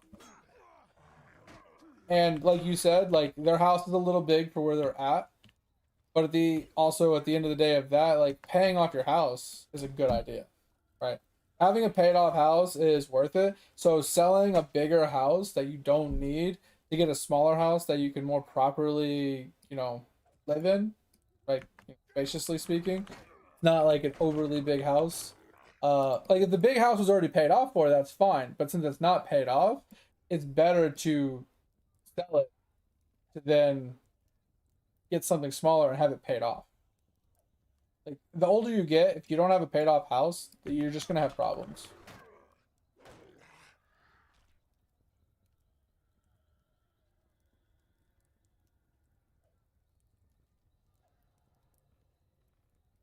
And that's the thing too, Diablo, is like we were talking about before, is like the amount of money you need to be able to purchase a house nowadays is high. How expensive houses are and how much the mortgages are and all the other stuff, it's astronomical. That's why most people are renting, but here's the problem I have with that is people rent, but renting is almost worse than trying to buy a house, right? Yeah, you have to go through the hoops of trying to make the banks happy to be able to make, to give you a loan or whatever. But at the end of the day, when you're trying to make a renter happy, like a person that owns a business or owns the house that you're trying to rent from, most renting people, they want you to make 3.5 times what the mortgage is. And the mortgages are not the mortgage, but the rent, right? So the rent might be $2,000, but you need to make $7,000 a month for them to be able to accept you as a renter, right? And then not even that is the people that are doing the renting are charging you more than what the mortgage is. So they're making out in that deal every time. Versus if you can somehow finagle your way to getting the loan for the house itself and just paying mortgage instead of a rent, it's hard to finagle it because you need to make X amount of money a year and blah blah blah and have good credit and all this other stuff. Maybe a cosigner or something with a good credit to be able to for them to accept you for the loan. But you're not gonna pay as much money per month because your mortgage is gonna be cheaper than what the rent would have been. Right, so that's done. Like I said, there's a lot that goes into it. There's a lot of like, but this, but that, and things that get calculated in, and things that get adjusted and changed, and things that will modify the decisions one way or the other. Like I said, I think what your parents did was a good thing. They helped you out. They got you on your feet. Not saying that that's something that parents have to do, but a lot of times parents will do it.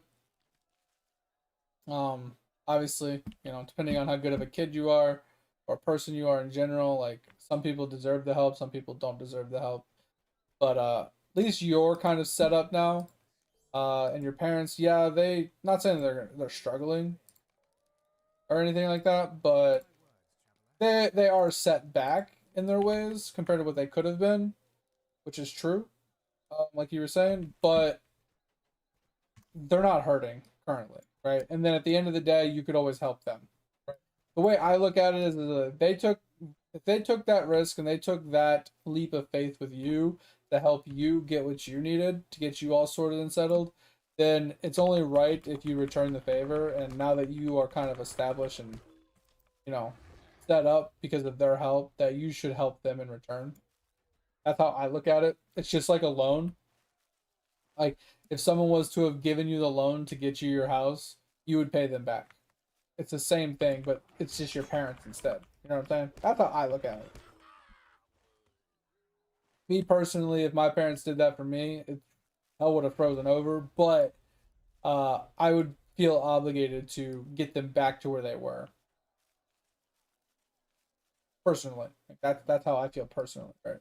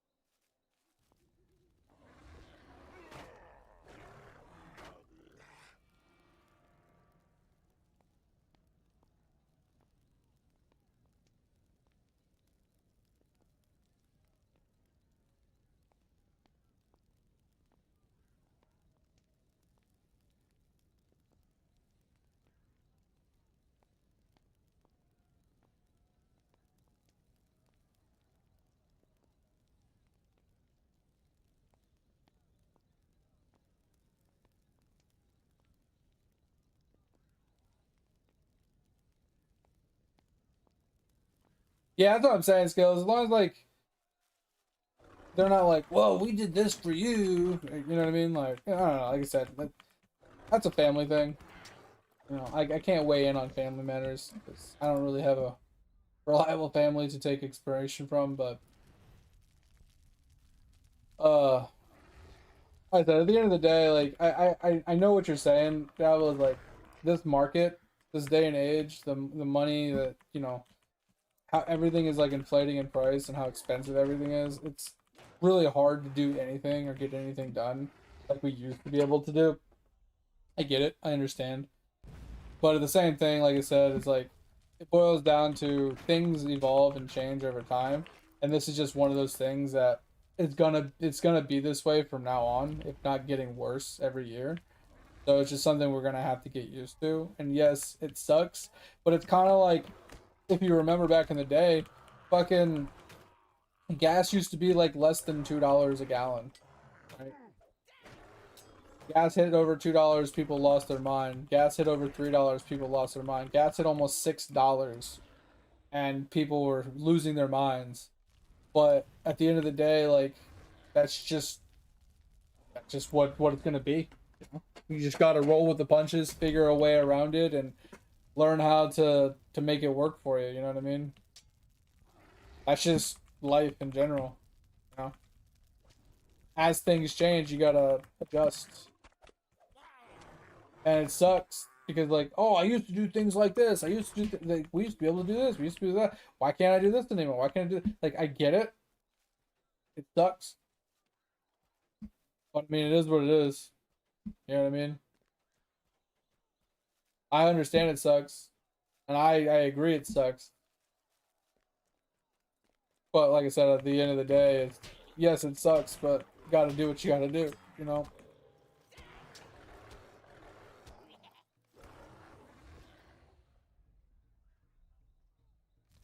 Does suck though. Definitely agree. It does fucking blow a dick hole.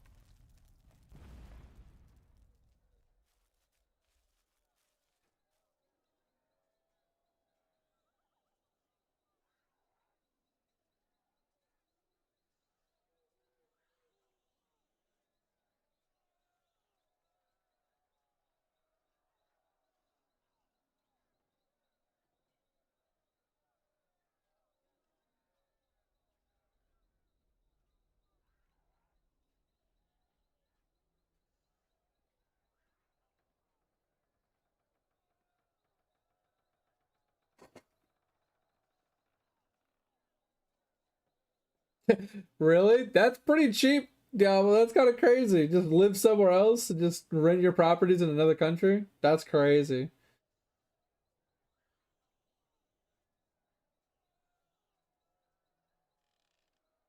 I mean, so my stepdad's dad, he kind of did something similar. So he worked in the United States, you know, made USD, and then he moved down to Mexico. And for like what he would make in a week, he could live for an entire year in Mexico. You know what I'm saying? Like it's crazy. And he had like a massive like I wouldn't say mansion, but for Mexico mansion, right? He had a massive, nice, big ass house. He had a fucking butler and a maid. Like and it like it was so cheap. It's crazy.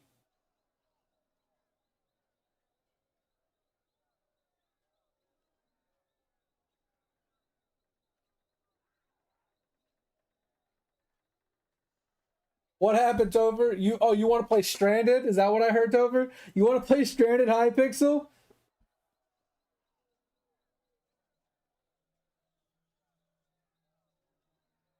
Well, you gotta go to 27 for fishing rods now? Oh, fuck that, bro.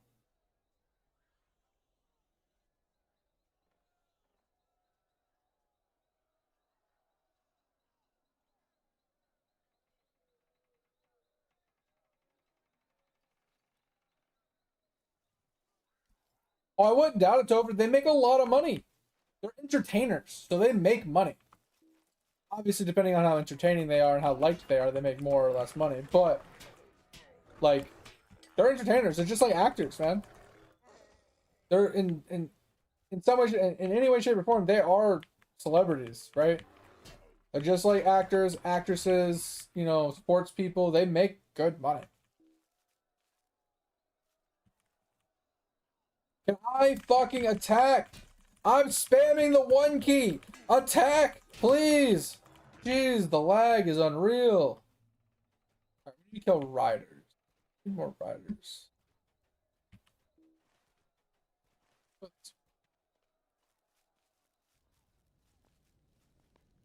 Fishing vessel just ended. Yeah, that sucks.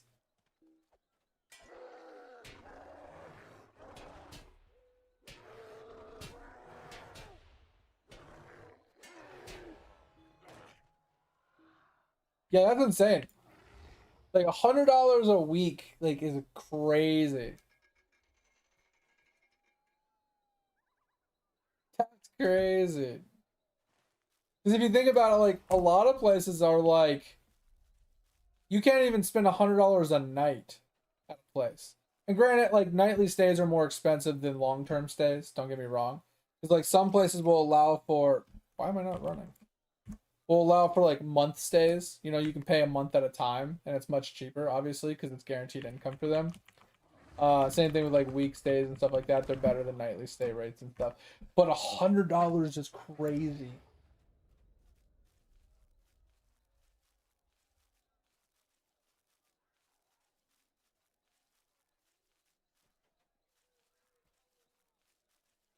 Yeah, I remember when it was WWF way back in the day.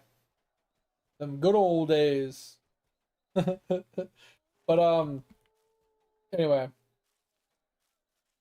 Yeah, that's crazy though. Like but when I heard that he lived in like he was moving to Mexico, I was like, "Oh, that's cool." I was like, "How is he gonna like make money then?" He's like, "Oh, he doesn't need to make money. Like he has a bunch of money saved up."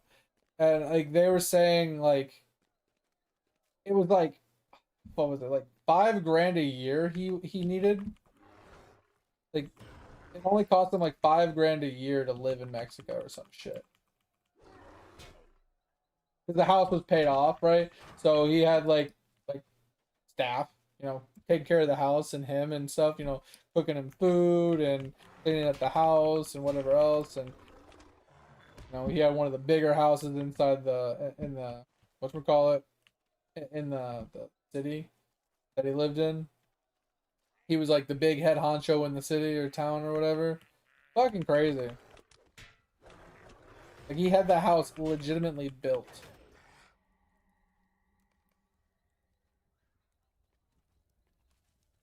Fucking nuts.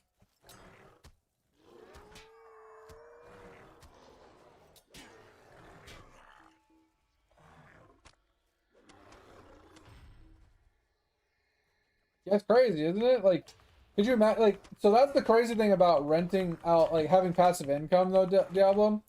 As if you have passive income from like one country that's like pretty high end for that country, or not high end, but like, you know what I mean? Like, you're in a what the fuck game? I'm trying to talk and I can't even think because my character's not attacking. Like you know Europe or Australia or America or whatever, like a place that like the cost of living is much higher, right? So rent and mortgage and whatever it is your passive income is relatively high in comparison. Like, um, oh, I think that guy died.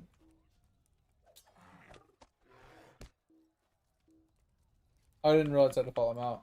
Um, anyway, if you have properties in those areas and you're making rent from those people, right? The like I said, the cost of living being higher, you make a decent amount of money from them, and you live in a place that has a low cost of living. You could easily live like a king your whole life without having to work a single day in your life. It's crazy. Now, the only thing I would say is in that situation, I don't know if you're in an ad or not. But and that's in those situations, you since you're not living in that country and you're not like available in that country, unless you're gonna fly in every once in a while, you would have to take a hit on some of the income to have a property manager, somebody that you can trust to stop in on the property, check in on the tenants, and make sure everything is repaired, fixed, and maintained as needed. Those people usually take a percentage, right? Like a 10% fee or something like that of the income.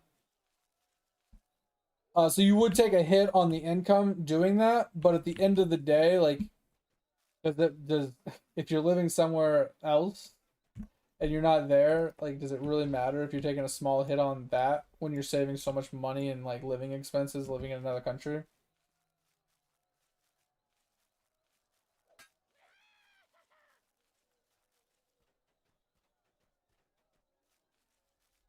Is it 7%? Yeah. I mean that's not bad. And like that's the thing. It's like they might even give you a little bit of a discount to Diablo if you have more than one property, right? So if you have like 10 properties and they're managing all 10, they might do a flatter rate because they have 10 properties now instead of just one, right? So it might be 5% instead of 7%. They might give you a small discount on it. Not saying that's true, but I mean, it's possible. Groupons and stuff. But yeah, like that's not a bad way to make a living, you know? If you can get it rolling. That's the problem with, like you said before, how expensive houses are now and how hard, quote unquote, it is to get, say, mortgages and or loans in general. Getting multiple houses could be hard to get rental properties up and running. You know what I mean? Like at the end of the day, it's almost as it's almost to a point where you need to have like the full price of the house in cash to buy it, to add it to your rental. You know what I mean? Use your rental income to stockpile it to buy a house outright versus trying to get a loan.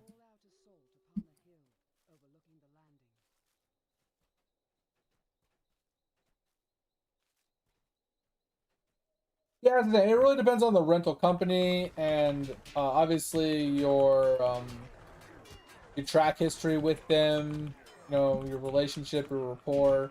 There's a lot of things that go into like if they're willing to like cut you some slack and stuff.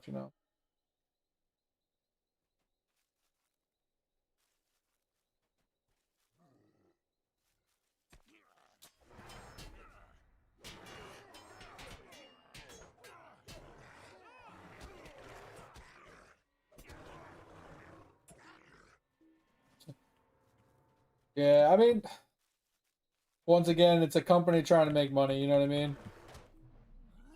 Bro, Diablo, I was pissed today. So, in the conversation of, companies overcharging, right?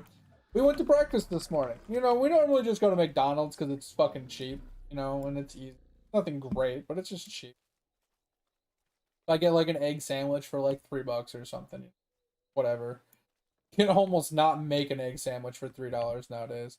Anyway, so we went to this other place, because I wanted a burger, and she didn't want to go to Denny's because Denny's is just meh to her. So we were like, okay, we'll go somewhere else. We'll go to this other place that we've been to before. So we go there, and I order a burger, right? And I don't get vegetables on my burger, so there's no lettuce, no tomatoes, no onion. I asked for all of that to be off my burger. And all I asked for was cheese, ketchup, and mayo. Like, okay, and I got a side of french fries, because that's what it comes with. And they bring me my food, we're eating it or whatever. The mayo came in a little cup, because they didn't put it on my burger. It's fine. And the ketchup was already on the table, right? So it is what it is. These motherfuckers charged me 75 cents for that cup of mayonnaise. I was fucking pissed. They did not tell me they would charge me for the mayo. And who in their right fucking mind charges for condiments?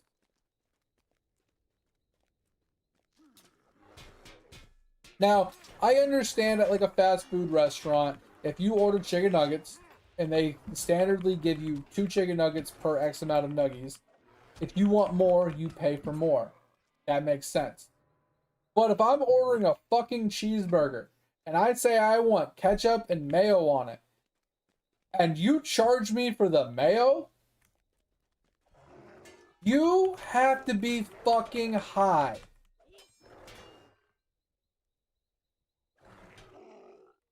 Like, seriously. Dude, what is wrong with this fucking game? Please attack, you piece of shit. Jesus fucking Christ.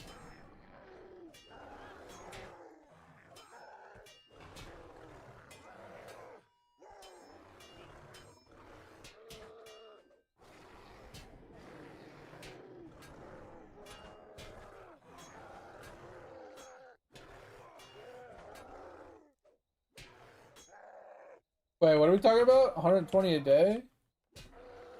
Or what? Sorry, I missed that part.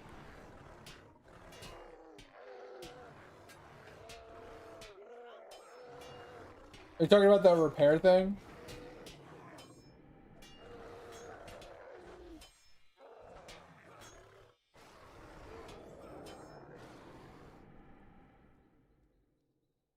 Oh, a job. Okay. I was like, what?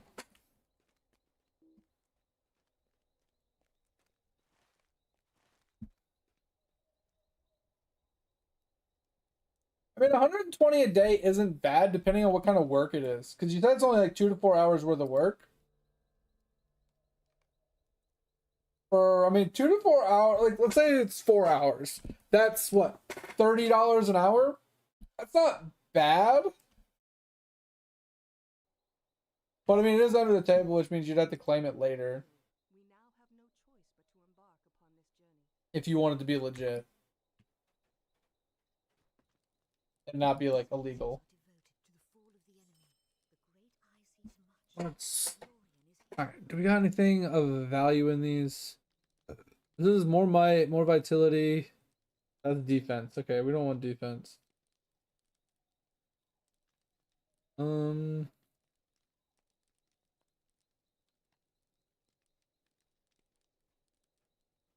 This is identical to what I'm wearing.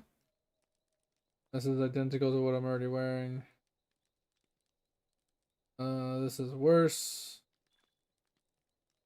And this is what I'm wearing. Okay, so 12, 13, 12, 13, 12.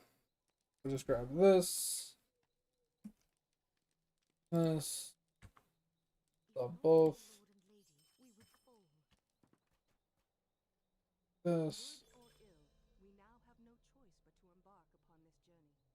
The golden host is ready now to begin the passage into Moria. Alright, what do we get? This. But now the second party must cross.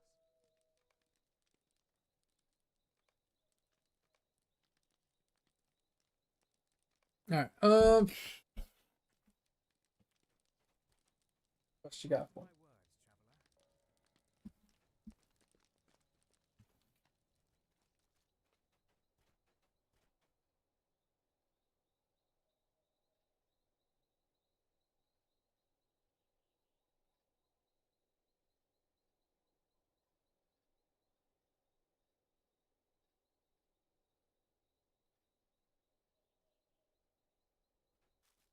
Yeah, I'm just saying, like, it's so from where I live, and my standpoint is like, under the table's fine to a point, right?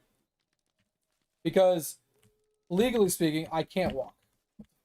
Legally speaking, if you make over X amount of money in a year from like whatever source, you have to claim it, and if you don't claim it, then it's illegal, obviously, right? So for me, if I was to ever want to do any like under the table type of work like that, it would have to be under that threshold.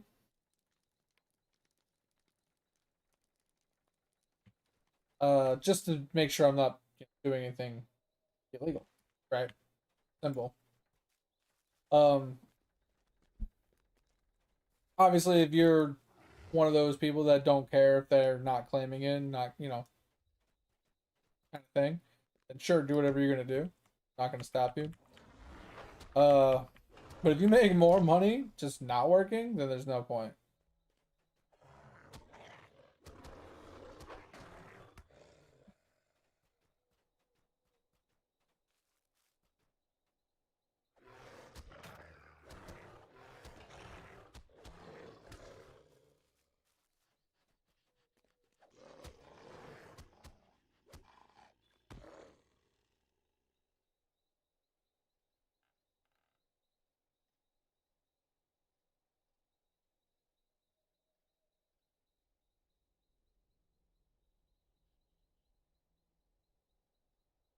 Yeah, that's crazy.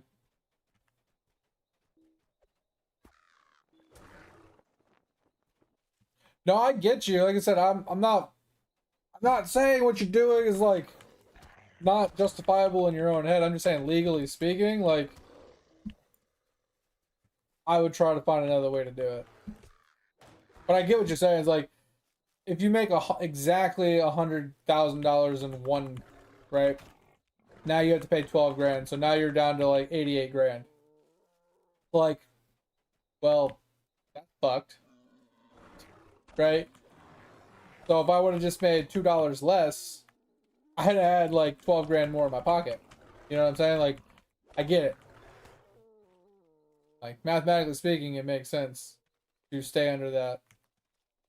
And I understand, like, you obviously need to make more money so you can pay for food and stuff like that. So you're in that, like, that small predicament where it's like you need more money, but if you make more money, then you're out more money. And, you know, it's like double-edged sword. I get it. Sucks.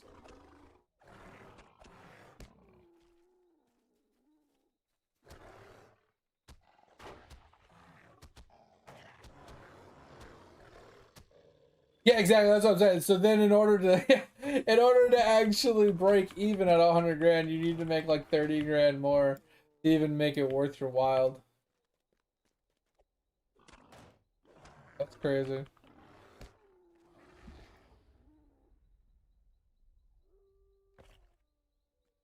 I mean, don't get me wrong. I do believe in um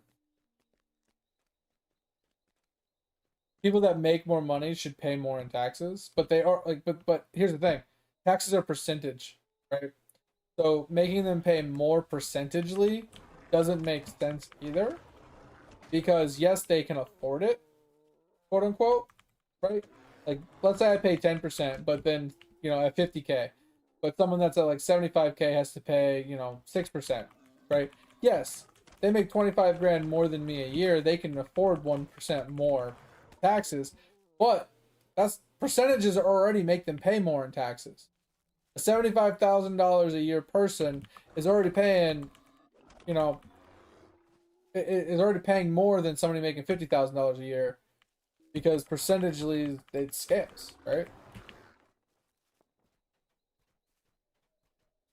You know what I'm saying? Like, I that's why, like, I disagree with increasing the percentages for people that make more money, but I also could see like a need for it. But here's the thing, don't they normally go the opposite way? If you make more money, they typically charge you less percentagely.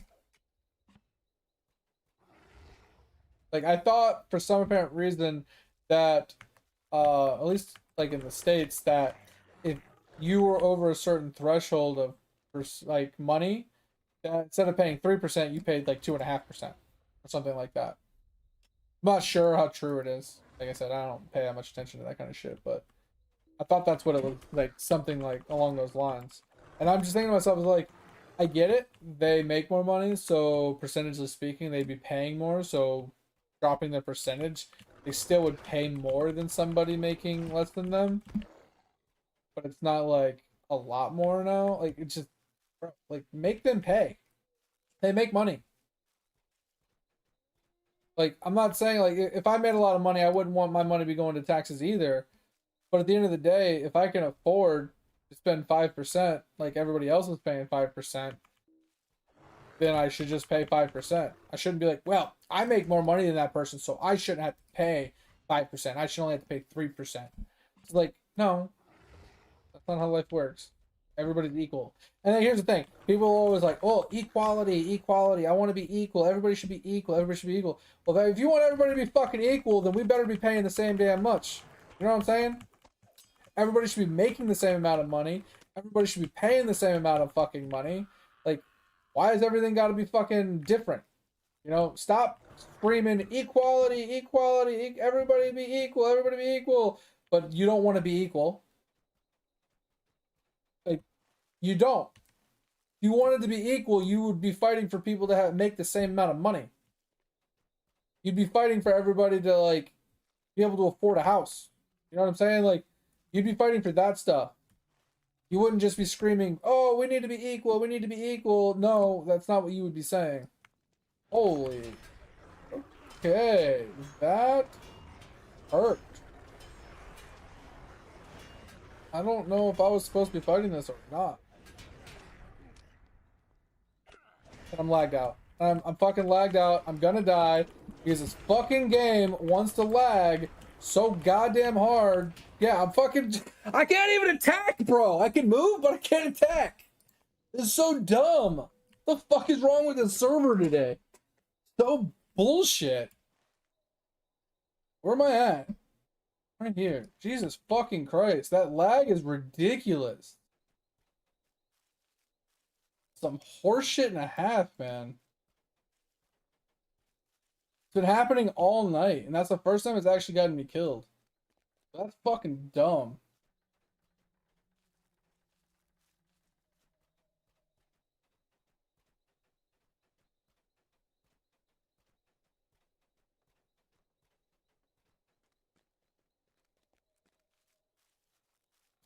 Yeah, I don't understand the difference between working for yourself and working for another person when it comes to trading. That's just weird that you'd pay more.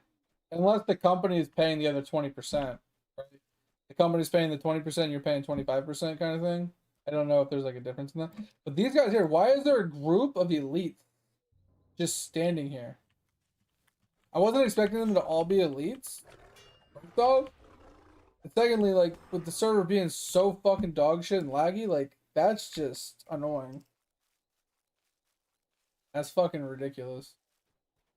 Can't even fucking fight it because I can't kite it. I can't heal properly.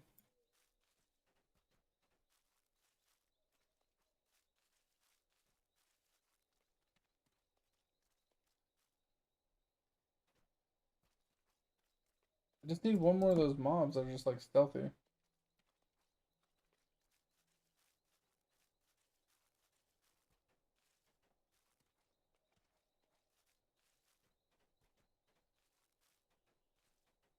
Yeah, it sounds like a fucking weird ass system, Diablo. So it heavily incentivizes you to like be poverty. You know what I mean? Like, it wants everybody to be under $100,000 almost. Like that just sounds stupid. It's like, hey, you want to make $200,000 a year? No, you don't. You really don't.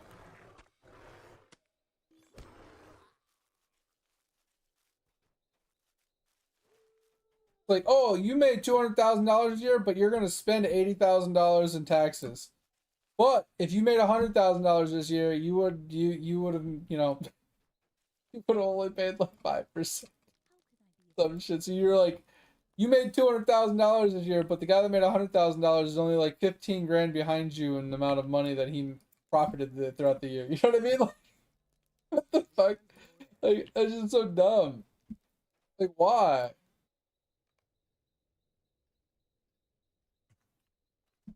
Fucking stupid.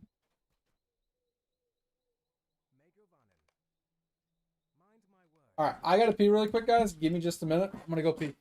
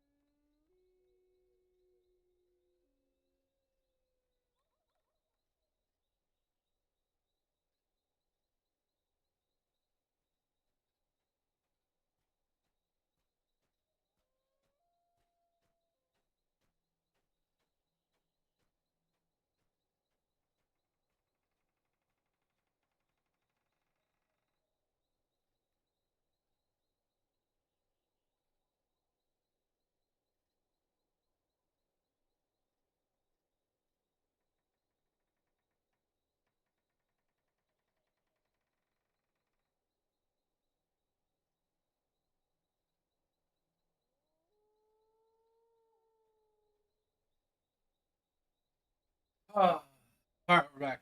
So I'm kind of torn right now. So we ended up in Mirkwood, kind of by accident, but kind of just autopiloting. But we never finished Moria deeds. I kind of want to go back and finish my Moria deeds before we move on Merc. This is where we're at right now. And I don't really want to start this place before I finish that other place. And I'm kind of torn. Because, like, we could just burn through the quest and then backtrack for all the deeds. That just feels weird. Wait, let me know what you think about what. Sorry. Oh, you sent me something. Bill Burr versus billionaires? Who the fuck's Bill Burr? My new perspective is there's nothing wrong with being a billionaire, but if somebody is working 40 hours a week, 160 hours a month, and they can't make their rent, you're not paying them enough money. Maybe you should just be worth 900 million. Yeah. Like, how does a CEO take a 8-figure bonus and none of your employees have dental insurance? They can't even go out and get a filling. There's these nerd billionaires out there saying, I want my employees to come to work terrified, go to bed terrified, wake up terrified. I mean, you don't think it's that, then they're terrified to go out and spend any money. So true. I mean, that's kind of like what I was saying though. Like, I was like, these rich people in general is like, they make a lot of money, right? We were talking about it earlier. It's like rich people are just, the rich are rich, and you can't stop it, right? They have a ton of money. They're gonna have a ton of money. They have a ton of income, but we've talked about it in the past where companies are all about the bottom line and the profits, and they don't care who suffers in the process, right? They don't care who they're taking money from. They don't care how much they're taking from other people. They don't care how the people that are spending this money are living, or how they're getting from day to day, or anything like that. They care nothing about that stuff. The only thing they care about is their profits, their bottom line, right? That's one of the reasons why I like my company that I work for. We're a small company. We have like 50 people. And don't get me wrong, they're not the best, but I do like them a lot, right? But to help the employees out, what they do is, if you are just a single person, right, and you're getting health insurance or whatever through the company, what they allow for you to do is, if you get the basic health insurance, you can if you get the basic health insurance, not like the top of the line health insurance, right? You just get the basic one. They pay 90% of your health insurance premium per month, right? So let's say your health insurance would be $100 a month, right? Through the company. They will pay 90% of it. So you only pay $10 a month for your health insurance through my company. That's what my company does. My company is like, they're not in it. Like, they're in it to make money, obviously. But they want the employees to thrive, right? They want them to be able to live and survive and be able to make their rent and stuff like that. So that's one thing I do like about my company. Not all companies are like that, obviously, right?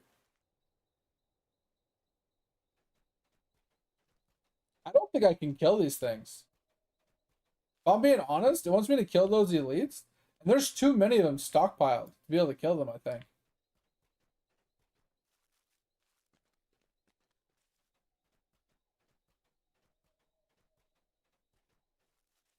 Like, at least at this door specifically, there's too many. I'm stuck on a hill again. Why is there so many at this front door? It's crazy. They have 9,000 HP. I don't think I can kill them. Yeah, but that's what I'm saying. It's like, that's the whole idea, is these companies are like, oh, well, we only made 2.5 trillion profit last year, so we're going to charge 10% more for all of our stuff. It's like, okay, but what about all the people that are spending this money, that now they have to spend more money now? So here's the dilemma. It's the rotating door of inflation, right? And this is the problem we've talked about before. Is like, oh, well, the people that, work at McDonald's don't make enough money to, live in a house, right? They can't make enough money to make the ends meet because, cost of living is too high. So they're like, all right, well, let's increase the price, or let's increase the amount of money they make. So the minimum wage goes up. Okay, so let's say minimum wage goes up from $9 to $10. Okay, cool. These people are now making $1 more an hour, which is $40 a week, right? Which, after taxes is much less, but, let's just say $40 extra a week. And then here's the problem, is now McDonald's has to spend $40 extra a week per employee that is making minimum wage. So they have to make up that $40 per employee by charging their customers accordingly. So now the customers are spending more money to, purchase their foods and stuff. So now the price of the food goes up. And now cost of living goes up. Okay, so now the cost of living went up. Now these people that just got a raise now need another raise to pay for the cost of living increase. Okay, well now they got another raise, so then the cost of living has to go up again. See the dilemma here? Every time you increase the income, that increase comes at the expense of something else. So the cost of living also goes up. But here's the even bigger problem, Diablo, is all the people that don't make minimum wage, all those people in the middle and high class that make more than minimum wage, every time they increase minimum wage, it increases the cost of living. But all those people that don't get that raise because they're already over, you know, the minimum wage, they're struggling even more because now they make the same amount of money, but now they're paying more money, right? So before they used to be able to survive off of, you know, their $20 an hour job because the cost of living was low enough that the $20 an hour was more than enough. But as they raise minimum wage higher and higher, closer to that $20 mark, which is increasing the, you know, the cost of living closer and closer to needing $20 an hour to live, that the people that were above in the middle class are now in the low class. They're in the poverty class because now they're almost at minimum wage because they don't increase every fucking year because they don't make enough money. It's a bullshit revolving inflation door. Absolute bullshit. And once again, it only impacts the non-rich people. And what I mean by rich, I mean like the CEO, big ass corporation company people, right? Talk about those motherfuckers. Those people that make billions and trillions a year. Those trillionaires, those billionaires that have so much fucking money, they don't even know what to do with it all. That could literally fork out $100 million every year from their profits and just help. But they don't. Not saying they don't help people. Not saying they don't do charity and not saying they don't, you know, donate money and stuff like that. Because most of them do. But they only do the bare minimum for taxes purposes. That's literally all they do it for. They don't do it because they actually care about people. Not that all of them. There are probably some that do care and do it to help the, you know, society as a whole. But we don't know which ones are which. You know what I mean?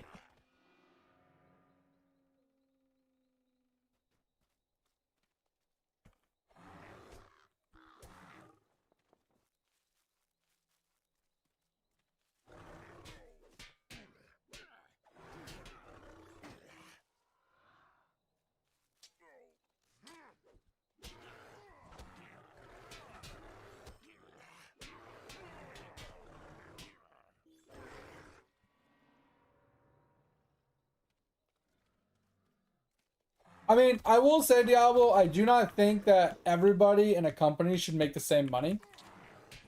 And the reason I say that is because some jobs are more demanding than others. Oh, you're an ad? Here, I'll wait. That's one thing I don't agree with, which we'll talk about when he gets back.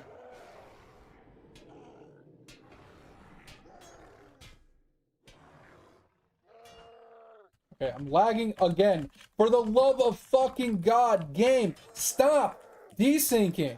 Just fucking attack. You're back? Welcome back. So one thing I will say, I was catching up on chat, Diablo, is the one thing I don't agree with is I don't think that everybody in a company should make the same money. Right? And the main reason I say that is because some jobs are more demanding than others, right? Do you think somebody that's cleaning toilets and the sinks and restocking the toilet paper, and not saying that that job isn't necessary, not saying that job isn't disgusting and I wouldn't want to do it, but do you think that that job is more demanding than somebody that's maintaining like a bunch of servers and user profiles and data, you know, security and networking services? Like these people that are like actually maintaining all the data and the work, and maybe even the help desk people that are like taking phone calls and answering people's questions and solving problems, and maybe even the sales team that are like taking trips to different companies and trying to sales pitch to different companies and stuff like that. Like, not saying that each job isn't easy in their own right, but also difficult in their own right.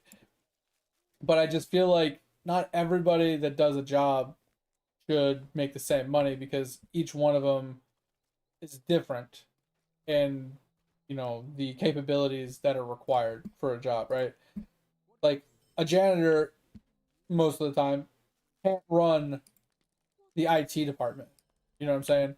That person shouldn't be making as much money as somebody that can like actually operate and maintain and create and design like infrastructure of a company, versus somebody that literally can pick up a toilet brush and clean a toilet. You know what I'm saying?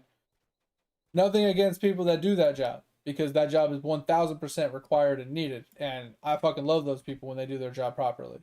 Because I'm the first person to walk into a toilet and be like, hell fucking no, and walk out. I'd rather drive home and use my own toilet than use most of those public bathrooms. Unless those fucking janitors are on point, then those motherfuckers, I'll pay them extra.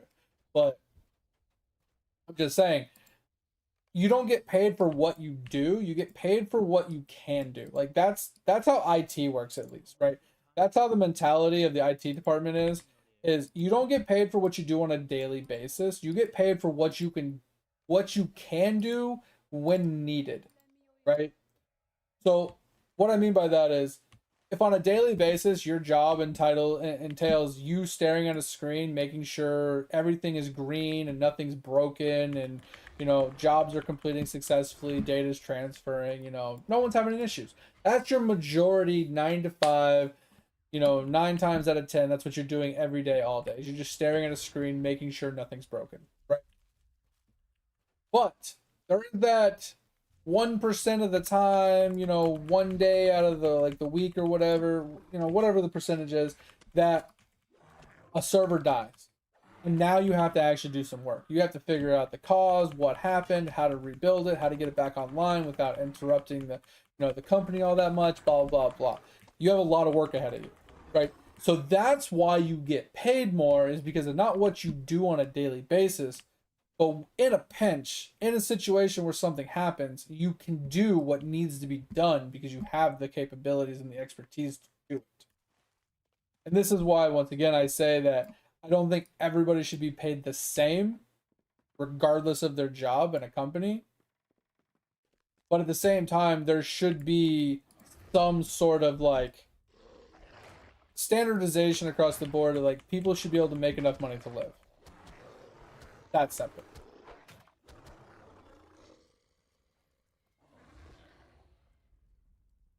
And I'm not saying that like you couldn't find other ways to supplement the income, right?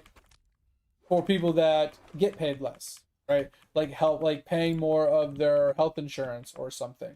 Once again, I'm lagged completely out. Again, this fucking game is about to get turned off. It won't stop fucking lagging out. Pissing me off.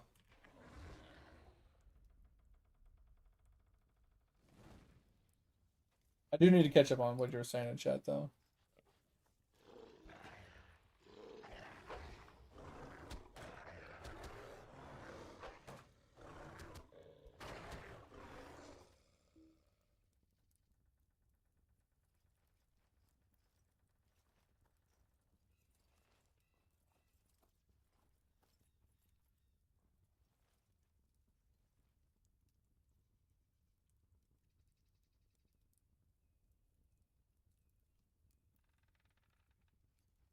Well, I wouldn't doubt it about the food that's like thrown away every day in like US, man. Like, just in my house alone, we throw away a lot of food because like we either have leftovers from when we cooked, right? And we just don't eat it before it goes bad, or we cook it improperly and it's not very good, so we just don't eat it because we didn't enjoy it or like it. Or we buy some stuff and we don't get around to cooking it before it goes bad. Like, It just happens, you know. Or we put stuff in the freezer so we can like cook it later or whatever, and then we just kind of forget about it, and it's like freezer burnt and not good by the time, you know, once again we get around to it. It just happens. Like, and that happens. That's just my house, not counting every other house in the entire U.S. Like, I get it. We throw away so much food, and then not even just households. We're talking about companies, man. Like, some companies are really good about it, but others aren't so good about it, right? Like, Panera is actually pretty solid because they don't really have a lot of excess waste. Like, they do have like, oh, they incorrectly made a sandwich or some sort of food, or you know, improperly stored something occasionally, or dropped it on the floor or whatever. Like, they do have that kind of waste, yes. But when it comes to like their bakery goods and other things, where most companies are like, well, bakery goods are only good for like 24 hours and then they have to be thrown away. Instead of just putting them in a trash bag and throwing them in the trash, they actually donate all of their pastries and their bakery goods at the end of the night, which is a very good deed for anybody to do. So they literally, whatever is left over at the end of the night, they literally let like food shelters and like, you know, places come in and just grab all of it. They literally will let them take anything and everything that is left on the shelf, and then they take it all and they bring it to, you know, these places, these shelters, and they feed these people this, you know, it's the food from that day. It's just from the earlier in the day, so it's like 12 hours old, you know, 18 hours old. But I mean, are you, if you're in a food place, are you really worried that the bread is 18 hours old? You know what I mean? Like, is it that big of a deal? Like a bagel that was made at like 5 a.m. and you're eating it at like fucking 10 o'clock at night. Like, do you really care that much if you're hungry? You know what I'm saying? It's not bad. It just might be a little stale.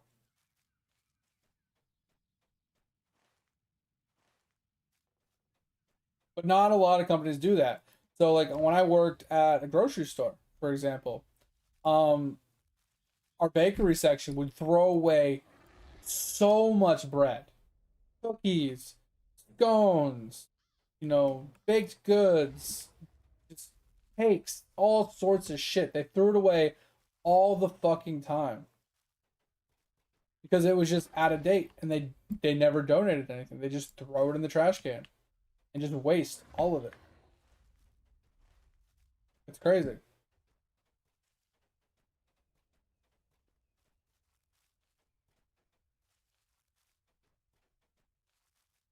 Oh, these traps are pissing me off.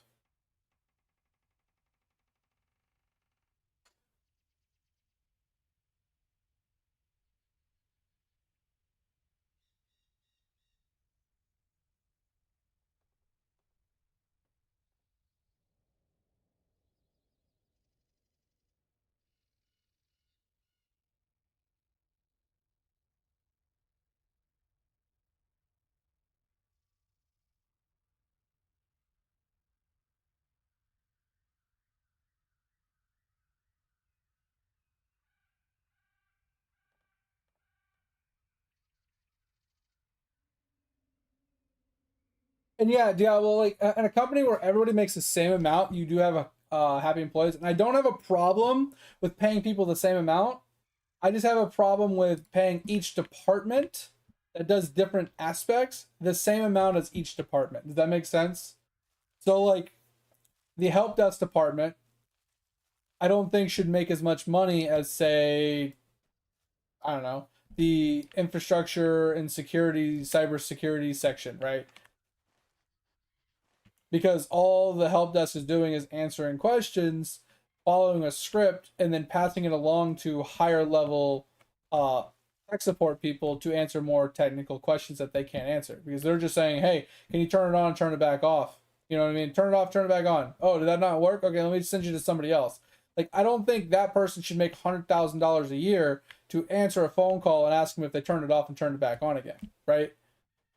Compared to the guy that they're transferring the phone call to, that is like, okay, so let me run some tests. Let me test this, let me test that. Okay, this looks to be having a problem here, this looks like we have a problem here. Let's run this script to do this.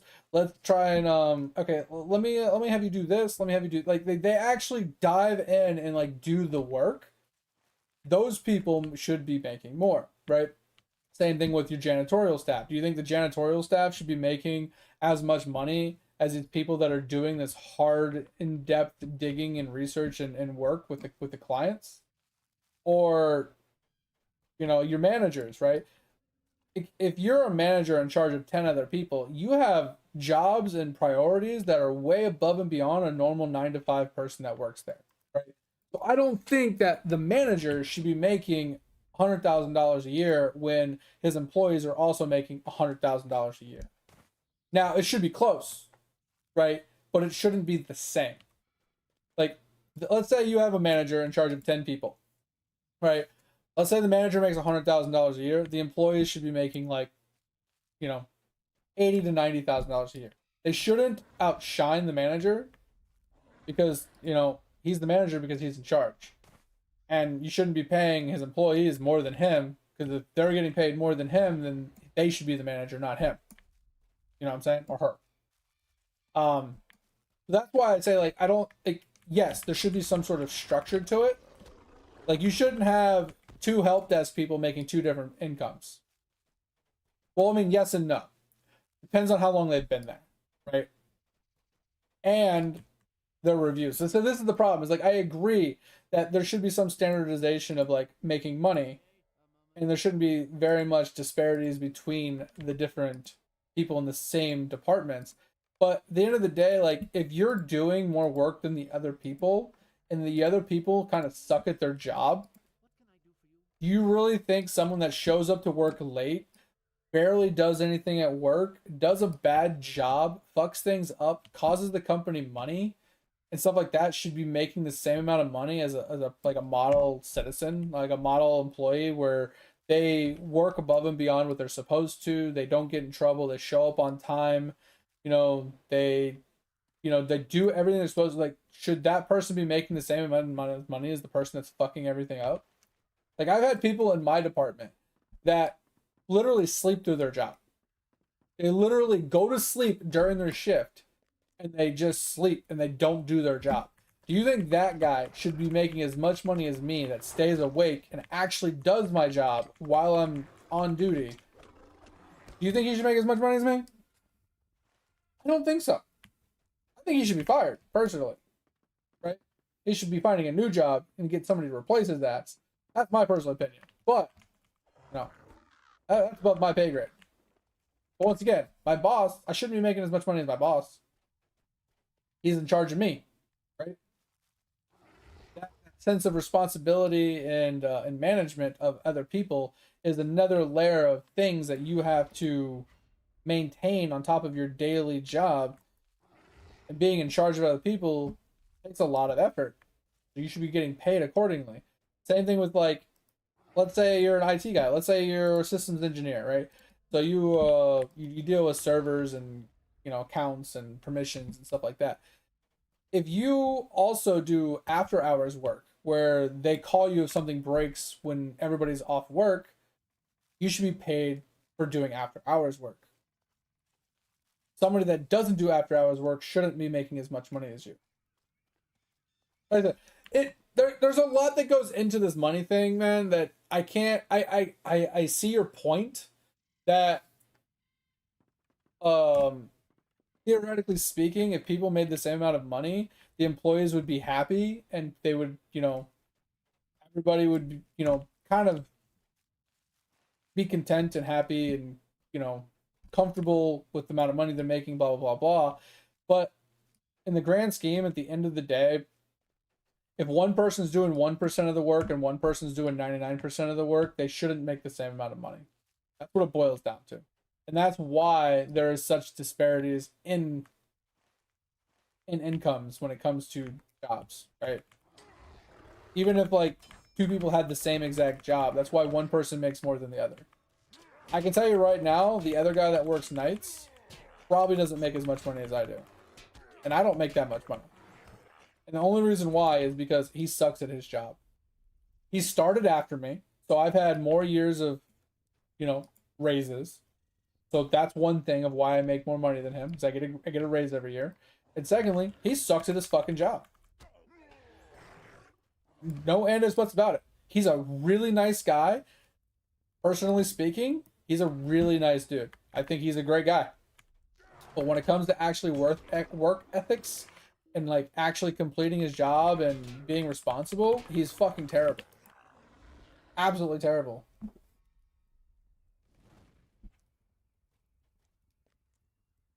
But I will say from what you were saying earlier, I will agree that I think the CEOs take too much of a percentage of the money.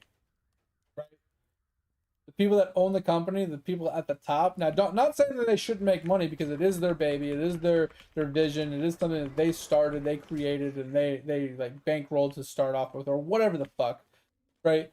They should. I'm not saying they shouldn't make more money than everybody else because they are in charge. They are a head person, right? But I think they take it too far to maximize the amount of money they're making and not trying to spread the wealth more evenly across their employees so their employees can actually pay their rent. Just like that video you sent, right? Like, I definitely 1000% agree with that part. But at the end of the day, like, I can't agree with everybody making the same money. It's never going to work for me.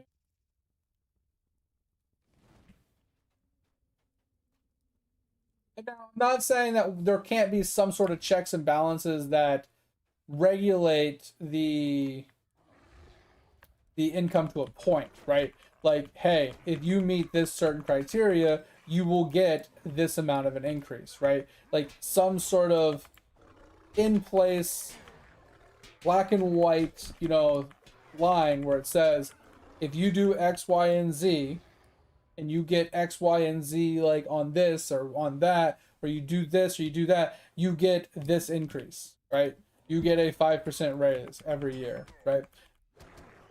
As long as you hit that criteria that is required of it. Like, that's fine, right? And the starting wage should be like a set starting wage, regardless of whatever.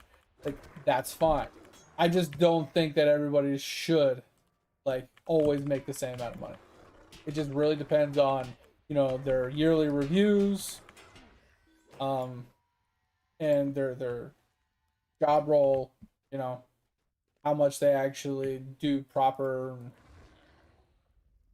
how much work they actually put in, and things like that. Like all that has to be calculated in as well. But yeah, like I said, there is nothing against putting in a black and white just sheet that says, hey, hit this criteria, you get this. Hit this criteria, you get this, right? That I'm fine with.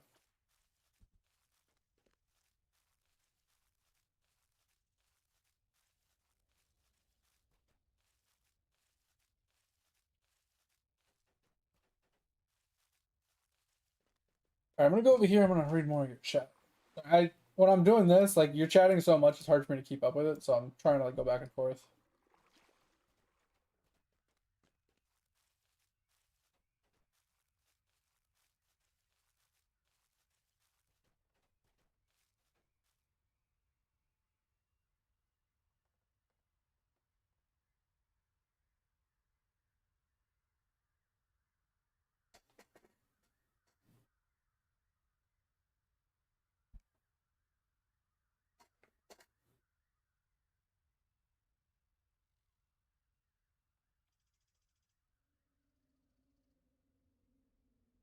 Yeah. So what you're saying, Diablo, is like there should be like like if you're doing your job to its fullest, you get paid the maximum that is available. But if you're slacking and you're not getting as much done as required, then you get paid accordingly. That's what you're saying. So like if you have a job like that works in some jobs because like there's a numerical value you can like follow and indicate. Um, so like if you're on a job where it's like, hey, I need you to process 1,000 of these loans a day, and if you hit 1,000 loans, you get paid the maximum percentage, right? But if you only hit 900 loans, then you get paid 90% of what you would have gotten paid. That I agree with. That incentivizes people to actually do their job, right? And not just, wing it and sleep and you know, not do their job. That I do agree with. The only problem with that is like in a job like mine, there's no numerical value to determine like that percentage. That makes sense. So it works in some cases. It just depends on the job criteria.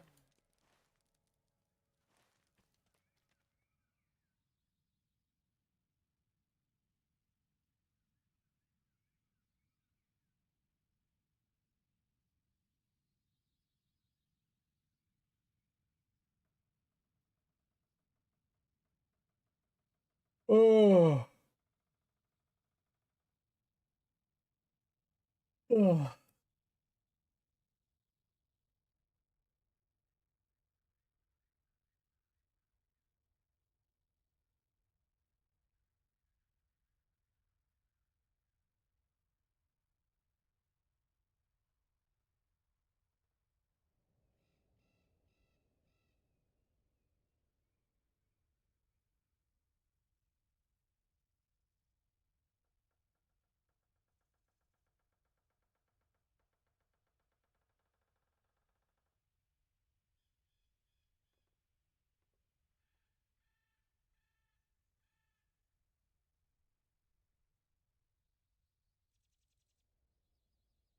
Yeah, am I paying you $20? It's like, yeah. So I mean, that's the thing too, Diablo. It's like when you're paying people per hour.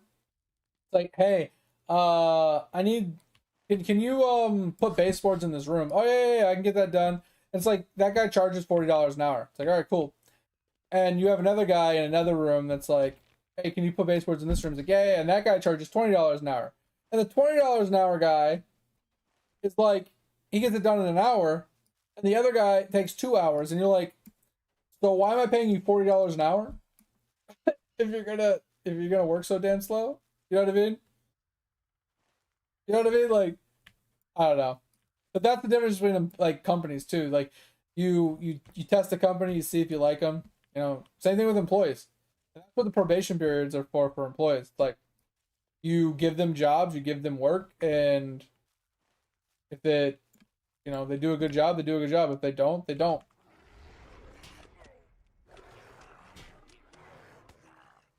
But I do agree. Like, I feel like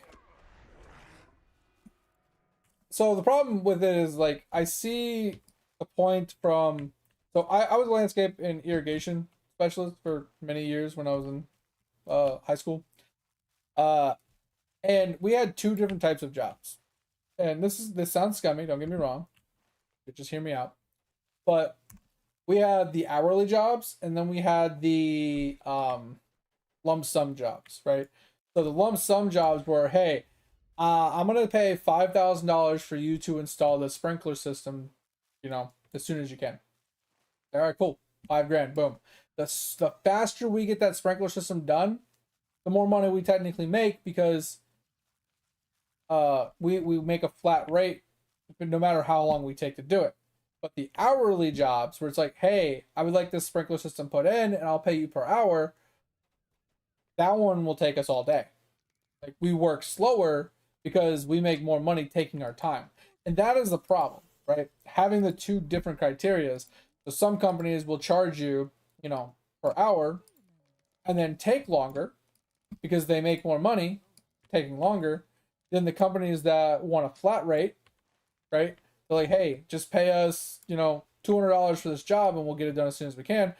They're going to bust their ass and get it done fast, but at the end of the day, like, yes, you want fast, but you also want quality, right? And just because they take their time doesn't mean it's going to be quality. So that's the problem. It's like finding a company, regardless of how long it takes them, that's going to do quality work for a reasonable price.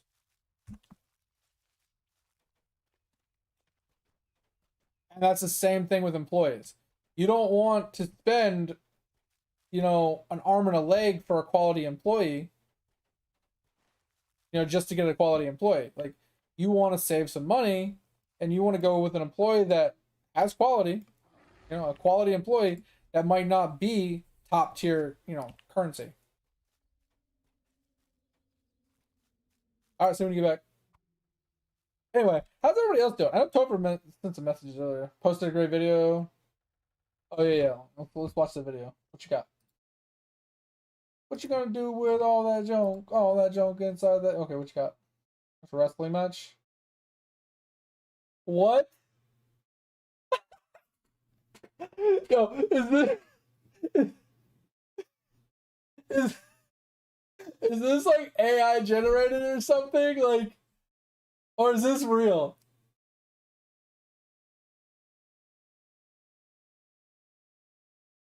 Is this real? No fucking way. This is so good.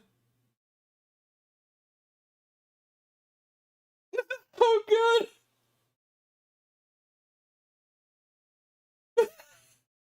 Alright, this has to be a prank, bro. Like, it looks like it's one of those like back room kind of like things where it's like not a like it's not like WWF, right? But it is like a match. But I think it's like scripted in a way to be that way. But that was funny. That was definitely entertaining, for sure. Like maybe not like professionally speaking or whatever. But it was definitely an entertaining, funny thing to watch. Like if I was at that place watching that, I probably would have been dying laughing and been entertained. But that was funny.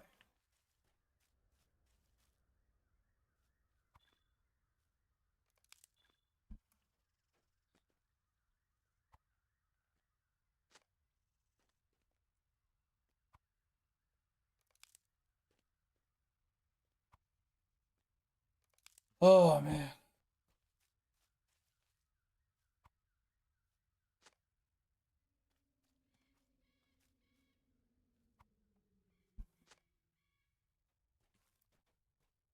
Dude, my anxiety is like kicking my ass today. Like I went to bed all like anxious and stuff, and I woke up and I'm still anxious. Like, so we went to run some errands. So we went and bought some like fruits and veggies and stuff from well, more fruits I should say, from like Costco today. And the wife's like, "Hey, go in there and grab us some, strawberries, raspberries, and stuff." Like, all right, cool. I'll go in there. And I'm not really much of a shopper. Like, I don't pay that much attention to shopping and whatnot. But I do at least look at fruits, stuff like that, to see if they're like moldy or whatever, right? But basically, long story short, is I went in there and I grabbed some strawberries. I flipped them upside down. I checked the sides. I shook them a little bit. I didn't see any mold. I didn't see anything wrong with them. They looked fine. I put them in the basket, and then I grabbed some blueberries, did the same thing. I grabbed some raspberries, did the same thing. And we get home, and the wife like pulls out the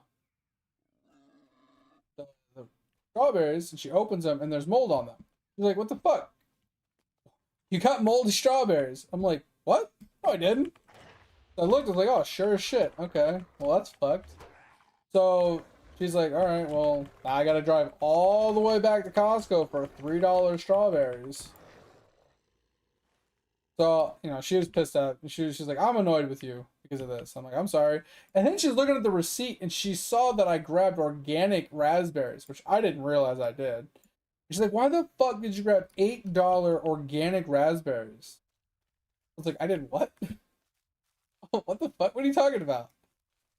And she sure as shit I grabbed fucking organic raspberries. So now she's pissed at me because I grabbed organic raspberries and I got, fucking moldy strawberries. So she's pissed at me for two things. And now I'm just like, I don't like it when she's pissed at me or upset with me because it like makes me anxious. And like, she let me sleep after all that. She went to Costco, she took care of it. She fixed the strawberry problem, whatever. Raspberries are just we're gonna have to deal with because I bought the wrong ones. I'm an idiot. Uh, but then she comes to bed later. Doesn't wake me up, which is perfectly fine. I'm happy with that. She comes to bed at like 10 o'clock and she just lays down, doesn't say anything. She just watches, turns her phone on, and starts watching like YouTube videos or whatever. And just kind of just lays there and kind of somewhat ignores me. And I'm laying there. I'm like, is she like pissed at me or something? Like, is she still mad at me? So now I'm like, I'm fucking all anxious and like worried or whatever. The wife's pissed at me still, or about something else. I don't know. My anxiety is like kind of like through the roof right now.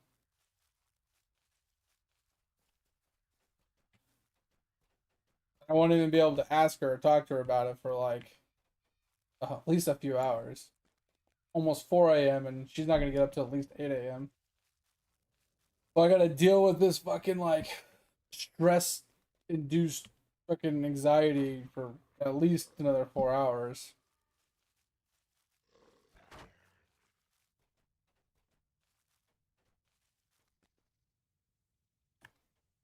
Stop stuttering, game.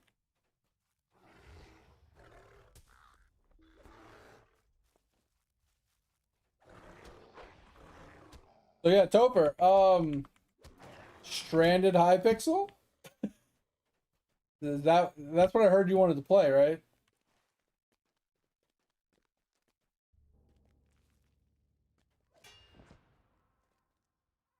Yeah, you know, honestly, the game isn't bad, it's the lag. It's the random desyncing and lagging that's going on where I'm sitting here spamming the one key and you can see it's highlighted, but I'm not attacking. Look at this. I can move, kind of. But like this guy has 70 HP and he won't attack. Like that's the stressful part. Like this game is chill. I can just literally turn my brain off and just kind of just play it easy. It's just for some apparent reason, I don't know if it's my connection or if it's the game server itself. That's just super fucking desyncing and laggy right now. Fucking frustrating. But no, it's actually pretty chill.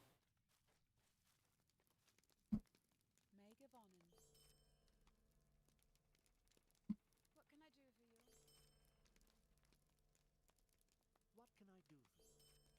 What can I do for you?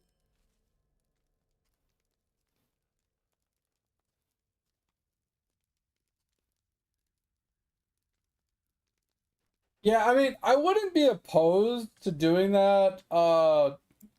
Not regularly, Tover, but I wouldn't be opposed to jumping in and doing some stuff here and there, like once or twice a week. You know, off stream kind of thing. I think it would be interesting to slow progress it and like play it in a different way, obviously. But yeah, it's so stressful looking. Like the shit you have to do just to accomplish like one goal. Yeah, that's what I'm saying. Like, I remember like that video you showed me, where the guy had that big ass Chat GPT spreadsheet of just like, all right, here's the hub island. In order to get to this, like this thing goes to here, and then there's an arrow pointing to here, then backtracks over to here, the thing goes over to here, and then like I'm like, bro, what am I looking at?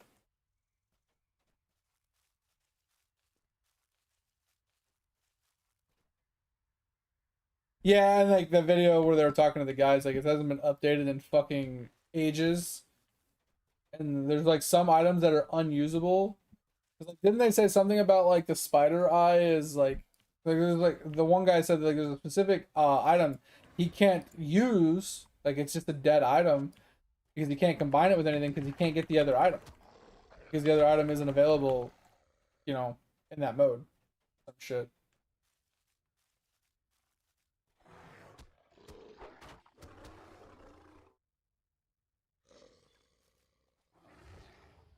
I mean, at the end of the day, too, Topher's like they've been working on upgrading the version for how long? Like, how many years have they been working on upgrading the version of Hypixel? And then on top of that, they've been working on mining upgrades, foraging upgrades, and a bunch of other upgrades to the game itself. They probably just don't have the time and or employees to put effort into a game mode that very little people are probably playing.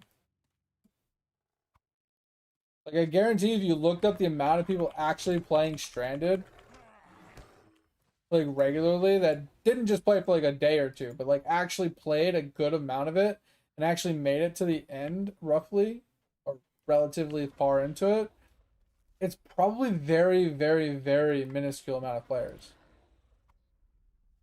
So why would they invest so much time and money and I guess money is the wrong thing, but like time and energy into a game mode that has very little um like not investment, but it has very little like replayability for people, right? There's not enough people that playing it to give them bang for their buck. You know what I'm saying? Like that's kind of what I'm thinking. And I do agree. Like if they updated it and they put more work into it, more people would probably play it for sure. But I also feel like they don't look at it that way. They look at it and like, all right, we have 30,000 people playing this game. Less than 1% of them are playing Stranded. So let's update things for the 99%, right? Let's give updates for the 99% of the player population that is playing our game. And not saying you're wrong, right? You know, I do agree that if they did update it and make it better, that the percentage of people playing it might go up to 2, maybe even 5%. But it still is such a small part of the population that would play it, that it makes more sense to put their eggs into the bigger basket.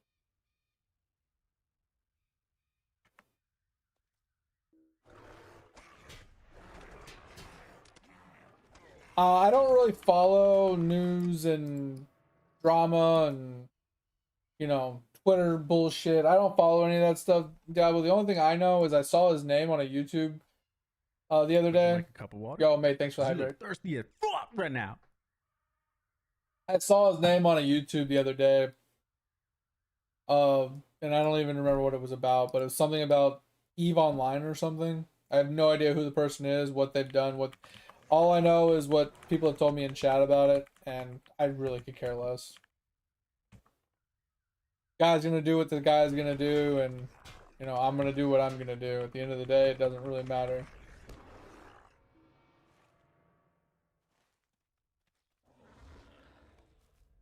Nothing I say is gonna. How did I just fail it? I'm so fucking confused, bro. I literally was defending it. I killed 12 out of 12 people. I'm so fucking confused.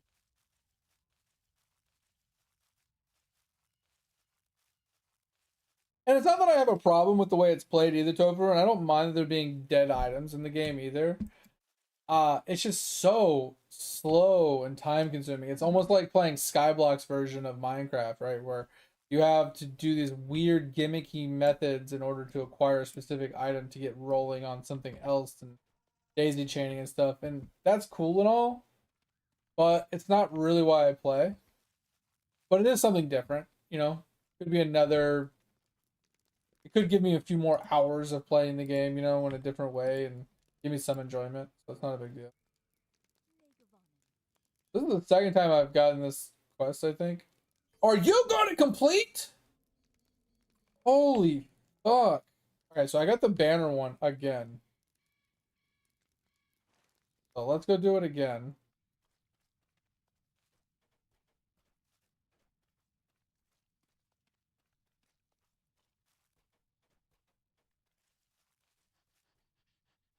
Yeah, it's already a grind in itself. I have to get everything myself to then have to play Stranded, which is basically Iron Man in itself, but in a fucking more grueling manner. I can't just go into the fucking mines and just farm coal. I have to do some fucking crazy nonsensical bullshit to farm coal.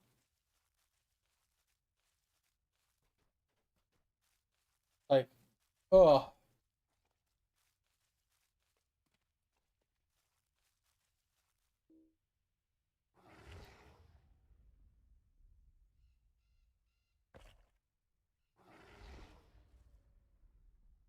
Oh, I had 3 minutes to sit here. I didn't realize I needed.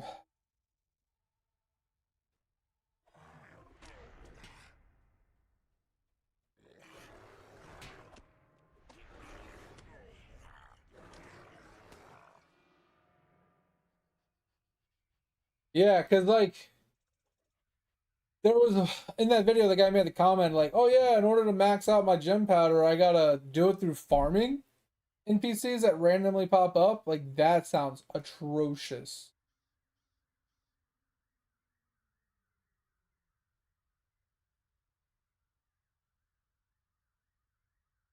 Look how laggy this fucking game is. Guys are just like rubber banding like crazy.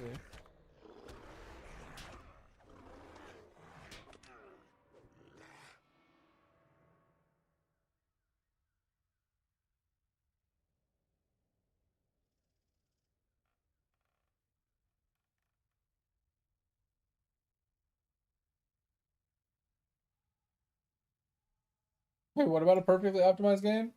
What are we talking about? What are we talking about, Diablo?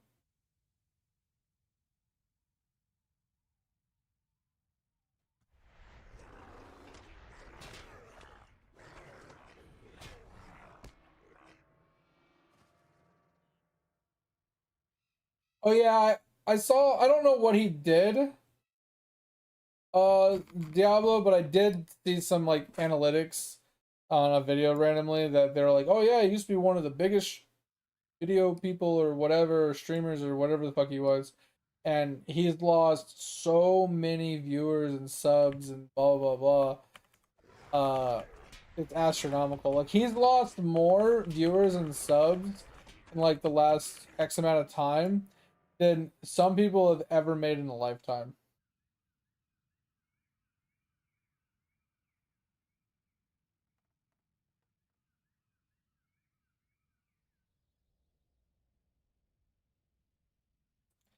Well, the thing is, like, the lag. Like, you're not wrong. There's like the games do have a lot of lag, but I feel like it's hit or miss in this game. Sometimes you're on it and there's no lag. Other times you're on it and there's just like ridiculous like server lag. It's just some days are just worse than others.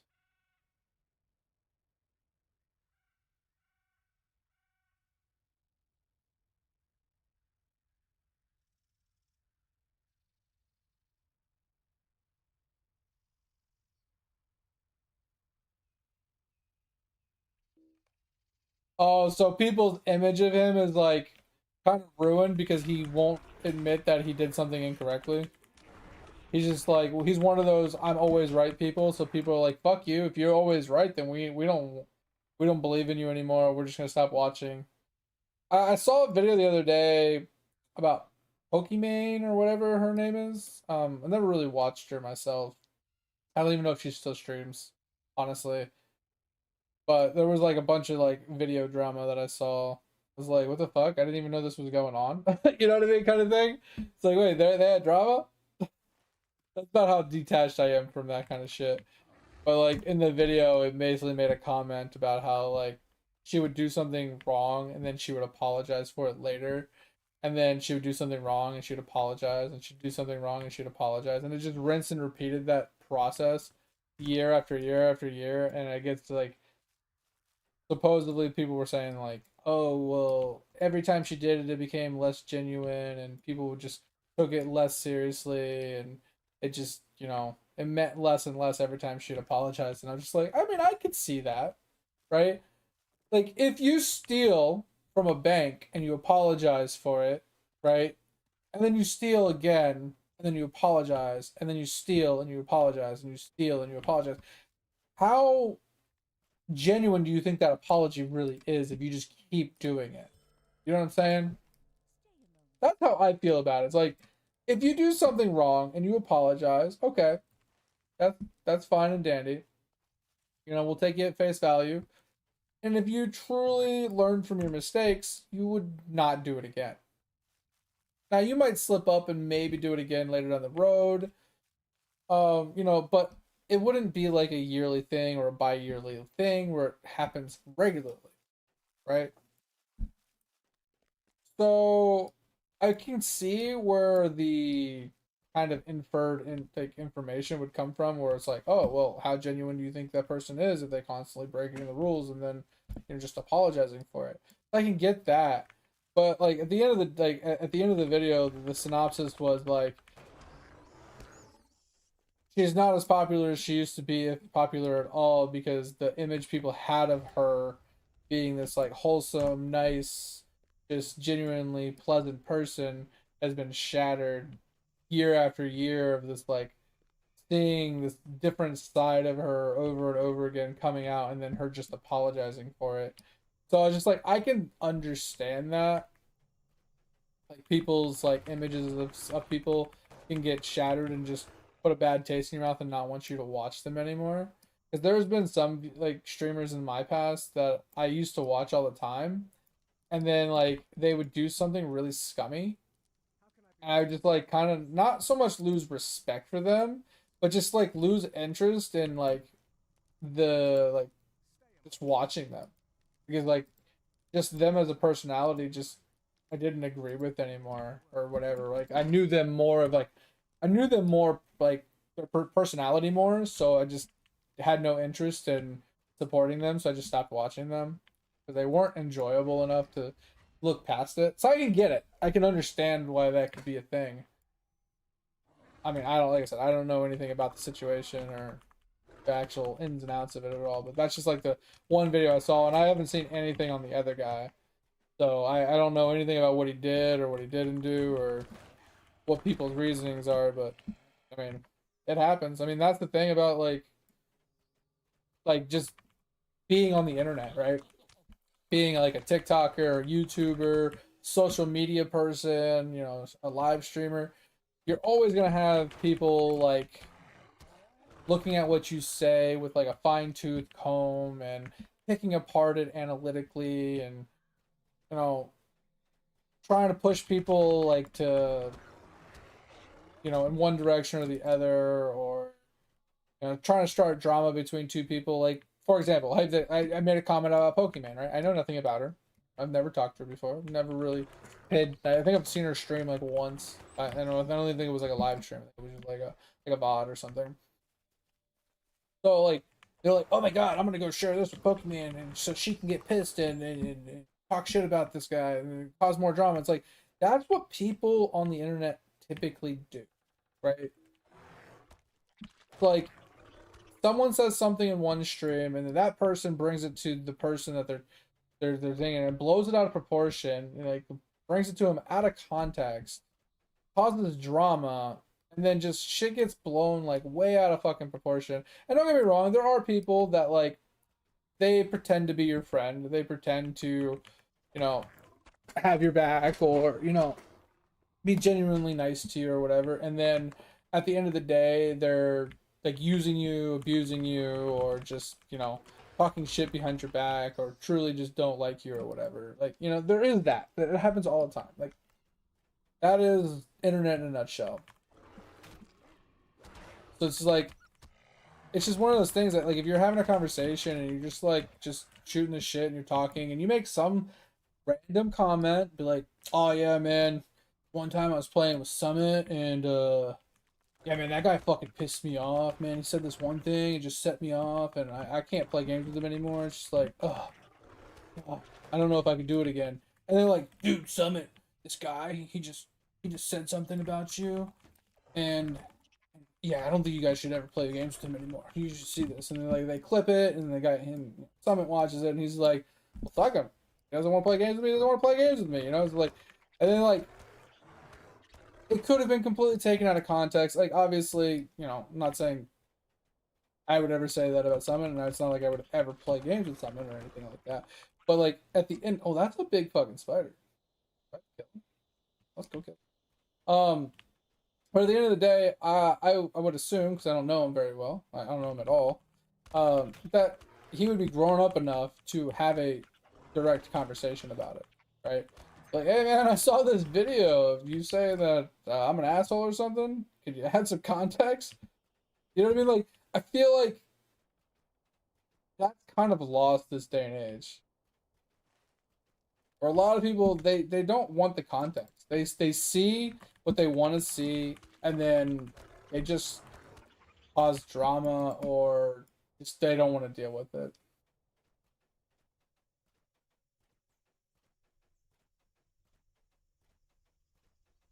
Oh, so he's trying to claim that he did something that he didn't actually do. Yeah, I mean, I don't have any rebuttal for that. I can say there has been things in my past that I feel like I didn't start, but I definitely was doing it before it was a thing in certain games, and then it started to become like a normal thing. kind of became like the standard after a while. And I'm not saying I'm the one that started the trend. I'm not saying I'm the one that like made it all happen or whatever. But I definitely have been. I definitely know there has been situations in certain games that wasn't really a normal thing to do, but I was doing it, and then it became a normal thing in the down the road. Maybe that's something along the lines of like how he feels about the situation, where there's something that he used to do or he's always done that didn't used to be the norm, that is now the norm, that he feels like he's kind of responsible for becoming the norm, possibly, quote unquote. Like, I'm not defending the man, but I kind of understand that if like if I was playing a game, it was like a new game or whatever, or I've been playing it for a long time and I've always done something a certain way that not a lot of people have done, and then people start doing it that way, that I would kind of have a little bit of a big head maybe and be like, hell yeah, man, I've always done it this way. Yeah, I was the trend starter, man. This is how I've always done it. This is how I always will do it, and everybody just started following my lead. I don't know how true it is, but I mean, I could see me blowing some smoke up, up you guys' booties and just, throwing some nonchalant statement like that out there. I mean, not saying I would be like 100% serious about it. But I could see it. Like I said, I don't know, man. I don't know what his intentions were or what he actually said or, what it was intended to be said about or context or whatever. But I could see it. That's all I'm saying. Ba-da-ba-ba, ba-da-ba-ba-ba.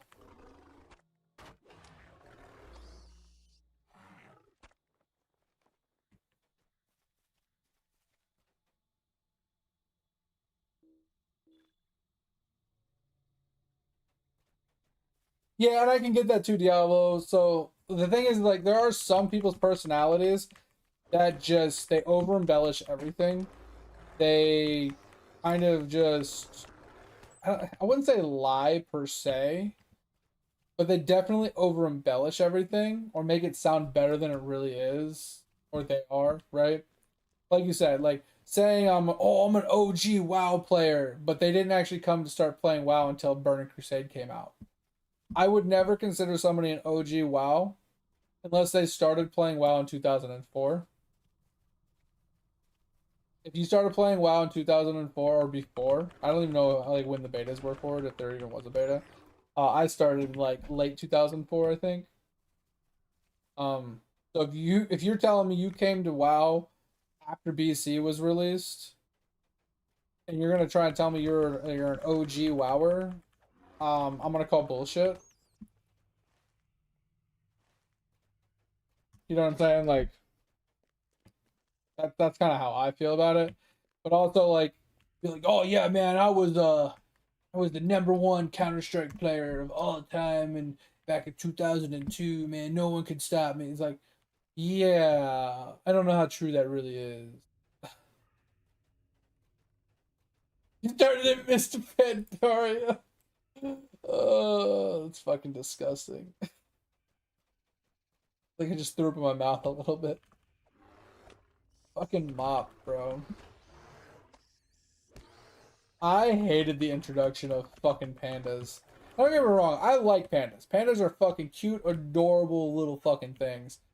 But motherfuckers are so annoying on fucking monk pandas and fucking World of Warcraft can stuck it. Oh, I'm fighting this monk. I'm whooping his ass. Oh my god, that guy just did a front roll, tuck and roll, just zippity zoppity from this tree to that fucking tree a mile away. Oh, he's gone. Can't kill him now. By the time you catch up to that motherfucker, it's off cooldown and he just jumps to the other side of the fucking map. Good fucking luck trying to kill a goddamn fucking monk back in the day. That shit can suck it. That shit pissed me off, bro. I hated that shit. They had so much mobility and so much fucking damage, and their healing was ridiculous. Like, oh, fuck that shit, man. Pissed me off.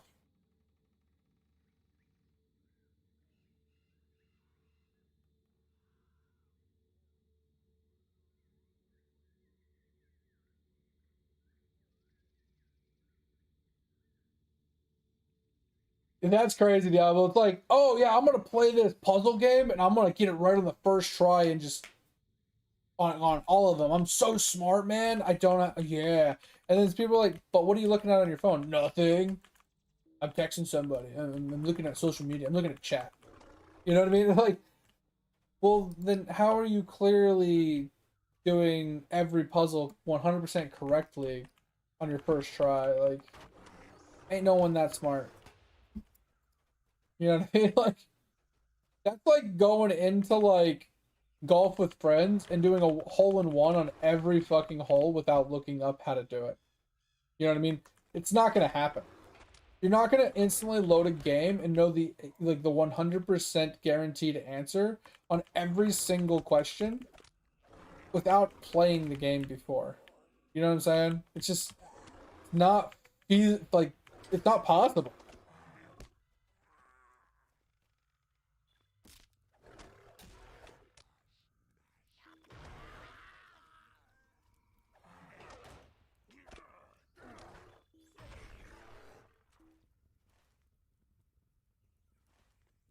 You play private servers with it? Interesting.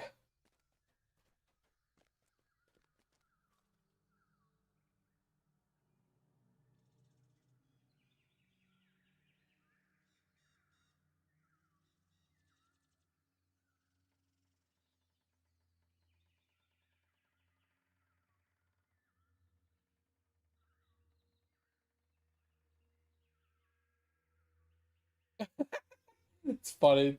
Yeah, well, that's what I'm saying. It's like people over embellish, man.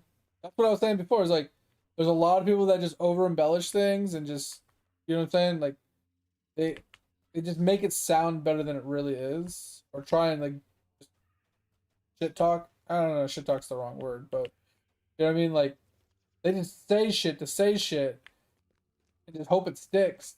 And when people catch them in the live, they're just like, "Oh yeah, sorry, I didn't mean it the way I said it." And blah blah blah, or whatever the fuck they're gonna say or do, right?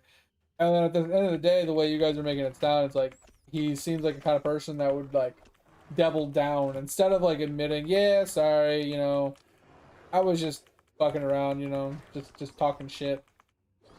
He's just like, well, "What are you fucking talking about? I'm right, you're wrong, bitch. Sucks to suck." You know what I mean?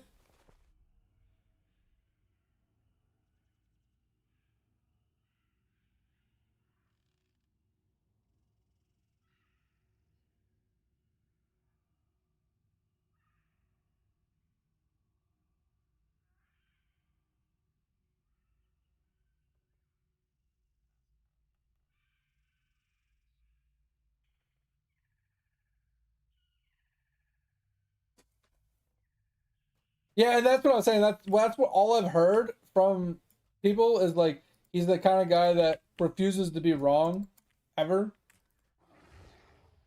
and he can never admit it or whatever. Like that's all I've heard from people. And hey, that's how some people are. You know, they're the only one that's ever right, even when they're wrong. I don't like those type of people. I don't interact with those type of people. I don't hang out with those type of people. I avoid those people like the fucking plague. Uh, but I mean, teach their own. You know, hey, it is what it is.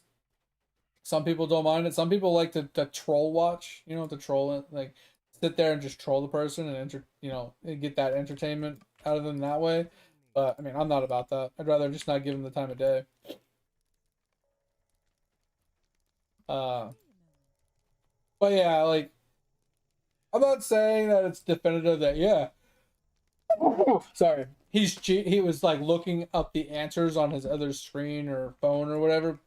But it is kind of like weird that if you're staring at your screen for over an hour trying to figure out how to do something and then you randomly start like looking elsewhere and then you just bam, I got an idea. Oh, I know the answer now. It's like that kind of came out of nowhere, right? Like it'd be one thing if he was like reading chat and someone made a comment that kind of got his brain going. If that makes any sense, right? Because there's sometimes where I'll be playing something and someone's like, "Hey, did you look at the top left?" I'm like, "Top left," and I look and I'm like, "Oh shit!" You know what I'm saying? Like I've had that happen to me before, where they don't give me the answer per se, but they definitely like point my eyes in the right direction, or they make a comment that makes me think about it in another way, and like just the answer pops into my head. I've had that happen before. Like I said, not saying that that's what happened in any way, shape, or form, but I'm just saying it's possible. I don't know the person. I'm not gonna defend them. I'm not gonna, discredit them in any way, shape, or form. But I can say from personal experience that there's been times where I've stared at something for a long, long, long fucking time. I got up, went to the bathroom, came back, read a comment, and was like, "Oh shit, you're right." You know what I mean? And like it just like fucking hit me like a ton of bricks, kind of thing. It's possible. Plausible, not so much. Possible, yes.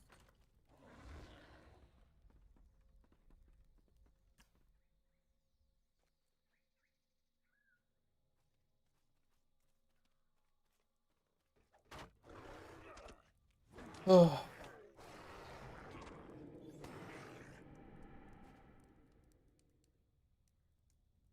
I'm in the right 5% of the time. Uh,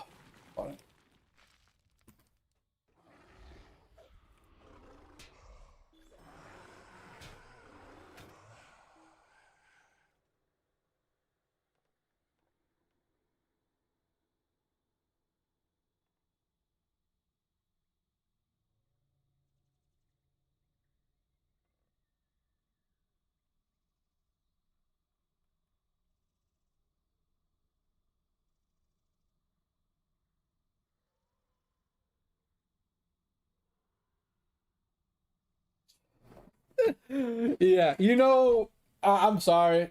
There ain't no way that a streamer goes into a live stream, streaming him playing a video game, and intentionally turns his entire chat off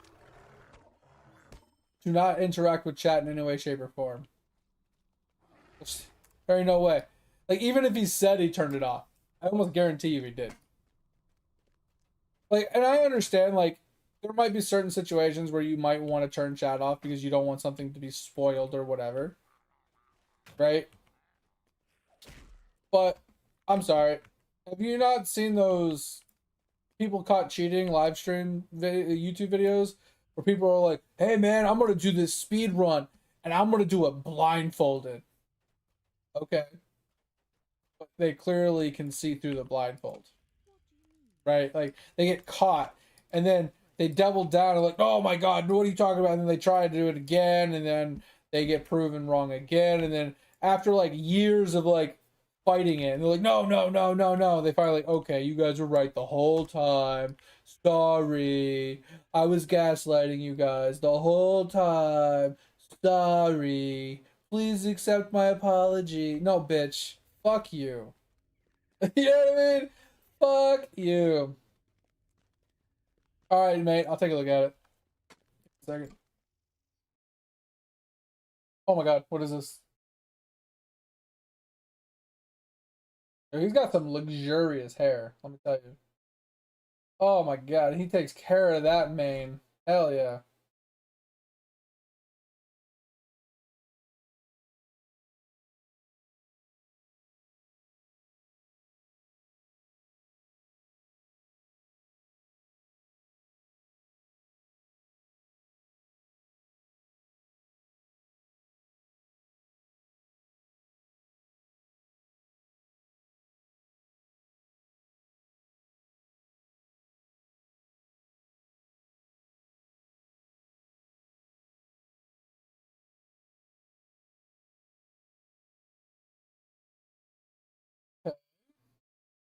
I'm reading this a little bit of this. I'm skimming through a little bit of this.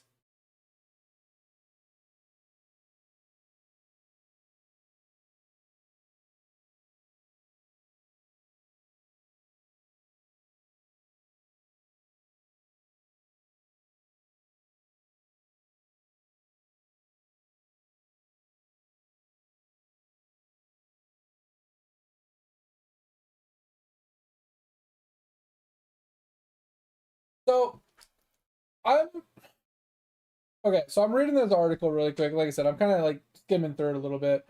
Um,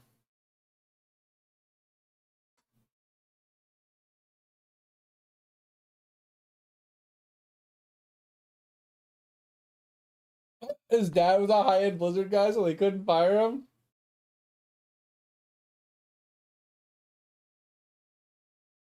Yeah, so I'm reading this one thing. Is like basically it says like one of the first things that came up was I guess he made a video about stop killing games video or something like that.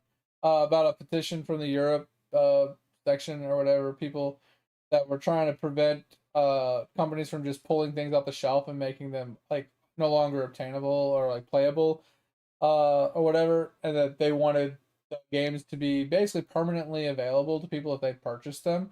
And I don't disagree with that. You off to bed, Topher? I appreciate you, man. Take it easy. Have a good rest of your night. I'll talk to you later. See you tomorrow, hopefully. Appreciate you. Um, so I agree that that would be a really cool thing if companies were able to do that in some way, keep them in a playable state forever for people that want to play them. Because there's a lot of older games that would just always be fun to go back and play here and there. Just would be awesome, right? And I guess he made a video on it that argued that it was too vaguely worded or something, and that it would be impossible for publishers to leave every game in a playable state. Why would he get pushback for stating that? Like, if it like, I feel like that, in my opinion, is his personal opinion that it's stated that the words are vague. That's his personal opinion, in my opinion, right? And he personally believes that it's impossible for publishers to make every game in a playable state. And I don't disagree with that, but I also do disagree with that partially. Like, it's 50-50 for me in that. I do think that there's too many games to leave everyone available, especially like the live service ones that require a server to log into. That's too much money for publishers to have to be able to pay for servers and connectivity and maintenance and stuff like that on those servers to keep them up and running 24/7. It's a lot of money. Now, there are ways around that, aka giving people the ability to make their own private servers for them, allowing that, legally allowing them to make private servers, or to modify it in a way that it can be played not online, so you can play it offline. So that way it's still in a playable state. You can still get the game and you can still play the game, but you have to play it either online co-op or offline. I think that is the way that you can make every game still playable, having those two options available. So I do agree that it is impossible to have every game in a playable state, but I also disagree because there are ways around it. But why would that spark a thing with like pushback? Because it literally states that the first pushback was from this video that he got from his people, and then the second one says, I'm reading it now, but it says the devil down on his original claim. Said it wouldn't help prevent old games, or so it wouldn't help preserve old games, and argue that some live service games will inevitably disappear. Once again, that is somewhat true. Because if you have a game that only has 5 or 10 people playing it, why would a company pay hundreds of dollars a year to maintain a server for those 5 people to play it if they're not making money off of those 5 players, right? That was it. I don't know. This is just the article I read. Like, this is like I said, I'm not reading every single word, but like I said, this article, like right here, it says Pirate Software's first started getting pushback from his viewers in August 2024. Like, that's what I read, and I was reading this, right? And this is like his second video. But like I said, I do agree that live service games would be the hard one to preserve, because they would have to be modified to not being live service games anymore.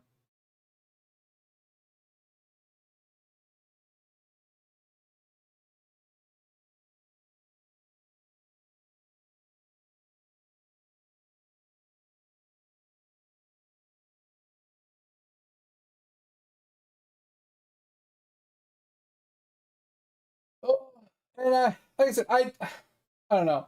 Reading the next part of what he said is like, he suggested the solution of saying the publishers should make it clear that you're buying the license to play the game, not the game outright. I agree and disagree with that as well. If I buy a game and I'm downloading it to my computer and you're requiring me to connect to your server to play your game that I have fully and utterly downloaded to my computer, then I have technically bought your game. If I have to install your game, not the launcher, not the connector to my computer, then I have bought your game. It's not like a web-based game where I'm going to a web browser, I'm logging into your web browser, I'm clicking your game in the web browser, and I'm playing your game through a web browser. That is like a license to play it, right? If the web browser stops hosting it, I no longer have access to it. But if I actually have the game installed on my computer and I can click and see all the DLC, the DLLs and all the registry files and everything else that's on my computer, I have purchased that game, right? Just like on Steam, if I buy fucking Dark Souls 3, I have that game. If they stop producing it and stop selling it, I still have that game. Right? It's obviously different for live service games to a point because you have to connect to a server in order to play it with other people. And that's why I was saying you would either allow for people to create third-party servers, like private servers, or you modify the game to not have to be connected to a live server to play it. That's how you fixed it. Not just saying, hey, poof, gone, no longer playing it ever again, sucks to suck, right? I'm sorry you like the game, but you're never playing it again. Now, obviously, that's easier said than done. People aren't going to really want to do that, especially as like a gaming standpoint, right? So,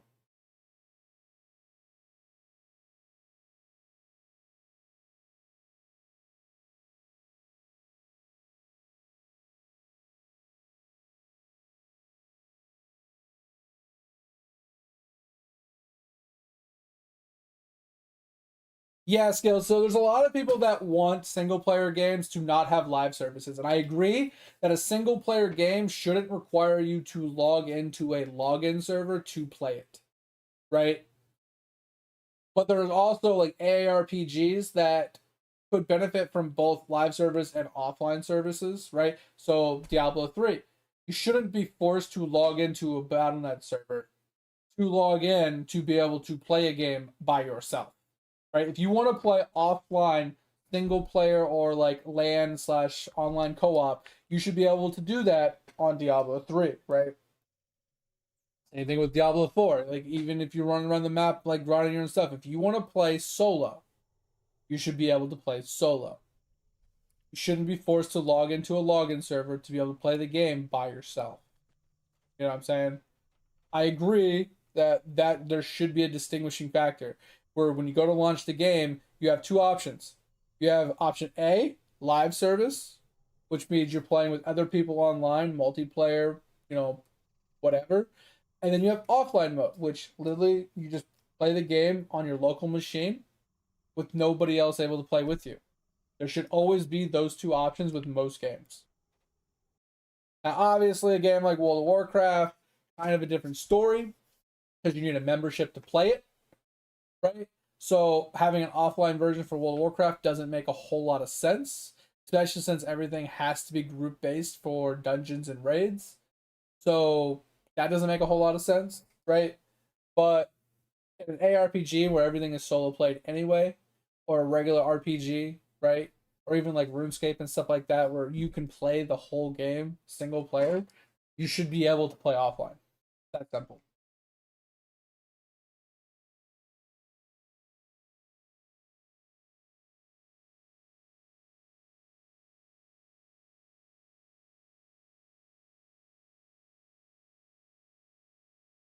Yeah, I just saw. I mean, there is ways around it. Yeah, but like I said, in the grand scheme of things, there is always a solution to every problem, right? For every game, to make it like available permanently, even if it doesn't have a live service, or even if it does have a live service, or if it's no longer being supported or whatever, there's a way to solve all of those solutions. It's just, do those companies want to do that? And the answer is no. They don't want to provide you with the tools and all the trimmings in order for you to play their game that they're no longer supporting without them making money. They want to make money off of it. So why would they allow you to continue playing a game that they're not going to make money off of? You know what I'm saying? That they put hard work into. That's why they won't do it. And that's, at the end of the day, I think that's why this petition is so important that I didn't even know about until just now. That the companies are there for the profits, right? They're not there for the consumer. They're there for themselves and how to make money. And I don't disagree with companies making money. They need to make money to survive. I get it. I understand it. And that's how it's going to be. It's how it's always going to be. I'm fine with that. But at the end of the day, I never updated my title. At the end of the day, it's more of like, there has to be a good line between looking after your company and looking out for your consumers, right? So if you've produced a game that people love and people have been playing forever, but then it's died down, nobody's really playing it anymore. You went from 100,000 players down to like 100 players, and you're not really making any money off the game anymore, and you're winding things down and you're putting it into maintenance mode or whatever. Leave it in maintenance mode. Let people play it until it's no longer a viable thing, or give them the rights. If you're going to shut it down because you don't want to spend money on it because you're going, you're losing money. You are actually losing money providing services for that game to people that aren't giving you money. If that's the case, if you're losing money in a game, put out a news post, say, hey, we're going to give you guys 6 months of live services, and then we're going to turn it off. In those 6 months, you can request any of the downloaded, characters and stuff that you have. You can request the data. We will give it to you. You can make your own private servers, and you can play going forward with that and upload your characters to whatever servers you want. That would work. They could come up with 1,000 different solutions on how to accommodate these people to continue playing the games that they want to play without losing anything, without them having to come out of pocket. It would just take a little bit of effort on their part to accommodate the players. You know what I'm saying?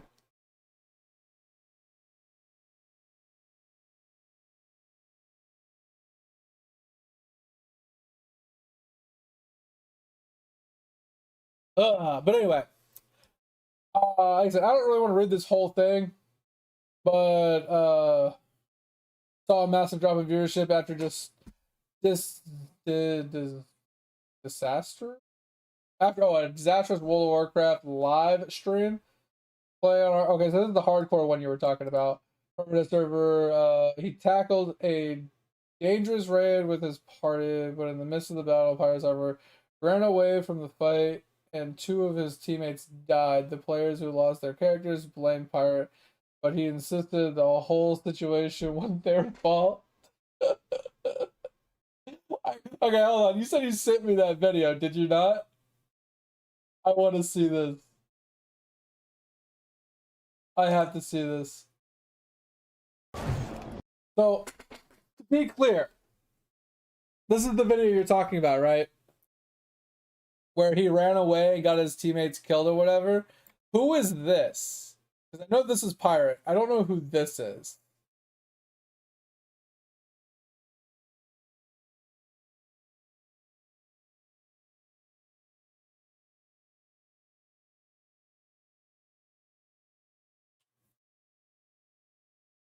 He looks familiar. I just don't know who he is. Boss is coming too. Watch out. All right, first things first. I'm not gonna lie. I'm looking at this video, and whoever I'm watching, like whoever the main player is right now, has 1 HP. I don't know if you guys can see this, but the title's in the way. He has 1 HP out of 3450. Why does he have 1 HP? Is he dead already? Like, what is going on here? 1 HP. Why is the healer not healing this dude with 1 HP? What in the actual fuck? Yeah. Well, I got shield wall. God damn it. Run. Just run. Can you target dummy?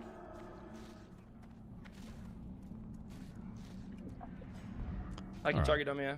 Should I do it? Just kill the massive. Yeah, target dummy. Kill the massives. No. Also, are you fine? Any grenades, I got last anything? stand. You can just Heal him. Yeah, you just heal me. Just come back a little bit. Boss is on me, sitting bear form. Snuppy, just run. I can help a lot. Yep. Pirate, why are you walking, bro? What are you talking about? Why am I walking? This Look is at my mana. savageable. Come Innervate on, you? man. Just kill the mastiffs. Innervate, Innervate innervate. the healer. Nova, bro, Kill the come on. mastiffs. We got. Hold on a second. I can Alright. target. Hold on a second. Hold on a second. I'm so confused with this whole situation. Oh, it's fake HP? Okay, I was so confused, bro. He had 1 HP in the thing. I'm confused. So the guy, literally in the beginning of the video, they're Boss is fighting coming it. too. Watch out. Yeah. Well, I got shield wall. They're backpedaling. He's shield damn walling. it. Just run. Did you not just hear that? 5 seconds in. Run, just run. Okay. That is the initial call 5 seconds into this video. Everybody still has full HP except for the weird fucking 1 HP person, right? He's spamming for people to run. Run. Can you target dummy? So they're running. Everybody's running. The tank is somewhat backpedaling, right? I can target him. Yeah. Should I do it? Just kill the mastiff. Yeah, target. Now he's saying, hey, I could target him here. Yeah, just kill this person. So 10 seconds goes by and they change their mind to then fight again. Okay. And right when they say, yeah, just fight this guy, he has already just frost blinked, I'm pretty sure. I can target him. Yeah. Should I do it? Just kill. Yeah, he just blinked right as he said, yeah, just kill him. He is down to 1,300 mana of 5,300 mana. So he is already like almost out of mana. The mastiff. Yeah, target dummy. Kill the mastiffs. No. And now he's saying kill him, but here's the problem. Is they made the change in the call to start killing them right after he blinked, and he didn't turn around to go with the call, right? Yeah. Like I said, I'm kind of watching it, like giving my input, right? So he did the blink. He's low on mana. He continues to run even though they said to turn and fight. So yes, that's like a kind of like, why are you continuing to run after we changed our decision to continue fighting, right? Like, so yes, they initially said run. He started running with everybody else. Then they said, okay, turn and fight. And he didn't turn and fight. Okay, so weird, right? Yeah. So he's got blink and stuff. Okay, so. Also, are you fine? So he then, right after he blinks and they say that, he turns to throw a blizzard down. Okay, so he did turn to help, right? He casts the blizzard. He now has 300 mana left. If you look at his bar, he has no mana to even cast a frostbolt right now. He literally can't cast another skill after he casted his blizzard, right? To try and help them escape. Any grenades, anything? And then he's like, any last stand, any grenades, anything you guys could help to do. He has no mana. He just casted and channeled his blizzard to slow things down to help them get out. So he is helping. Rank 1 blizzard. Yeah, but that's rank 1. I mean, he might have a rank 1. I don't know. I'm looking at it right here. Okay, I think he can cast these 3 abilities and maybe Frost Nova. But he has literally 370 mana, so he can cast once. Okay. You can just Heal him. Yeah, you just heal me. Just come back a little bit. Boss is on me. Okay, so he's spamming for a heal. He's crying for a heal because he's getting an actual ass handed to him, right? And Pirate continues to run. After, he has no mana. He can cast 1 Frostbolt at this point. So he can't heal the guy that needs the heal. So he can't really do anything to help unless the mob is literally like 1 HP and 1 Frostbolt would have fucking killed it. I don't think he can really do anything to help in the situation. Am I sitting bear form? Snuppy, just run. I can help. Then he just said, just run. Again. Don't get me wrong. This guy has been running the entire time since he was told to run. And he has helped once with the 1 blizzard, but he has no mana to really help. What? Yep. Pirate, why are you? And then this guy says, Pirate, why are you walking? He's like, what the fuck? What do you mean? Not only were we told to run, then turned to fight, and then I helped, and then you told me to run again. Now you're asking me why I'm running?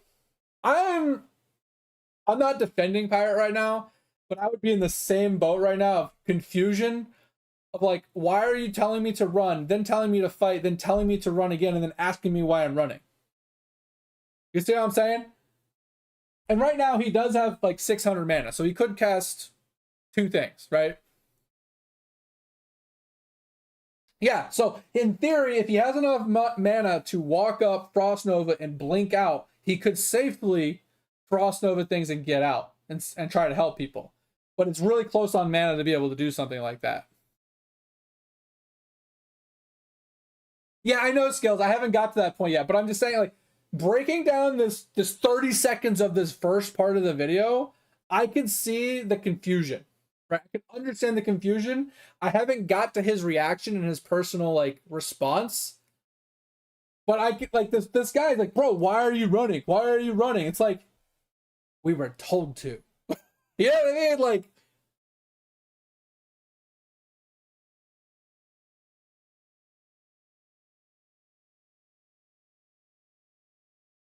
does he really? What are you talking Okay, so he says, why are you walking? And he frost blinks right when he says that. Now he has no mana again. about? Why am I walking? This Look is at my mana. savageable. Come Innervate on, you? man. Just kill the mastiffs. Innervate, Kill the innervate, mastiffs. innervate. Innervate Use the healer. Nova, bro, Kill the come on. mastiffs. We got He this. heals. In the sense of War something? Now, I'm not going to lie. I will say, devil's advocate here. Even if he has no mana, he has a fucking wand. He could be auto-attacking with a wand, waiting for mana to cast an ability, right? That's devil's advocate here. Like, I can see why he's running. I can see the problem with no mana and blah, blah, blah. But he has a fucking wand. Doesn't do a lot of damage. It's some damage.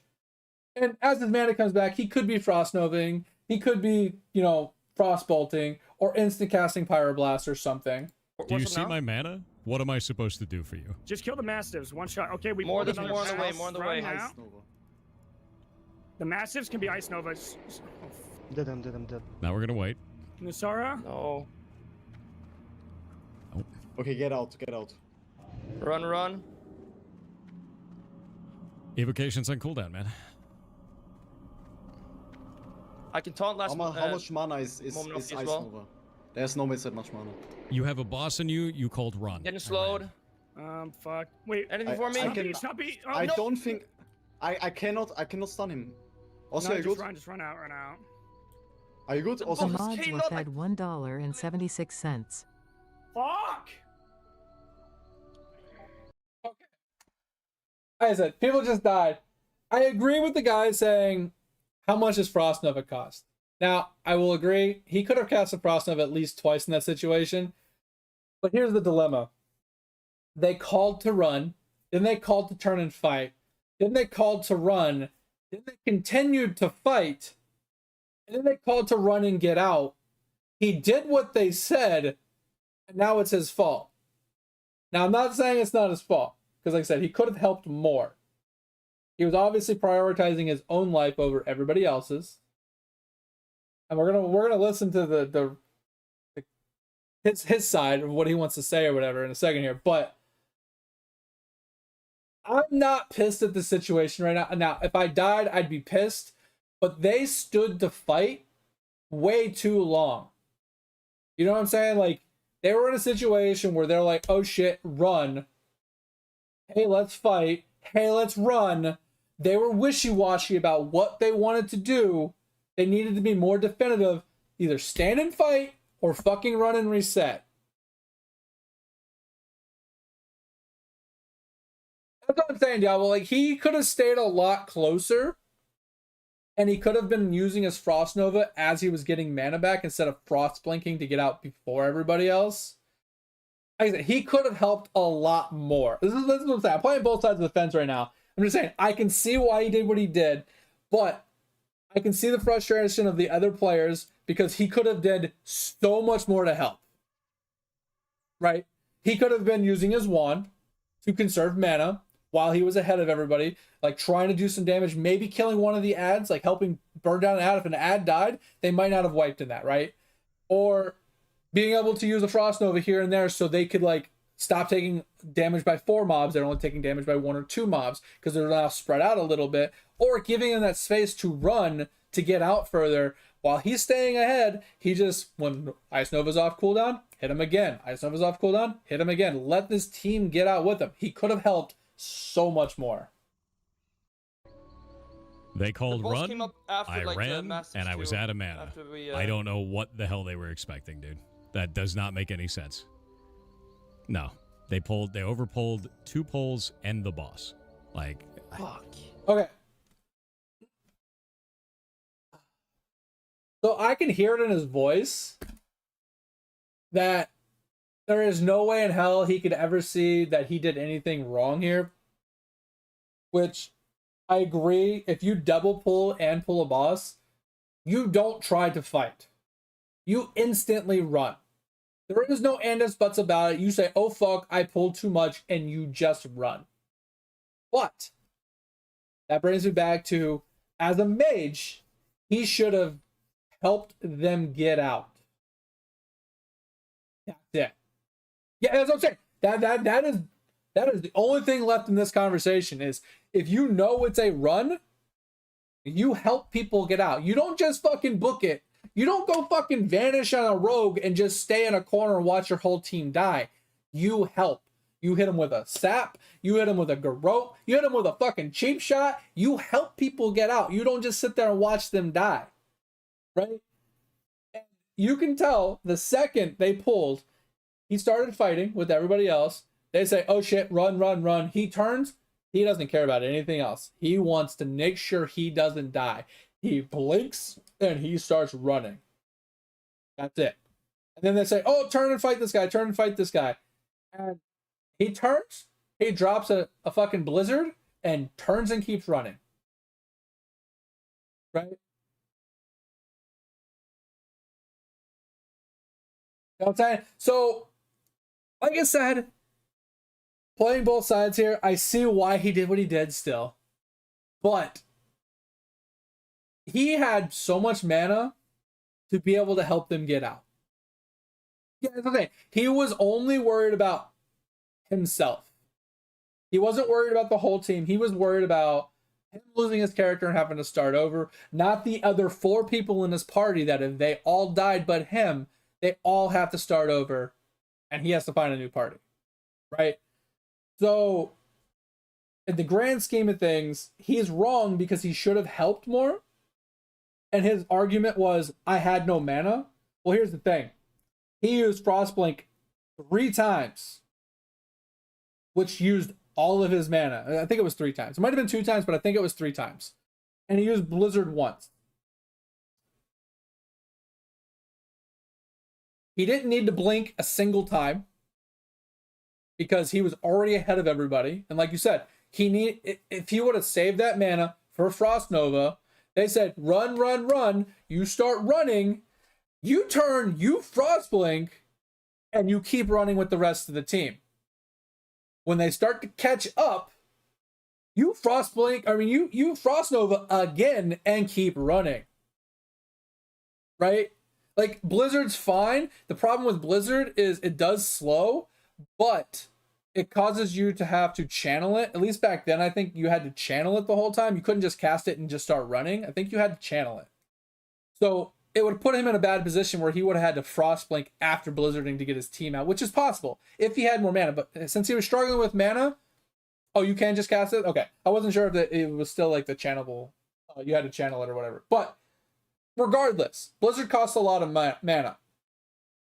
Frostball or Frost Nova freezes, you get 6 seconds of freeze, diminishing return. The next time it's like 3 seconds or whatever, and I think they're immune after that, or maybe like it's 1 second. So, but anyway, if he would have just Frost Nova'd, when they said run, Frost Nova, everybody gets a 6-second head start of running out of the dungeon. So here's the problem is if he Frost Novas, the tank can actually turn his back and run from the boss without worrying about getting crit and killed, right? So that helps for him to get out. But then you had all the other people that could have started running, that could have tried to get out. And then you have that 6-second head start. You have so much potential of everybody getting out to resetting. And you still have enough mana at that point to blink if you're the back one in the back and you're about to get killed, right? You could Frost Nova a second time and blink. and now you're almost out of mana, but you're almost out of the dungeon at that point. So he fucked up on many levels, because not just because he was doing what he was told, like that was fine. It was because he took it too literal, right? He took the statement of run too literal, in the sense of like it was playing non-hardcore, and he was just running out, didn't care if anybody died because he just didn't want to die. But in a sense of playing on a hardcore server where if someone dies, they're dead, you don't just fucking straight run out of the instance and say fuck everybody else. You do what you can to help your team to everybody get out. So he fucked up there, for sure. Yeah. 1000%. Oh no. And then he's just like, I had no mana. What'd you want me to do? It's like, well, you had no mana because you continuously blinked. You blinked so many times and you didn't help anybody. Of course you had no mana. I mean, the regular ogres can still be polyed. We just had the boss and like. Oh, that's true. He could have polyed one as well to reduce the amount of damage that was coming in. I forgot about that. I've never been a mage player. 1000% could have polyed one, reducing the amount of damage being dealt to the whole party, allowing for burning down of other ads and survivability purposes. It's totally possible. 5 mastiffs and 2 ogres. We could have polyed 1 ogre, killed 1, and then walked it out. Yes, literally, just even an ice door would have been enough. You guys pulled that when I had. You instantly ran out, bro. You instantly ran. You didn't even look as back. much as you're angry right now. Of course I ran. I'm not angry at all. You I'm not angry at all. overpulled 2 packs. Now, to play another devil's advocate here, is I'm gonna agree that he did what was told. The people making the calls here definitely started this perfect storm by being wishy-washy with the call. I'm gonna just say that right now. Take that with a grain of salt. You don't say run, then fight, then run again. You don't go back and on a server where if you die, you die. You have to be definitive in your call. If you want to go in and you want to fucking chance that shit, you make that call and you go in and you accept this, whatever happens, right? If you call run and 5 seconds later you decide, no, stay and fight, you can't fault someone for just running. Like you can. You can.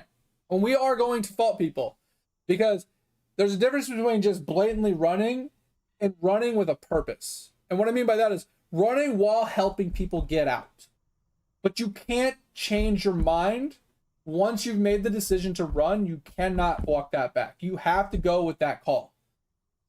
That's my opinion as a strat caller. I've done it many a times in many a different games where you have to make that call. It falls on your shoulders to make the call, and it's stressful if you make the wrong call, right? But at the end of the day, if you make that call to run, you do not change your mind 5-10 seconds later to say, oh, no, you just stay and fight. And then 5 seconds later, be like, oh, no, I meant run. Like, you can't do that. And then be like, man, why'd you run? You can't do that. You just can't. I'm sorry. But we're not going to fault him for running. We're going to fault him for not helping everybody run. That's what we're faulting him for here. We're not faulting him for running. We're literally just faulting him for not helping everybody else run, right?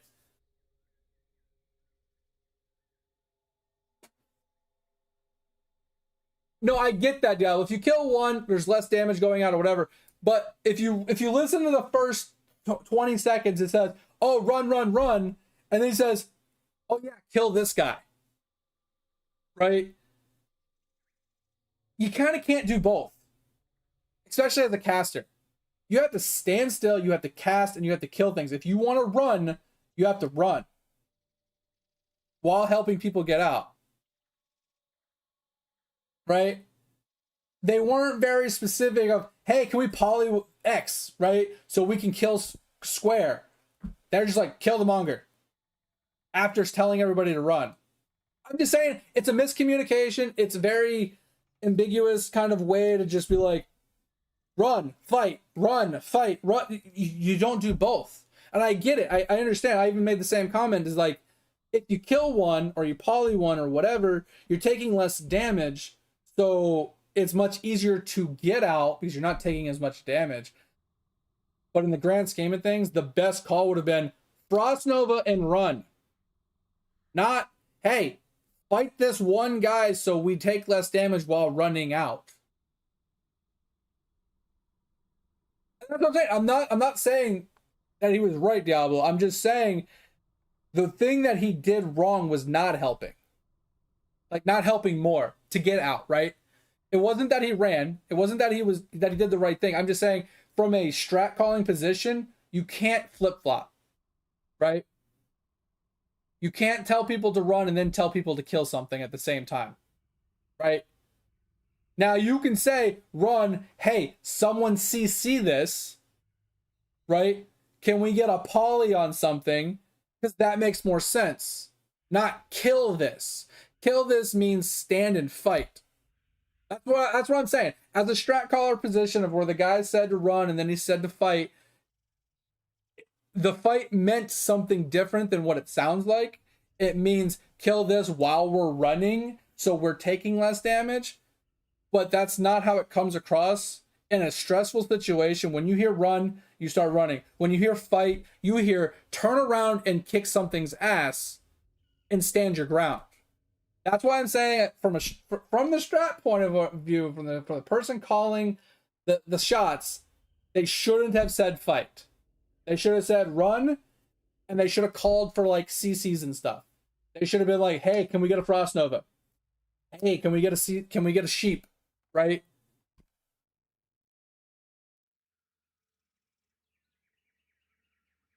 No, like I said, Diablo, you're missing what I'm saying. I'm not saying he was right.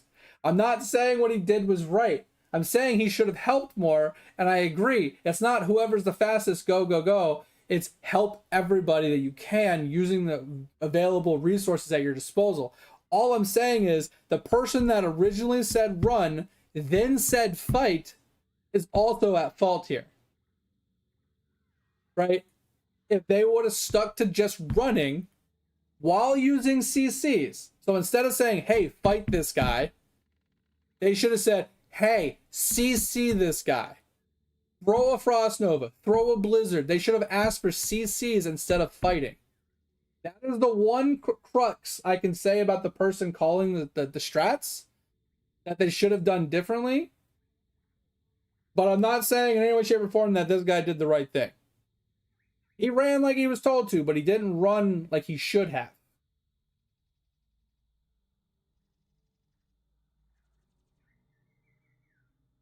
Yeah, we're talking about hardcore WoW Dig. So, Diablo keeps bringing up the same thing. Did he just keep running? Or did he help people? You're missing what I'm saying, Diablo. I am not saying he did the right thing by just blatantly running. And I'm not even talking about what the mage did. I'm specifically talking about the guy that made the call to run, and then that 10 seconds later made the call to fight. That has nothing to do with this guy running. In any way, shape, or form, that guy could have been in a different fucking universe at this point. What I'm specifically talking about is if you are the strat caller, if I'm sitting here and I'm fighting this bat and I say run, and then 5 seconds later I say fight, the other 4 people in the group that are already running are confused. Are we running or are we fighting? That confusion leads to problems. That's all I'm saying. That's literally all I'm saying. Is the strat caller should not have flip-flopped. He went wishy-washy and he flip-flopped. So I'm not saying he's at fault, but he definitely contributed to the whole situation by flip-flopping. At least I tried.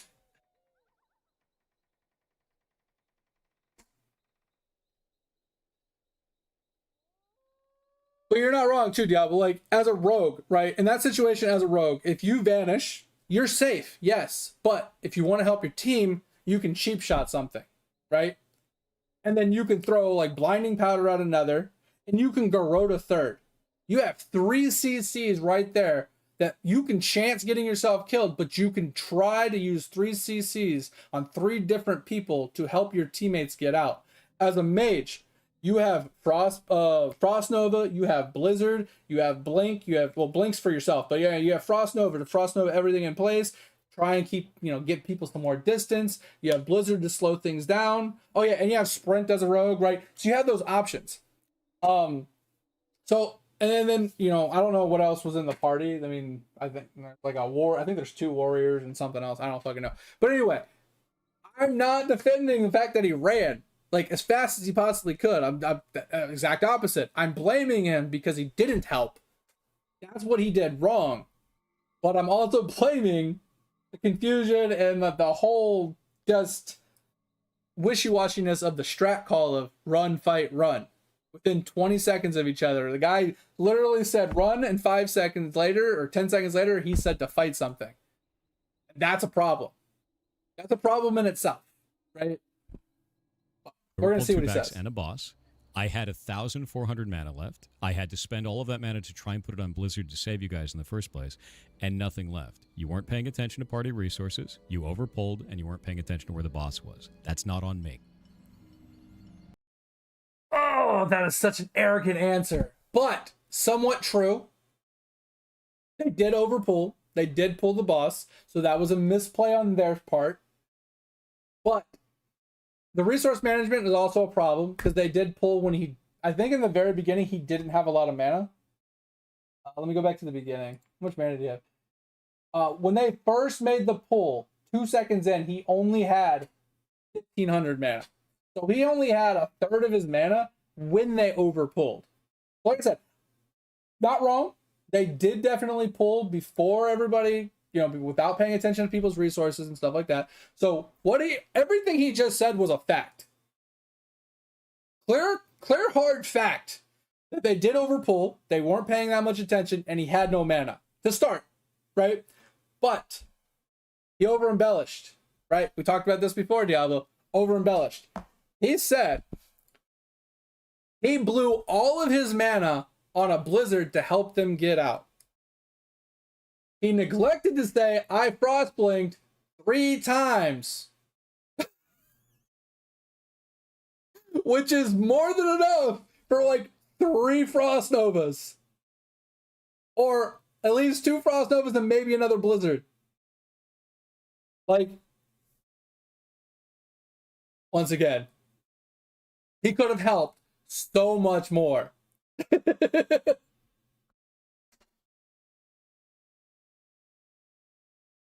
Exactly, Skills. That's my point.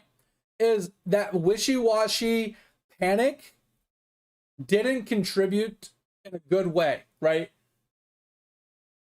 He panicked in the beginning. They overpulled. He said, shit, just run. 10 seconds later, he said, here, I'll even play it back. Boss is coming too, watch out. Yeah, Boss is coming I too. got shield wall. I have shield wall. God damn Run, it. run, Just run, run. Can you target dummy? Just run.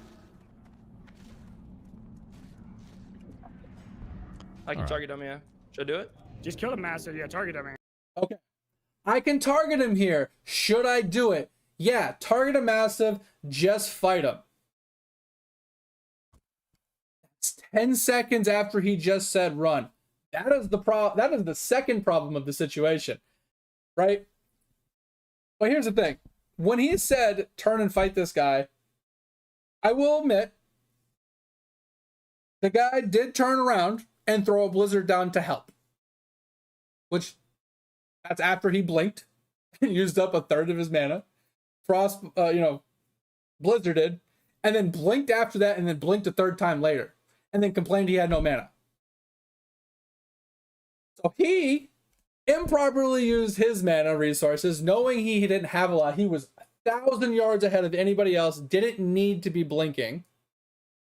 He could have just blatantly slow walked out ahead of everybody else, and he could have been using his mana for another blizzard or a frostbolt or anything to help his team out. He could have done. So, like I said, he is 1,000% in the wrong. He over embellished his statement of, well, you guys. He did throw out some straight hard facts though about overpulling, not paying attention to resources, being the wishy-washy fight not fight thing. Like, that's all true. So that kind of does hurt. It kind of stings to hear the truth laid out in front of you, but he definitely is also in the wrong. First off, for over embellishing that, or under embellishing, I guess is the word. That he definitely left out the fact that he blinked 3 times, and that's why he had no mana even though it was coming back.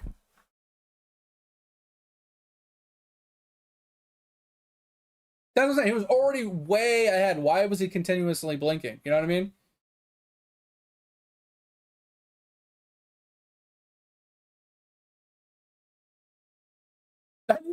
I need 20 more thousand yards on these guys just in case. Attention to party resources. You overpulled and I saw the boss coming. I don't know if we could like move back faster, but yeah. But there wasn't even like Damn. any like information. We are just yapping about useless stuff. Do you see my point? I mean, yeah, Not yeah. on But I me. mean, I called it the boss coming though, but at that point, maybe it was too late to move back. Like you're telling me like a rank 1 mage would not like at least to try Frost Nova there. Like you're not even like in danger.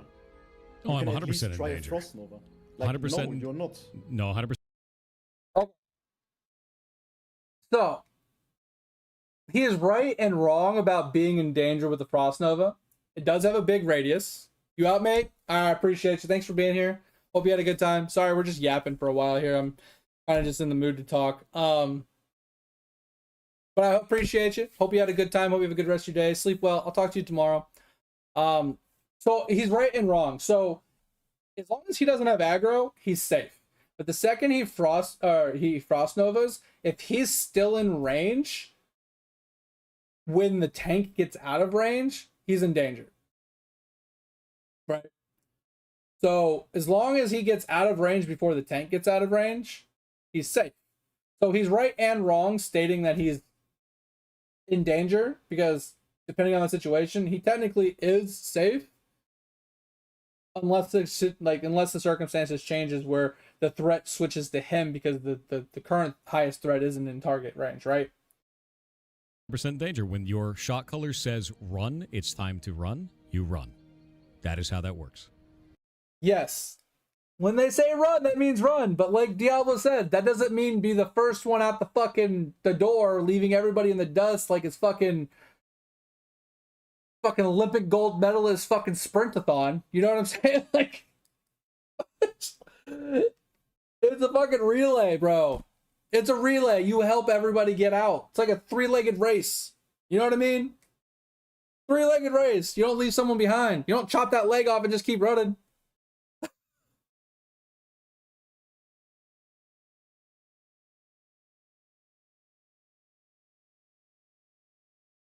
Yeah, exactly, Dig. Like, that's the thing, is like people got so complacent with retail WoW being able to skip tons of mobs or overpull everything and just AoE it down.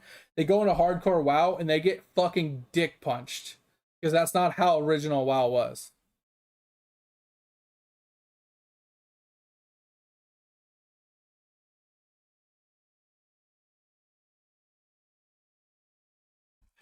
No, I believe you that he'd said that.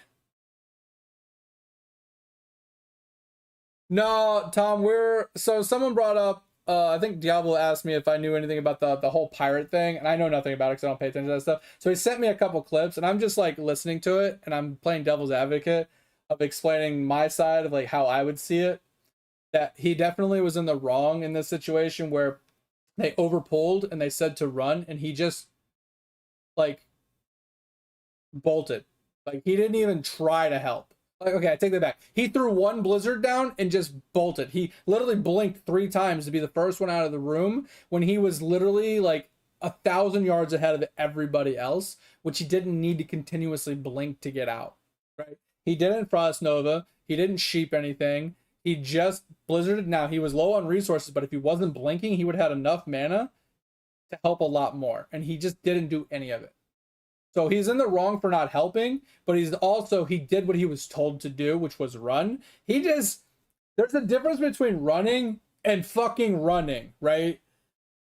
Like, running in a group means you help other people get out.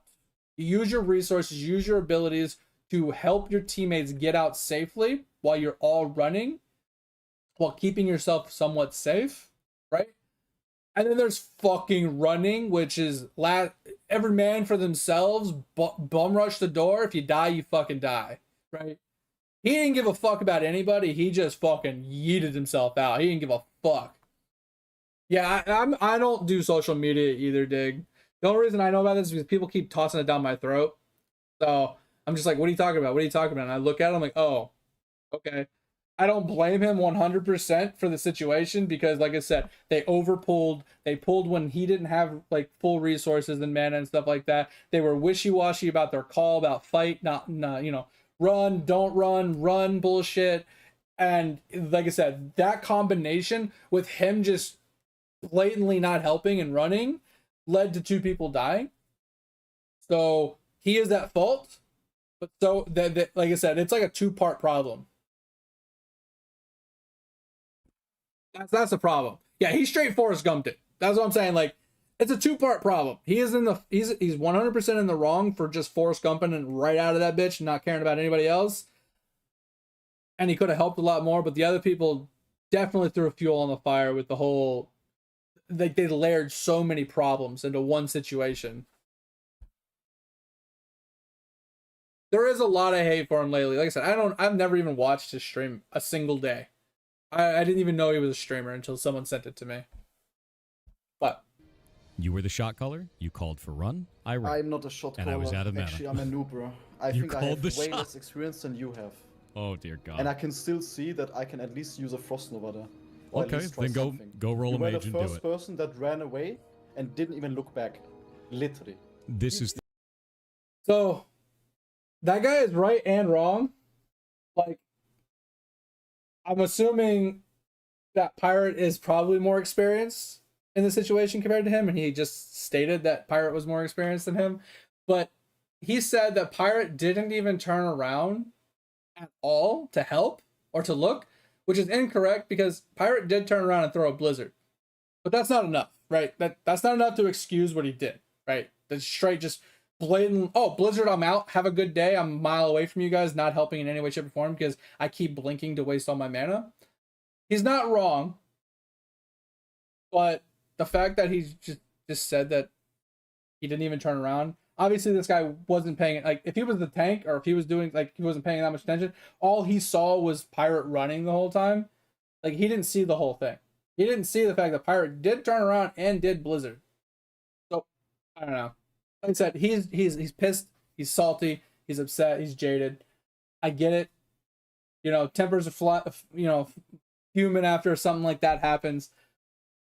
But Pirate wasn't the one making the call, right? He was just stating that someone made the call to run, so I ran. I did what was supposed to be done, but he did it incorrectly. Once again, we keep harping on that, but like I said, he did what he was supposed to. Like I said, 2-part problem. They said one thing, he took it completely different the wrong way. the You didn't even second say time. anything. This You is could the have at second. least said like the boss. You're just gonna talk over me? Is that what we're doing now? Well, We I'm just gonna giving you talk my over me? point. Is that all? Is that all I'm we're just doing? giving you my points. No, okay. You done giving your point? You good? Yes. I'm done. Okay. Cool. You go roll a mage then. See you around. Jesus. I don't think that's. Insane shit. No. That is outrageous, dude. You can't blame me for that shit. You make a bad poll, you make a bad call, that's on you. Not Okay, so that statement is actually true. If the tank pulls way too much and then makes a bad call to stay and fight, and then they die, you can't blame the DPS in that situation, right? If you get utterly destroyed and you get killed because you did something incorrectly, you got to just take the L on that one. But there are a lot of situations where they're salvageable if the DPS help, right? If the DPS go above and beyond by using all of their skills in their arsenal, they can salvage many situations and allow for people to get out safely or to manage a situation to CC enough to whittle them down to stay alive to finish it. But yeah, his tone, his demeanor, his personality, like, I can see why he'd be annoyed that they're throwing the blame at him, right? But in his mind, like I said, he didn't technically do anything wrong because he did what they told him to do, but he's not seeing it from a third party perspective of, I did what they told me to do, but I didn't do it. I did it to the letter, not to the spirit, right? It was one of those, they said run, and I took you so literally. I was like fucking Olympic gold medalist Forrest Gump running at that bitch. Everybody can fend for themselves behind me versus, hey, I'm ahead of everybody. Let's turn around and try to help best we can by slowing them and stuff. Holding on to as much mana as we can while still CCing best I can, while helping walk people out. As long as I get out of the portal before everybody else, it doesn't matter, right? Like, that's the problem. It's like, he was so entitled and so in the right because he has so much experience and thinks he knows more than everybody else that he is right and they are wrong. But like I said, it's a two-part problem, man. Like, you can throw blame at both sides. He's throwing blame at them because, like, the first part of the problem, the overpulling, the resource problem, and then the wishy-washy called, quote unquote, right? The wishy-washy call. And then he fucked up too by not managing his own resources properly, not managing his abilities properly, and helping the team and stuff like that, and taking it too literal to run out the fucking dungeon, right? So they're all in the wrong here. But like I said, there is the problem of, like, the overpull was a problem. The boss pull was a problem. It's just a lot of the stuff he did state was facts of the situation. YouTube TV and get set up in minutes with up to 6 accounts. But yeah, Chad. So once again, he can't admit that he could have done more. He can't admit that it's not that he's wrong. Like I said, not that he was wrong. It's just he can't admit that he could have done more. He could have helped more. He doesn't think that he could have Frost Nova'd, which is mind-blowing to me. Because Frost Nova, like, let me look. Whoa, WoW Frost Nova. Classic.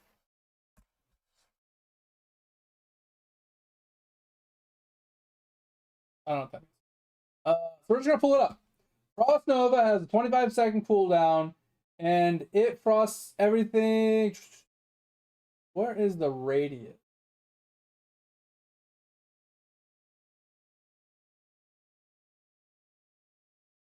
Yeah, everything in 10 yards. 10 yards is quite large. Not gonna lie, 10 yards is pretty big. Right? And it only costs 55 mana at level 1. I don't know what level he would have been using.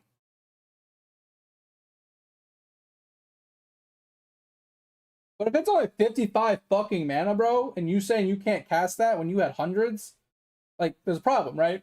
And if you can't be on the side of a mob, because melee range is not 10 yards. Just gonna throw that out there, right? He could have Frost Nova'd at least half of them. He could have got on the side. He could have Frost Nova'd 1 or 2 of them, helped them get out, and then, you know what I mean? Like, waited for Frost Nova, because it's only a 25-second cooldown, and he could have Frost Nova'd at least one more time before they got out. Could have done that. What about Polly?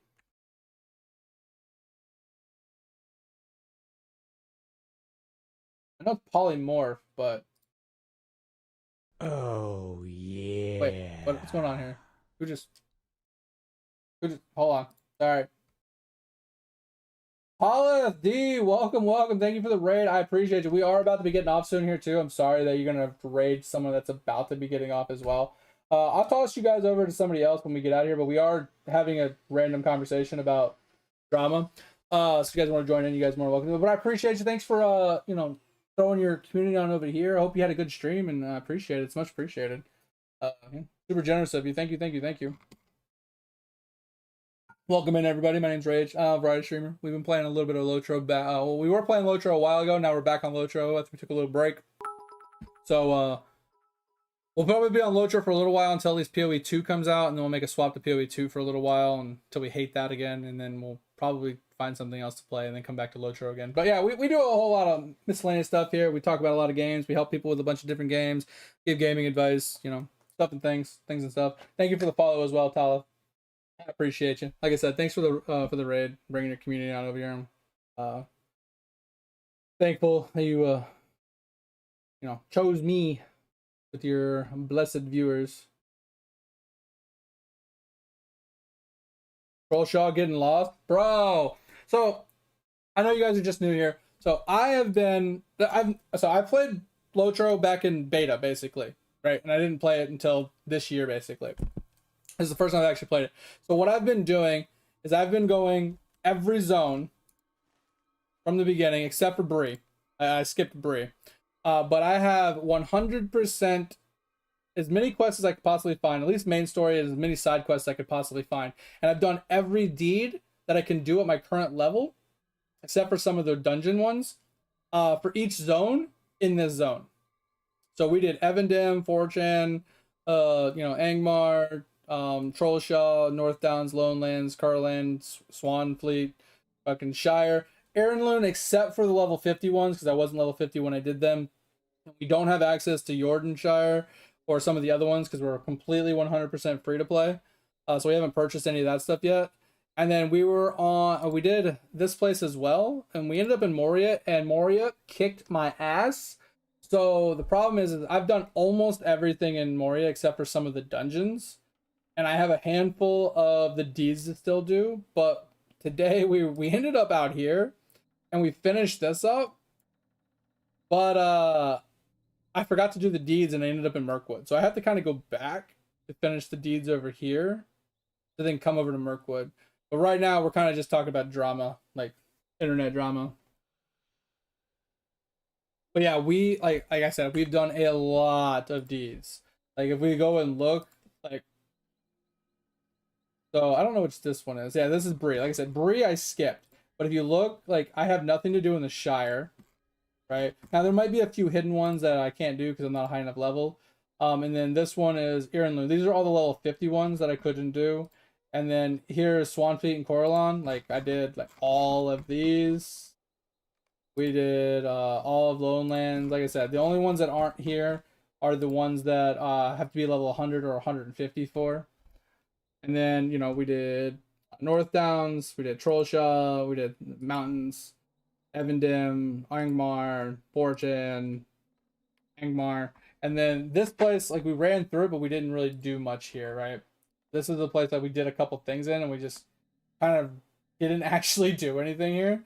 I don't know where we ended up doing these ones by mistake, but we ended up doing a few there, and then we ended up over here, working on these.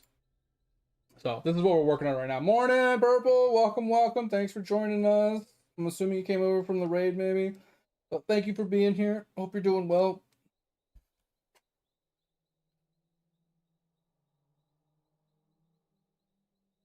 Don't you have Yonshire because you purchased them or whatever, right, Dig? Because you got the 1 month subscription thing to unlock it all.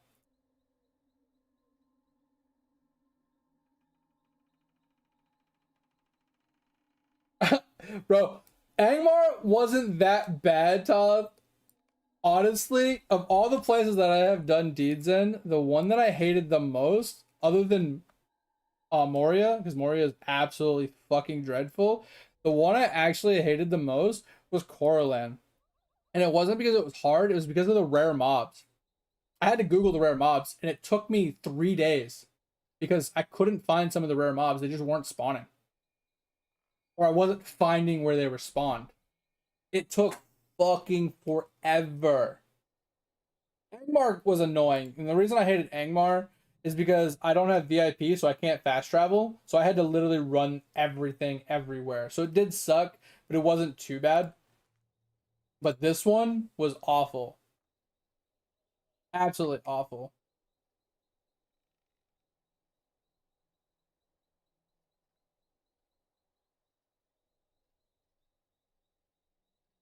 All right, have a good one. The only good thing I can say about Coraline is it has really good, like, low-level accessories. So if you start a new character, it's worth doing the quest line here. Not the deeds, but the quest line. The quest line was actually really easy. And all the quests to do it in the zone were super chill. It's the deeds that sucked. But the quests are great, and they give you phenomenal rings, amulets, cloaks, stuff like that that'll last you until you get to Moria. But I will say, if you're starting a new character, go here to do the quest line just for that, and then you don't have to worry about any of that stuff until you get to at least Moria. Oh, found your way on our way to work? Oh, nice. Yonshire, never leveled there? I have not played there either. That would be a question for Dig, because Dig has VIP. I'm 100% free to play, so I haven't touched any of the DLC content. That's not freely given. Have a good one, Dolph. I appreciate you. Like I said, thanks for the raid. Super generous of you. Take it easy. Have a good night. Day, whatever it is for you. Appreciate you. So, does the DLC place Yorkshire have good rewards? Interesting, dude. Oh, that does remind me. The Shire deeds kind of blew as well. They weren't too hard. Some of them were just annoying. Because of the quests. The quests were fucking dreadful. It's like, hey, I need you to go up to here and then bring something down to here. Oh, I need you to go from here. I need you to bring something to here. Oh, I need you to go over here and bring something to here. I was like, go over here and bring it to here. Go over here, bring it to here. Go over here, bring it to here. Go over here, bring it to here. Go over here, bring it to here. Oh, now you got everything brought to here. Now bring this over to here. It's like, bro, go fuck yourself. Like, oh, and then this guy wants you to bring something to here, and this guy wants you to bring something to here, and this guy wants you to bring something to here, and this guy to here, and this guy to here, and this guy to here, and this guy to here. It's like, bro, can you guys not use your own 2 fucking feet? Seriously. But Purple, I appreciate you. Like I said, we've just been chatting about things. I'm trying to figure out, we were talking about some drama and playing devil's advocate here.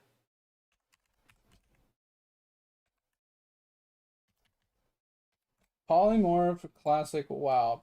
So Polymorph costs 60 mana. It has a 30-yard range.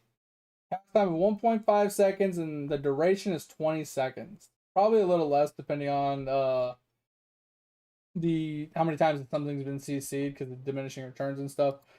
But bro, 1000%, like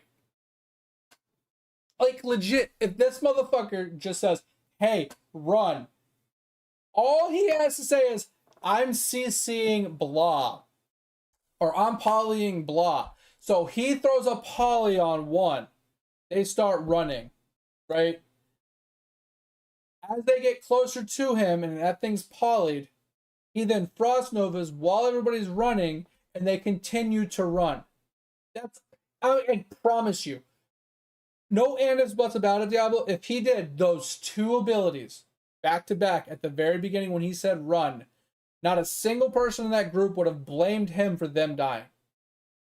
Because he used both of his CCs in succession to help everybody else get distance to get out. Instead of turning and running, blinking, turning around, throwing a blizzard, turning around, blinking again, continuously running, stopping to turn around and look at everybody when they said, why are you just running? Saying, I don't have any mana, then to turn around again and to blink a 3rd time to get out of the door. That's why he's in the wrong. 1000%. But we're watching the second video really quick. So today I was supposedly cursed. I saw this woman breastfeeding her child in a non-optimal way, so being the kind man I am, I showed her how to do it correctly. I told her, I already hate this man. For the first 10 seconds of this video, I want to punch him in the face.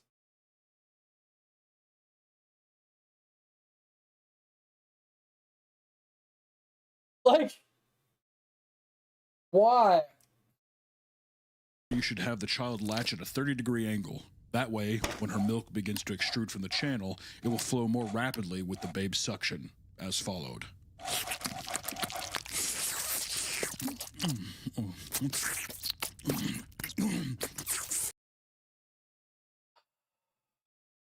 This is disturbing.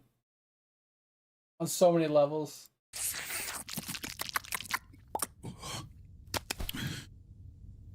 She got irrationally angry when I proved her wrong and put a curse on me.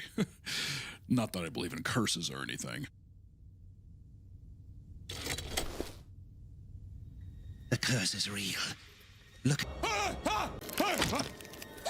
Need I remind you? Worked at Blizzard for 7 years. Wait, what? Yeah, so I worked at Blizzard for 7 years. I barely think about it. It's actually funny, Chad. I'm considered the first second-generational hire at the company. Not that I even think about it. You're not even streaming right now. No, I knew that, and I was just practicing before I go live. It's the most optimal way a streamer stays fresh when. Can at least admit that telling a woman how to breastfeed her. Such an argument if it wasn't something I'm so well versed in. albeit small, it provides ample milk for her freshborn.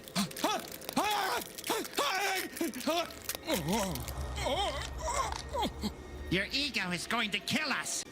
For us. But I just think a mother should breastfeed her child. Just keep putting your foot in your mouth. I like this.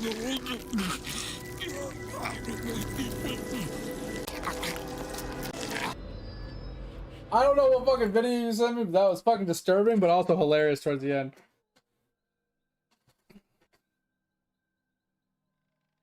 So basically, Dig, it was a second video he sent me of the pirate guy. It's like an animated thing, and I don't know if he made it or if somebody else made it, but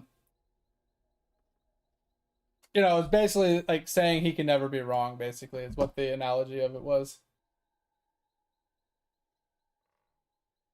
I don't know if it's a snake that eats itself, Diablo, or if it's, you know, you keep digging yourself further and further in the hole and you're just putting your foot further and further in your mouth kind of bullshit, because he stuck both of his feet in his fucking mouth and they just kept going in because he couldn't admit that he was wrong or that he shouldn't have done what he did, right? Oh, I didn't realize the snake thing was the same thing. So, but yeah, like, but anyway, yeah. Like I said, I don't know much about the person. I never really watched anything, and from that one little 5-minute video of the wipe and his reaction, plus the whole interaction of like what happened during the pool to the death, and everybody's like reasonings and statements, there's a lot of blame to go around, if I'm being honest. But at the end of the day, just talking about his standpoint, like, he could have did a lot more. That's the only thing that we really need to harp on. Like, I'm not saying the other people weren't wrong. I'm not saying that they didn't do anything wrong. But in the standpoint of him, he definitely wasn't right. Because there was a lot more he could have done. Like, at the end of the day, like, it just boils down to, did he do everything he could to help people? Or did he just think about himself and just fucking run? And at the end of the day, all he cared about was him not dying, which is fine, right? You don't want to die. No one wants to die. You know what I mean? But he didn't, he was worried about himself, and he didn't even attempt to even fathom the thought of helping anybody else. Except for the one blizzard he casted, and then his reasoning was, well, I didn't have any mana. Well, that argument is flawed because you had enough mana to Frostblink 3 times.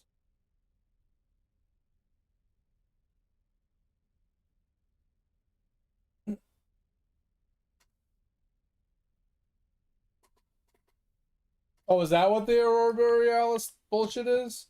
I didn't realize that's what it even stood for. Like, the whole everybody being wrong, me right? I didn't realize that. Alright, I have no idea what we're doing, so. Oh, I forgot. I need to get off, actually. The dogs just reminded me. I forgot it was 5:30. Alright, guys. This is a good place to make a pause. We just got to the next spot with all the quests. So we're gonna call it here. Okay, we're not gonna raid anybody. I'm sorry. Well, anyway, anybody that's here from the raid still, I appreciate you guys for coming and hanging out and lurking for the last 15 minutes. Sorry I'm getting off early. I usually get off at 5. We were just chatting about things and wanted to get to a stopping point. But I appreciate you all for being here. Everybody else that didn't come from the raid that's here anyway, that's normally here, I appreciate you guys as well. Thanks for hanging out. Thanks for lurking. Thanks for chilling with us and hanging out. We'll be back on tomorrow. If you haven't joined the Discord and you do want to join the Discord, feel free. The only thing I ask is don't be a dick. If you have any gaming questions, ever need any help, ever want to share something, show something off, or help somebody else out, feel free to chime in at any time. You can at me at any time as well with any questions you have. You know, even when I'm not streaming, I typically am at my computer unless I'm sleeping, obviously. So on my off days when I'm not streaming, I am still sitting at my computer working. But with that said, if you want to check out any of the VODs, check out the About Me. It's below. You can go check out any of the VODs from any of the streams that we've had lately. They should be over there at the end of every stream. So I appreciate you guys a lot. Like I said, hope you had a good time. Hope you had a good rest of your day. And yeah, hopefully I'll see you guys tomorrow night. We'll be back on some more Lotro. We'll continue on with the Mirkwood. I'll have to just backtrack for our deeds later. I wanted to do them while leveling, but at this point, like, I might as well just bum rush through the game and backtrack for the deeds, since I had to backtrack anyway for the level 100 and 150 deeds anyway. So I'm kind of in that boat where, like, fuck it. What's the point of doing them before I move on if I have to come back for them anyway? Anyway, I'm going to talk to you guys later. Have a good rest of your day. Take it easy, guys. I'll see you guys tomorrow. And yeah, like I said, if you want to hit me up in the Discord, feel free. Just don't be a dick. All right, have a good one. Bye, everybody. See ya.